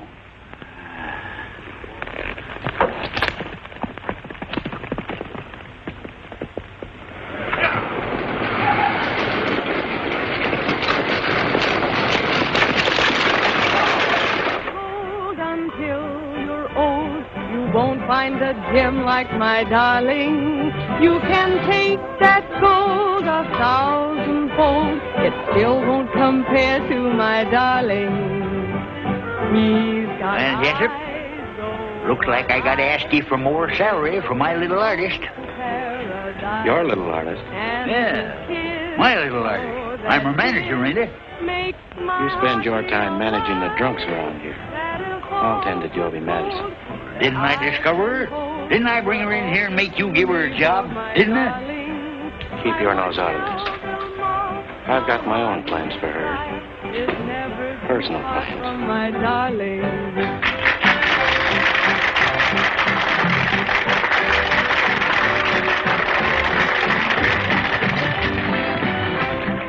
The stage was held up. It was the Carson City Kid. What? The Carson City Kid. Tell the driver I want to see him. I didn't get a good look at him. He wore a mask and he spoke Spanish. That's about all I can tell you. And you say he didn't take anything? That's what surprised me. He was just looking for a letter. What kind of a letter? I got it here. It's addressed to Morgan Reynolds. I'll keep it for him. He's going to stop by the bar for it. You ever run across this Carson City Kid? Sure, many a time. Why, he's about the quickest, surest gunman there ever was. Lightning fast, shoots with his left hand. He was using his right hand when I seen him. That's just one of his tricks. Debbie, you're getting a posse together. We'll stop him before he gets started.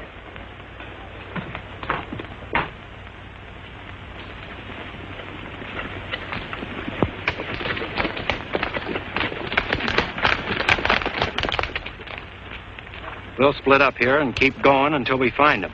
I know the kid's habits better than any man in this country. The only way to catch him is to shoot first and shoot to kill.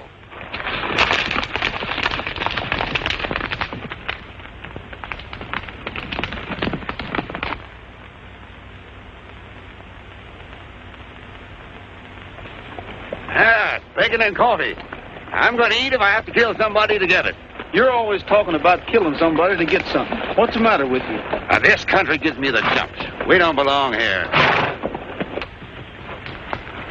Hello in there. Well, howdy.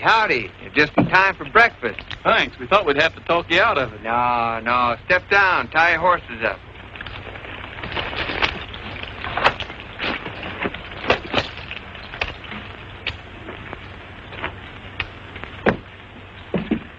Come on in. Have something to eat. Sit down.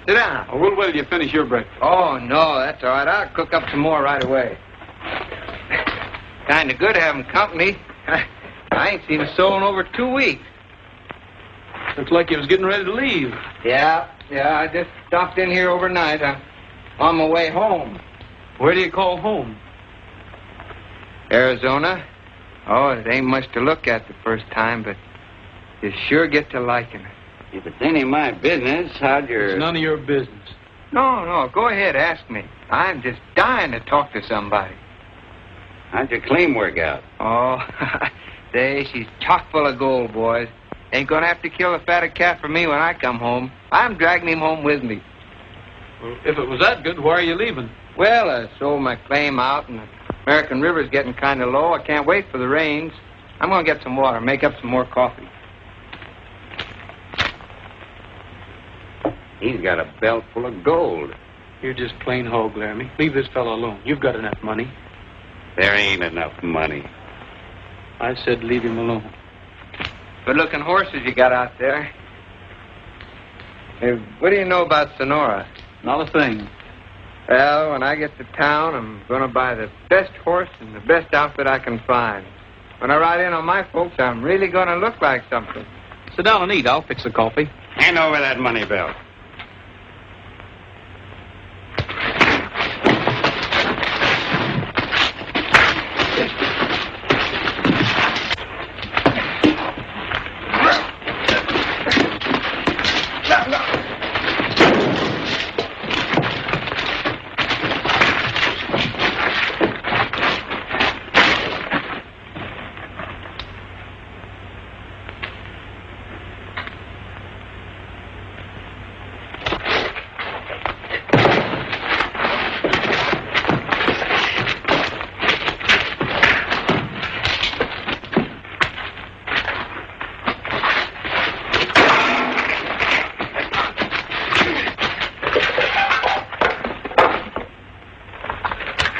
Good fight, Arizona.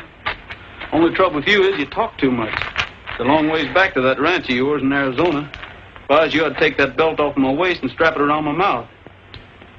I didn't know that partner of yours would try to stick me up.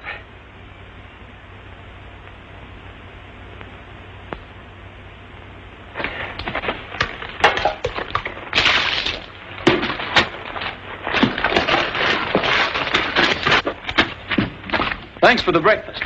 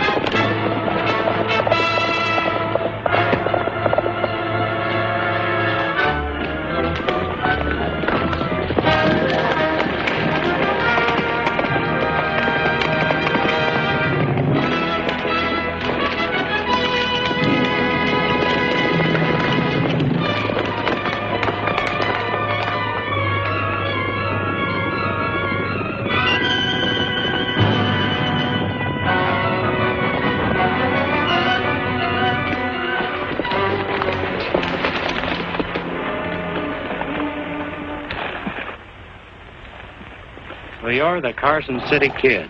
You'd have been better off if you'd stayed in Nevada. I ain't the Carson City Kid. What about it, Gabby? You ought to know. Yeah, that's Kid, all right. I recognize him anywhere. Ain't no mistaking that horse, neither. Yeah, he fits the description. There can't be two like that in the country. The Kid's horse, I ain't denying it. We was riding double, and I slugged him and tried to make a getaway. He's right. There were two of them when they went around that hill. Well, Whitaker? That's easy.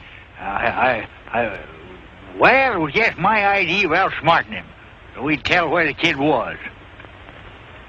Two of you stay with this man. We'll search the back trail.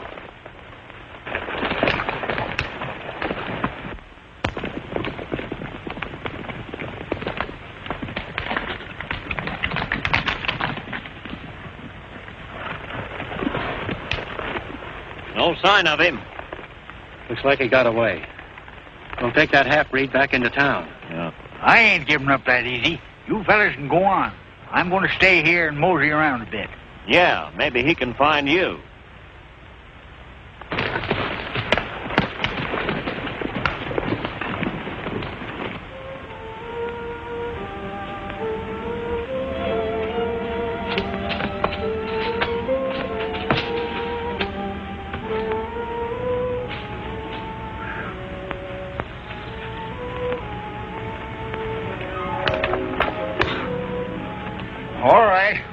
All right, Mr. Carson City Kid, wherever you are.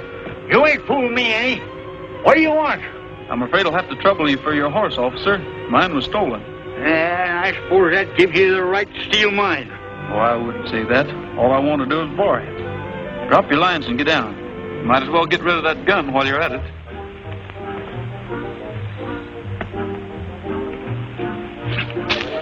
Now you can take that rope off and start walking for town. Did you say walk to town? It's a nice morning for a stroll. Oh, now, wait a minute, Mr. Kid. You can't do this to me. Doggone it, you'll ruin my reputation. I'll be the laughing stock of Sonora. I'm sorry, old-timer, but I need a horse. Well, why don't you go ahead and shoot me and get it over with? And then I have to send a wagon out here to bring me in. Anything will be better than this. But you got a long way to go. You better start walking.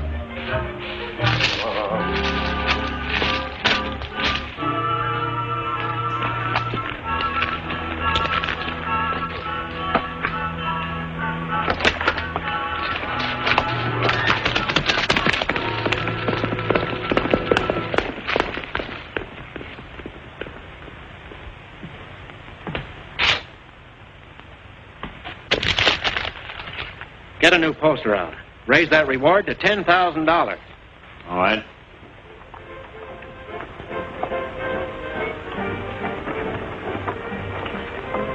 Are you the one? Are you the one? One that I'm dreaming of? Are you the one? Are you the one? One that I'd love to love? I'd like to take you in my arms and then day after day I'd like to do big things for you in my own little way. Are you the one? Are you the one? One who will steal my All right, boys, there's something for you to shoot at. Easy money. Where will it be? I saw a big reward sign go up in Hangtown once. Shucks, they brought in 16 corpses the first week. There wasn't any of them that even looked like the fellow. Yeah, and they don't even know what this one looks like. How are they going to know him when they get him? They just brought in his partner. Got him down to jail. For me, are you the one? Are you the one? One that I'm dreaming of? Are you the one? Yes, are you the one? One that I love to love? I'd like to take you in my arms and then day after day I'd like to do big things for you in my own little way. Are you the one? Are you the one? One who will steal my heart? When will it be? Oh, where will it be? How will our romance start? I know I've waited a long time, but maybe tonight is the night. So answer my plea, one little plea, say you're the one for me.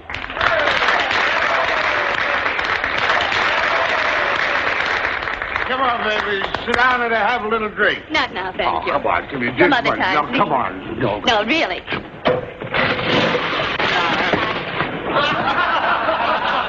Why, you Here, keep this for him. He's liable to hurt himself. You needn't go into all that trouble. No trouble.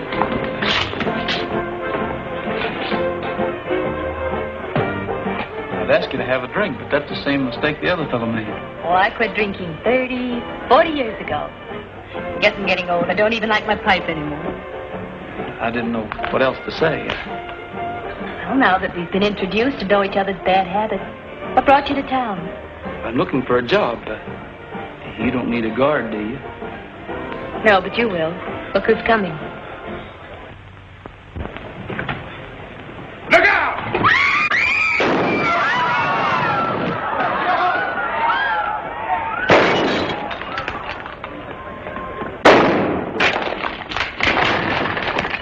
Hey, that fella can shoot.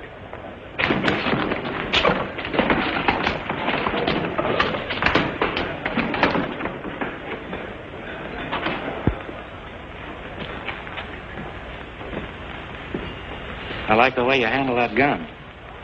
Are you working the gold fields? Not exactly. I haven't decided yet. Maybe I can use you. I've been thinking about hiring a guard. Somebody who knows how and when to shoot. Expecting trouble? There's always trouble in a place like this. A man who can shoot fast comes in handy. Supposing I shoot the wrong fella. If you make any mistakes, I can fix it. My instructions are to shoot first and talk about it later. You're hired. Get him a sawed-off shotgun.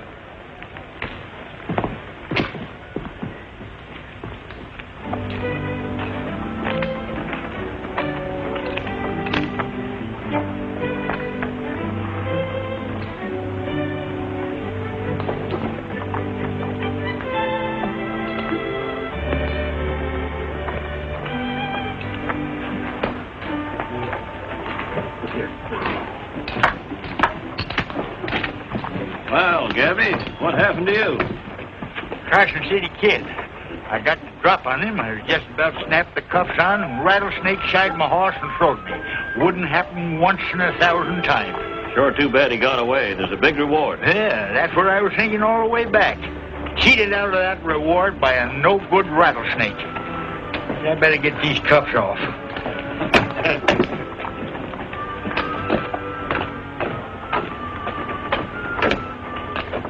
How'd you get here?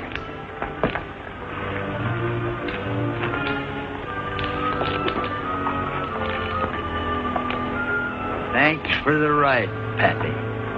Next time you go out in the country, you better take a C.H.A. chaperone. The kid. Doggone no good horse thief. You ought to be ashamed of yourself.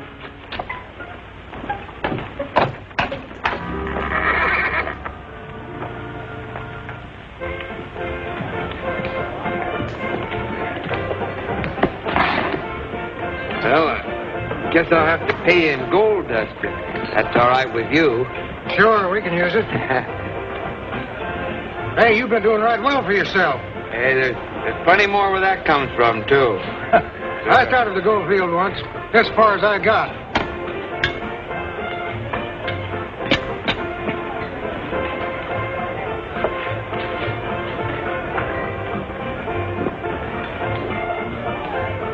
Good evening. Howdy. I don't believe I've seen you in town before. No, I just got in. I see. My name's Jessup. This is my place. We always like to welcome visitors to Sonora. Hey, Pete, see if you can find a special bottle back there. Hey, that's mighty nice of you. Hello, mister. Evening, Miss Joby. Oh, I see you found a job. What is it? Riding shotgun on the stage? No, ma'am. On the gambling hall. We're both working for Lee Jessup. Oh, I see. I've been thinking about you all day. Made up your mind to marry me and live happily ever after? Is that it? Something like that. How did you know? Oh, they usually start out that way, but I never take them seriously.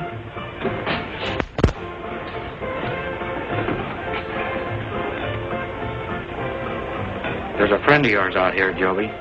He's from Arizona. I'm not from Arizona, and I don't know anyone down there.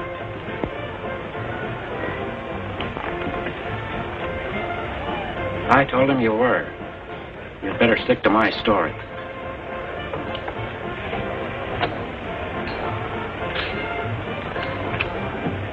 After this, do your watching at the front door.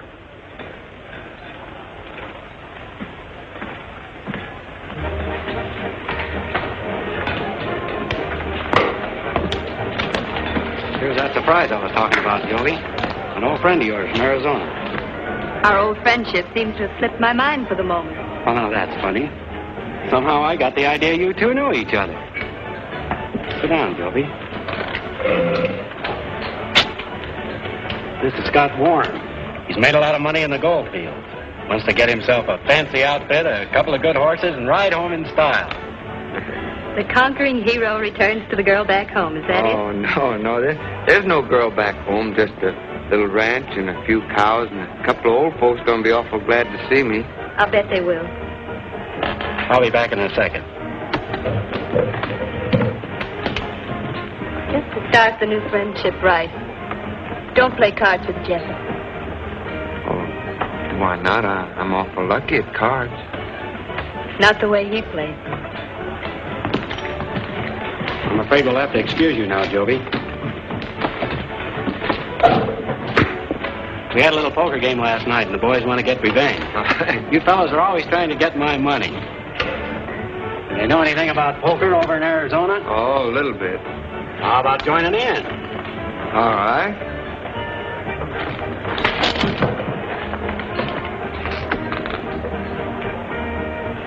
Howdy, young fella. Howdy. Had to shoot anybody yet? No, seems pretty quiet so far. What do you know about this Carson City Kid? I've heard a lot about him. Why? I almost nabbed him this morning, but he's a tough hombre. I'd like to get them two hands on him. Don't you worry, boy. He shows up here, I'll know him the minute I lay my eyes on him. Is that so? Well, I reckon I can rest easy, can't I? Darn tootin' you can. I figure on getting that reward money myself.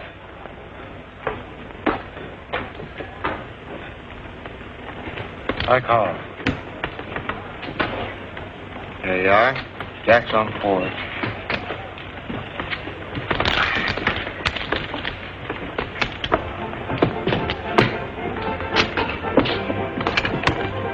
Ah, reinforcement. Just in time.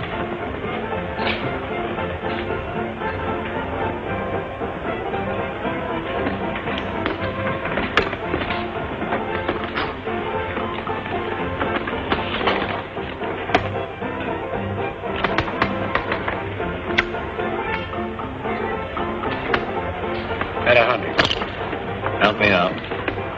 I'll call. Better keep your shotgun handy. That boy looks mighty dangerous. Jessup might need your protection. It's none of my business if the kid wants to throw his money away. I can't help feeling sorry for him. He was so happy when he came in here. He was on the way home. I warned him not to play cards with Jessup. Then he's got it coming to him.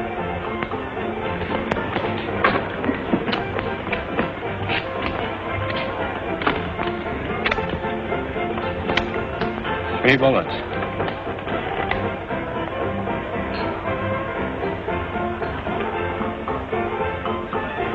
I'll bet the rest of this.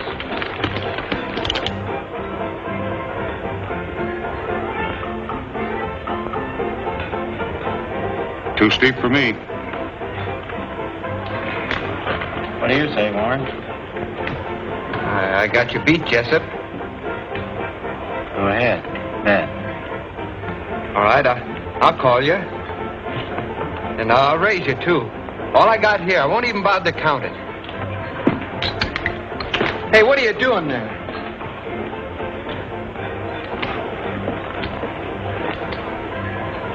My credit's good. I'll call. All right. Just 4 little kings, boys. Sorry, Warren. This must be my lucky night. Hey, don't you try that on me, Jessup. There's another ace in the deck. Well, there was another ace. I saw it. You must be seeing things. You dirty cheap.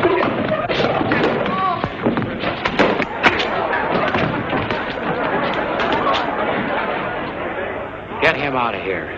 I think he's had too much to drink.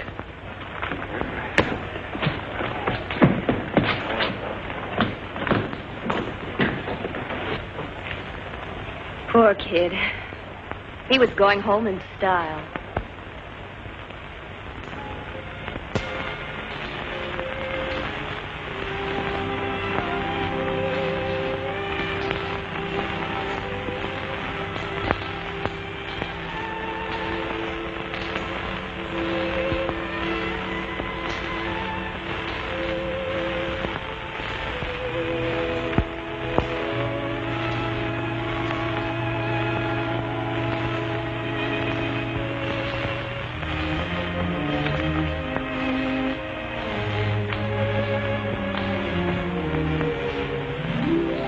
Hey, wait a minute. Where are you going, Arizona? Oh, just down the street, I guess. Thanks for letting me use your bed. I'm sorry you had to sleep on the floor. Well, that's all right. I always sleep on the floor. Your head's too big to go through that door anyway. You couldn't get it down the street without pushing the buildings to one side. Here, soak your head in this. It'll sort of knock off some of the corners.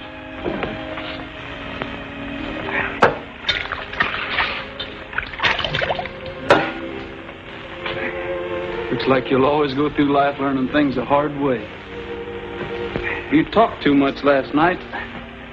I told you about that before.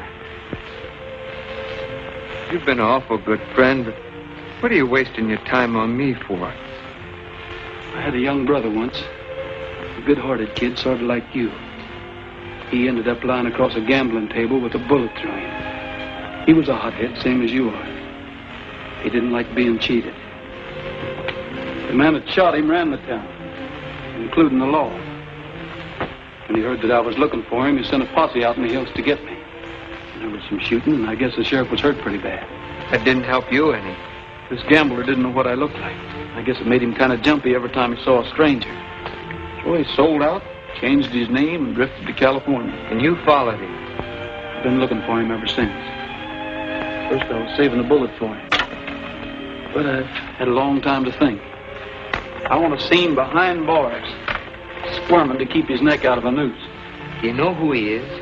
I got a pretty good idea it was the same fellow that cleaned you last night. Lee Jessup. I'm waiting until I can prove it. Come in. Howdy, fellas. Howdy, Gabby. I bet your head feels bigger than an overgrowth pumpkin.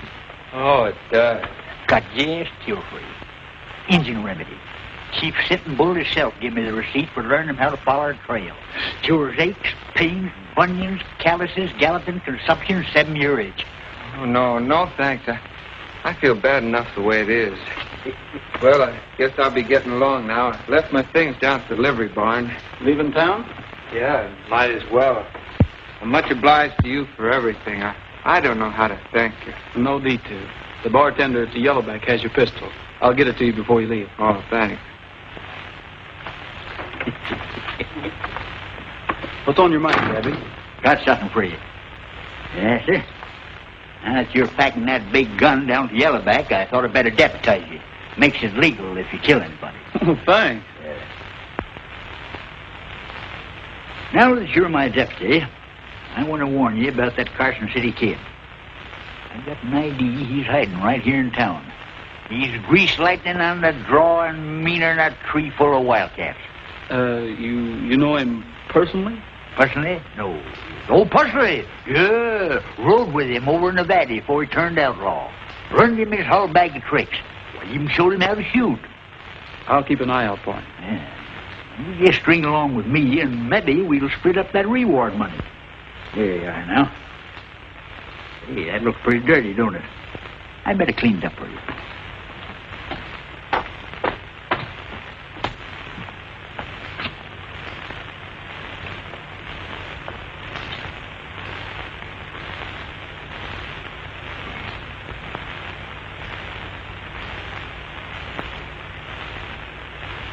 Say, that stuff could be governor of this state if it only had a stovepipe hat.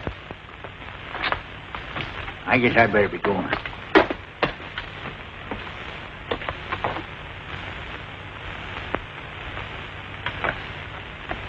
Listen, Jessup ain't got too many friends, but you never can tell. If I were you, I'd be a little mite careful with my talk, especially with this door open.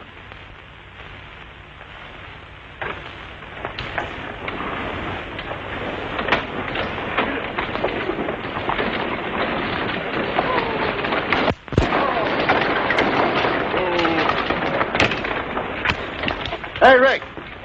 Got a special package here for Jessup. I hope I got the right one. Yeah, that's it, all right. You got any money?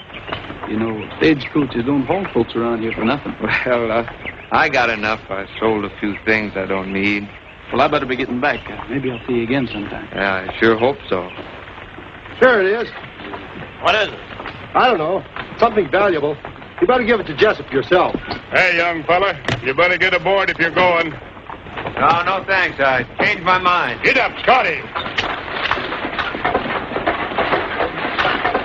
Tomorrow, you no go. I'll take the next stage. You tell man goodbye. You stay here. America, very funny country.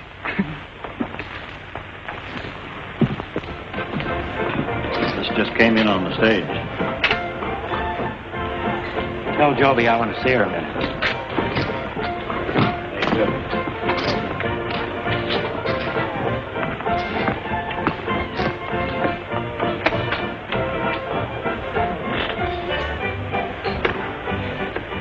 Take a look at this. Very nice. The best they had in San Francisco. It's yours, Joby. The answer is no thanks. Now, wait a minute. You could do a lot worse. There isn't a girl in this place wouldn't jump at the chance you've got. Well, I'd give you a fistful of rings, bigger than that. And more money than you knew what to do with. What more do you want? I'm afraid you wouldn't know. Don't try to get smart with me, Joby, or you're asking for trouble. I'll take that chance. Besides, I'm leaving here anyway. Oh, no, you're not. You're not walking out on me. You're going to stay right here just as long as I want you. Joby, if you're going to have supper with me, you better hurry and get ready. What do you mean walking in here like this? Get out. You started to draw, Jessup. Go ahead. Go ahead and draw. I'm waiting.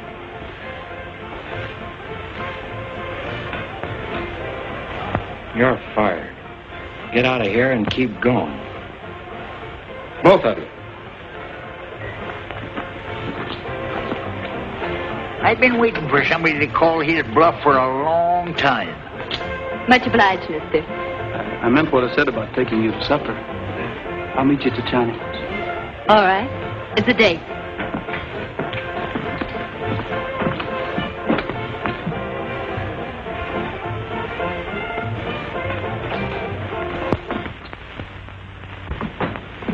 Good evening, Missy Joby. Very happy to see you. Hello, Wong.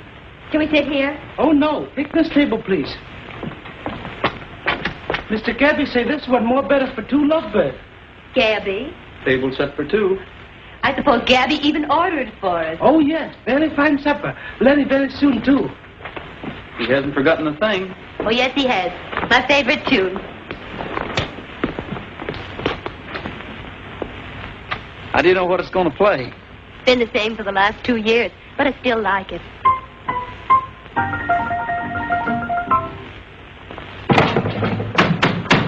Wong! Oh, it's no use. Well, anyway, it went something like this. Sonora moon, please keep on shining. I know. And help me find someone to love. I fix it.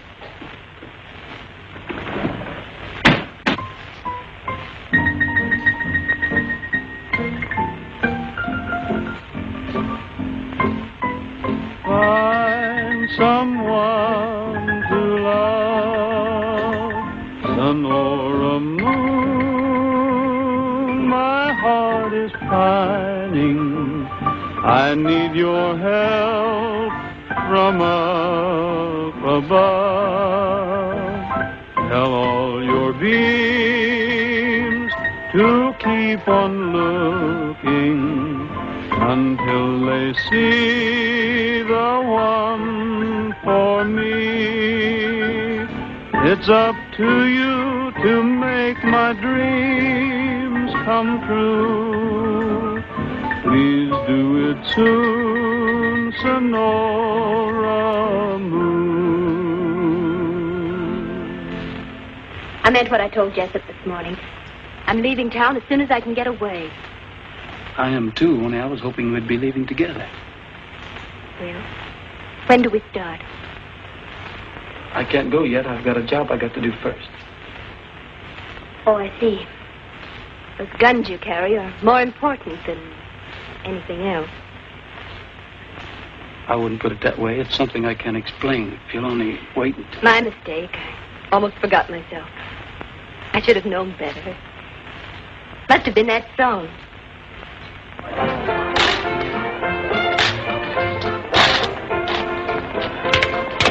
Put it in the safe. I'll check it over when we close.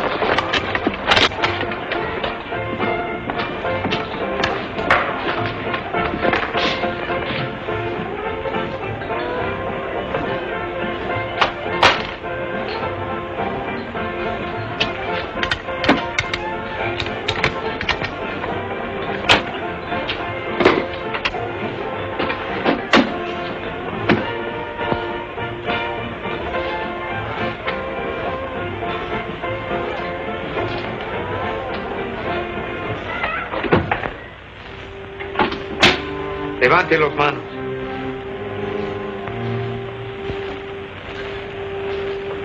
Si llama le mato.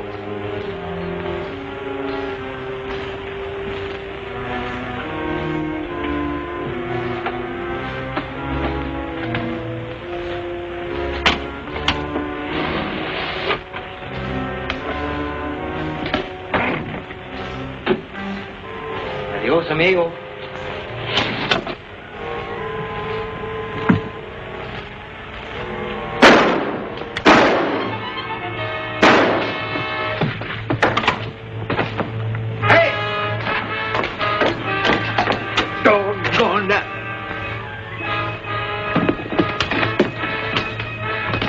The Carson City Kid robbed the safe.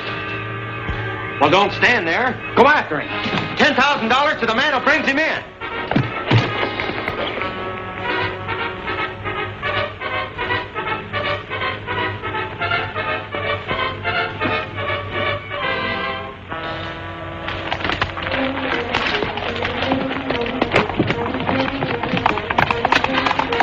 There he is.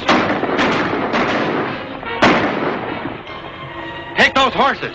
I'll be responsible. Hey! Come here, somebody! What happened? That doggone Carson City Kid. My gun jammed up on me. Well, I'll take your horse. No, you don't. I'm still the marshal here. Get me out of this. Sorry, Gabby, but there isn't time.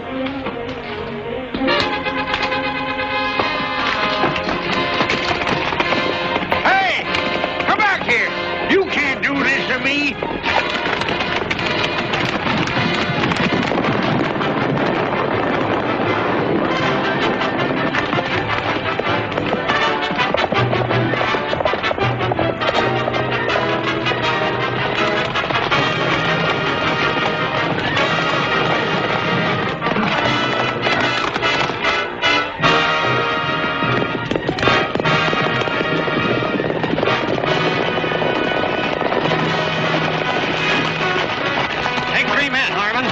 Follow the north part. All right. Come on, man.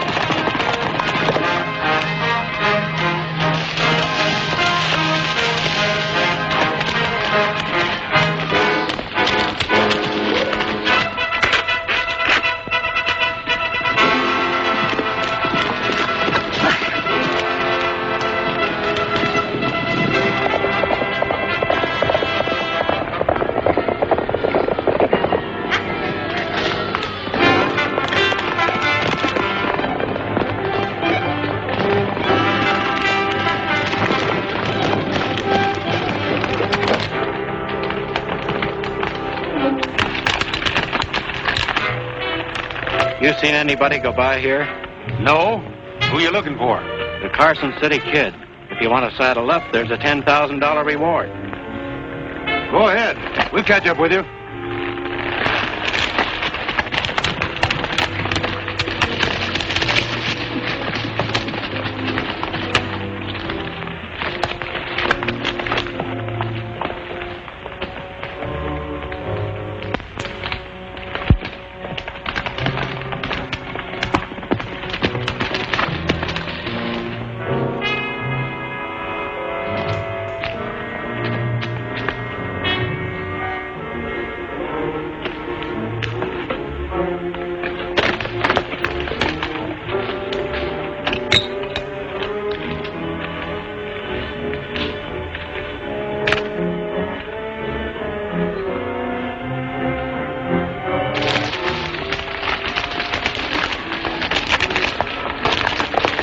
you been? We've been chasing our horses afoot. The kid tied a rope across the trail, and we blame they broke our necks. He must be around here somewhere. Yeah. Who's in that camp with you? Nobody. Just the two of us. Well, there's somebody there now. We'll find out who it is. Cover that lower trail.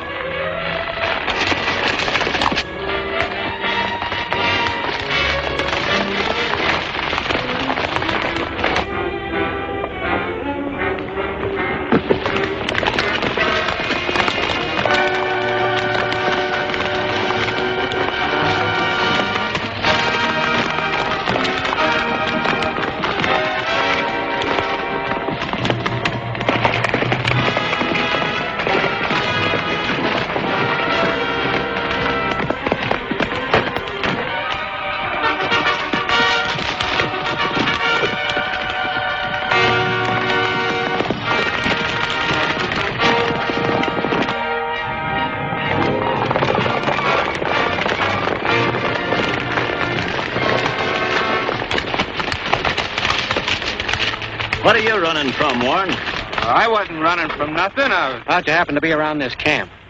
Oh, I thought I'd try the gold fields again. I stopped in here to borrow some grub. If there wasn't no one here, Don't let him fool you. He's the Carson City Kid. He's what? Sure he is. Didn't this fellow show up in town right after that stage was stopped? That's right. He did. Well, that don't prove nothing. No, it don't. But you had a lot of gold on you, and you lost it in that poker game. The next thing we know, the kid robs the safe. Yeah, he could have hidden the stuff. We better take him into town and let that half-breed Laramie have a look at him. Come on.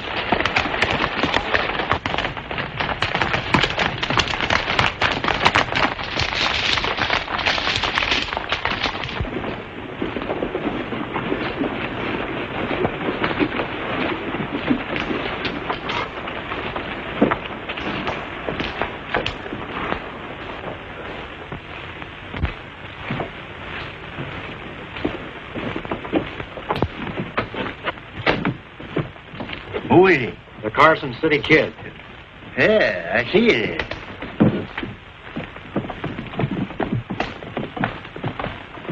You pack of bungling coyotes have upset my plans by dragging him in.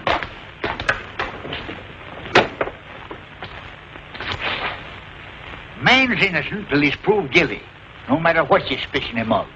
I was just waiting for him to make one false move, figuring on catching him myself in a fitting, legal manner. Well, I ain't the kid, I tell you. There you are. See that? He's denying it. I ought to lock the whole darn bunch of you up for taking the law in your own hands. It's about time somebody gave the law a hand. Get Laramie in here. Wait a minute. That half-breed would identify anybody to save his own skin. I'll fix that.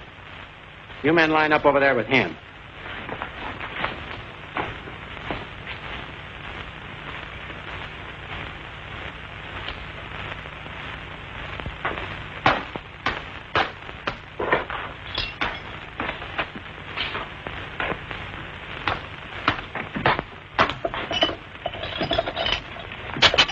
What's going on? We think we've got the Carson City Kid out here. You're going to identify him. Does that still stand? If I tell you who he is, I go free? That's what I said.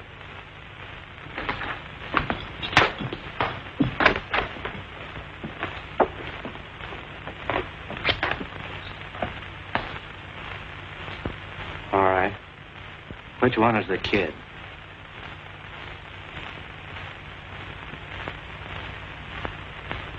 That's him. Why, you lying? All right. I'm satisfied. Turn this man loose and get ready for a hanging. Oh, no, you don't. You ain't going to hang nobody without a fair trial. Trial? What for? This place ain't going to get no hangtown reputation, not so long as Gabby Whitaker's marshal. But you promised And me. you're going to be the main witness. All right, Whitaker. We'll have a trial if you insist. At the Yellowback.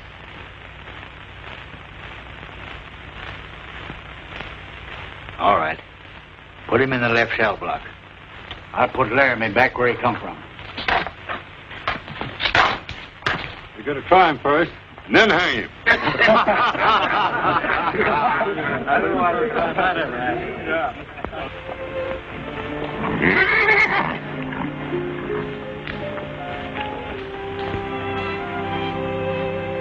Seems to know you pretty well, doesn't he? He is kind of friendly.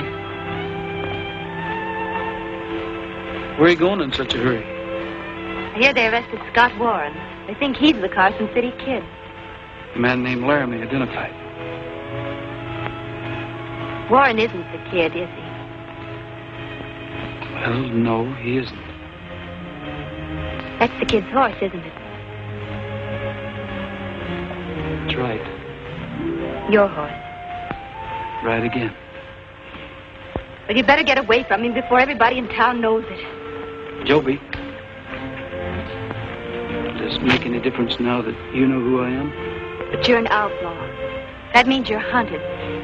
Every man in town ready to shoot you down. I don't even want to think about it. It isn't my fault. There's a reason. You've got to believe me. I suppose you'll try to help Warren. I won't know what's going to happen to you. I've got to do it. The only chance he has is for me to prove that he isn't the Carson City Kid. But it's so dangerous. How can you possibly do it? I don't know. Order in this court! Order in the court! I suppose everyone knows why we're holding this trial.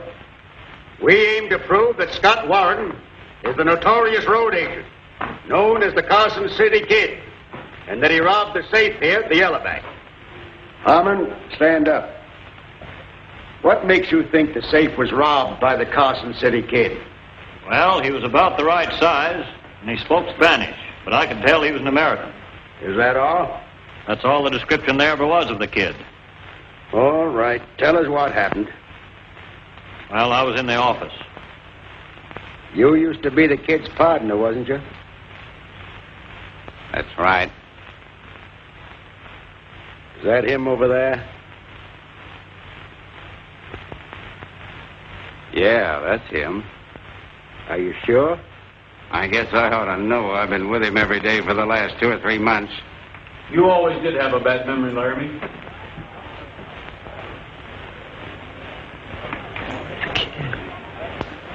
The kid! ¿Alguien otro quiere pelear? If you're the Carson City Kid, what are you doing here? Proving that you're trying to hang the wrong man. Is this the money belt that was stolen from Jessup's safe?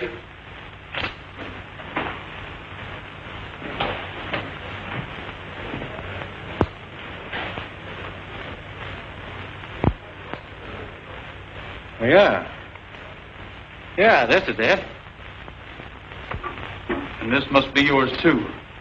It's got some letters in it. Letters? Well, I don't know anything about any letters. I don't know what you're talking about. They're not mine. Looks like I made a mistake. Reynolds! Reynolds? What does he mean by Reynolds? Morgan Reynolds. The name he used over in Nevada when he shot my brother.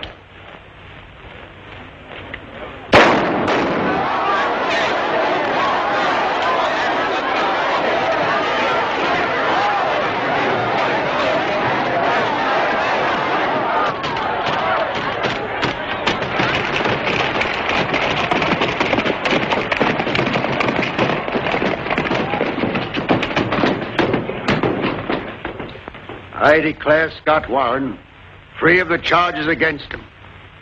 And if you've got any stomach for it, Harmon, get a posse and see if you can capture the Carson City Kid. It ain't no use.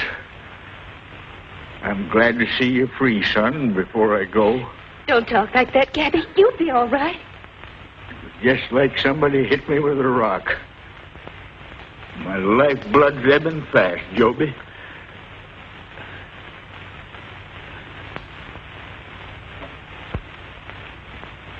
It's his engine remedy. I'll sue somebody for this.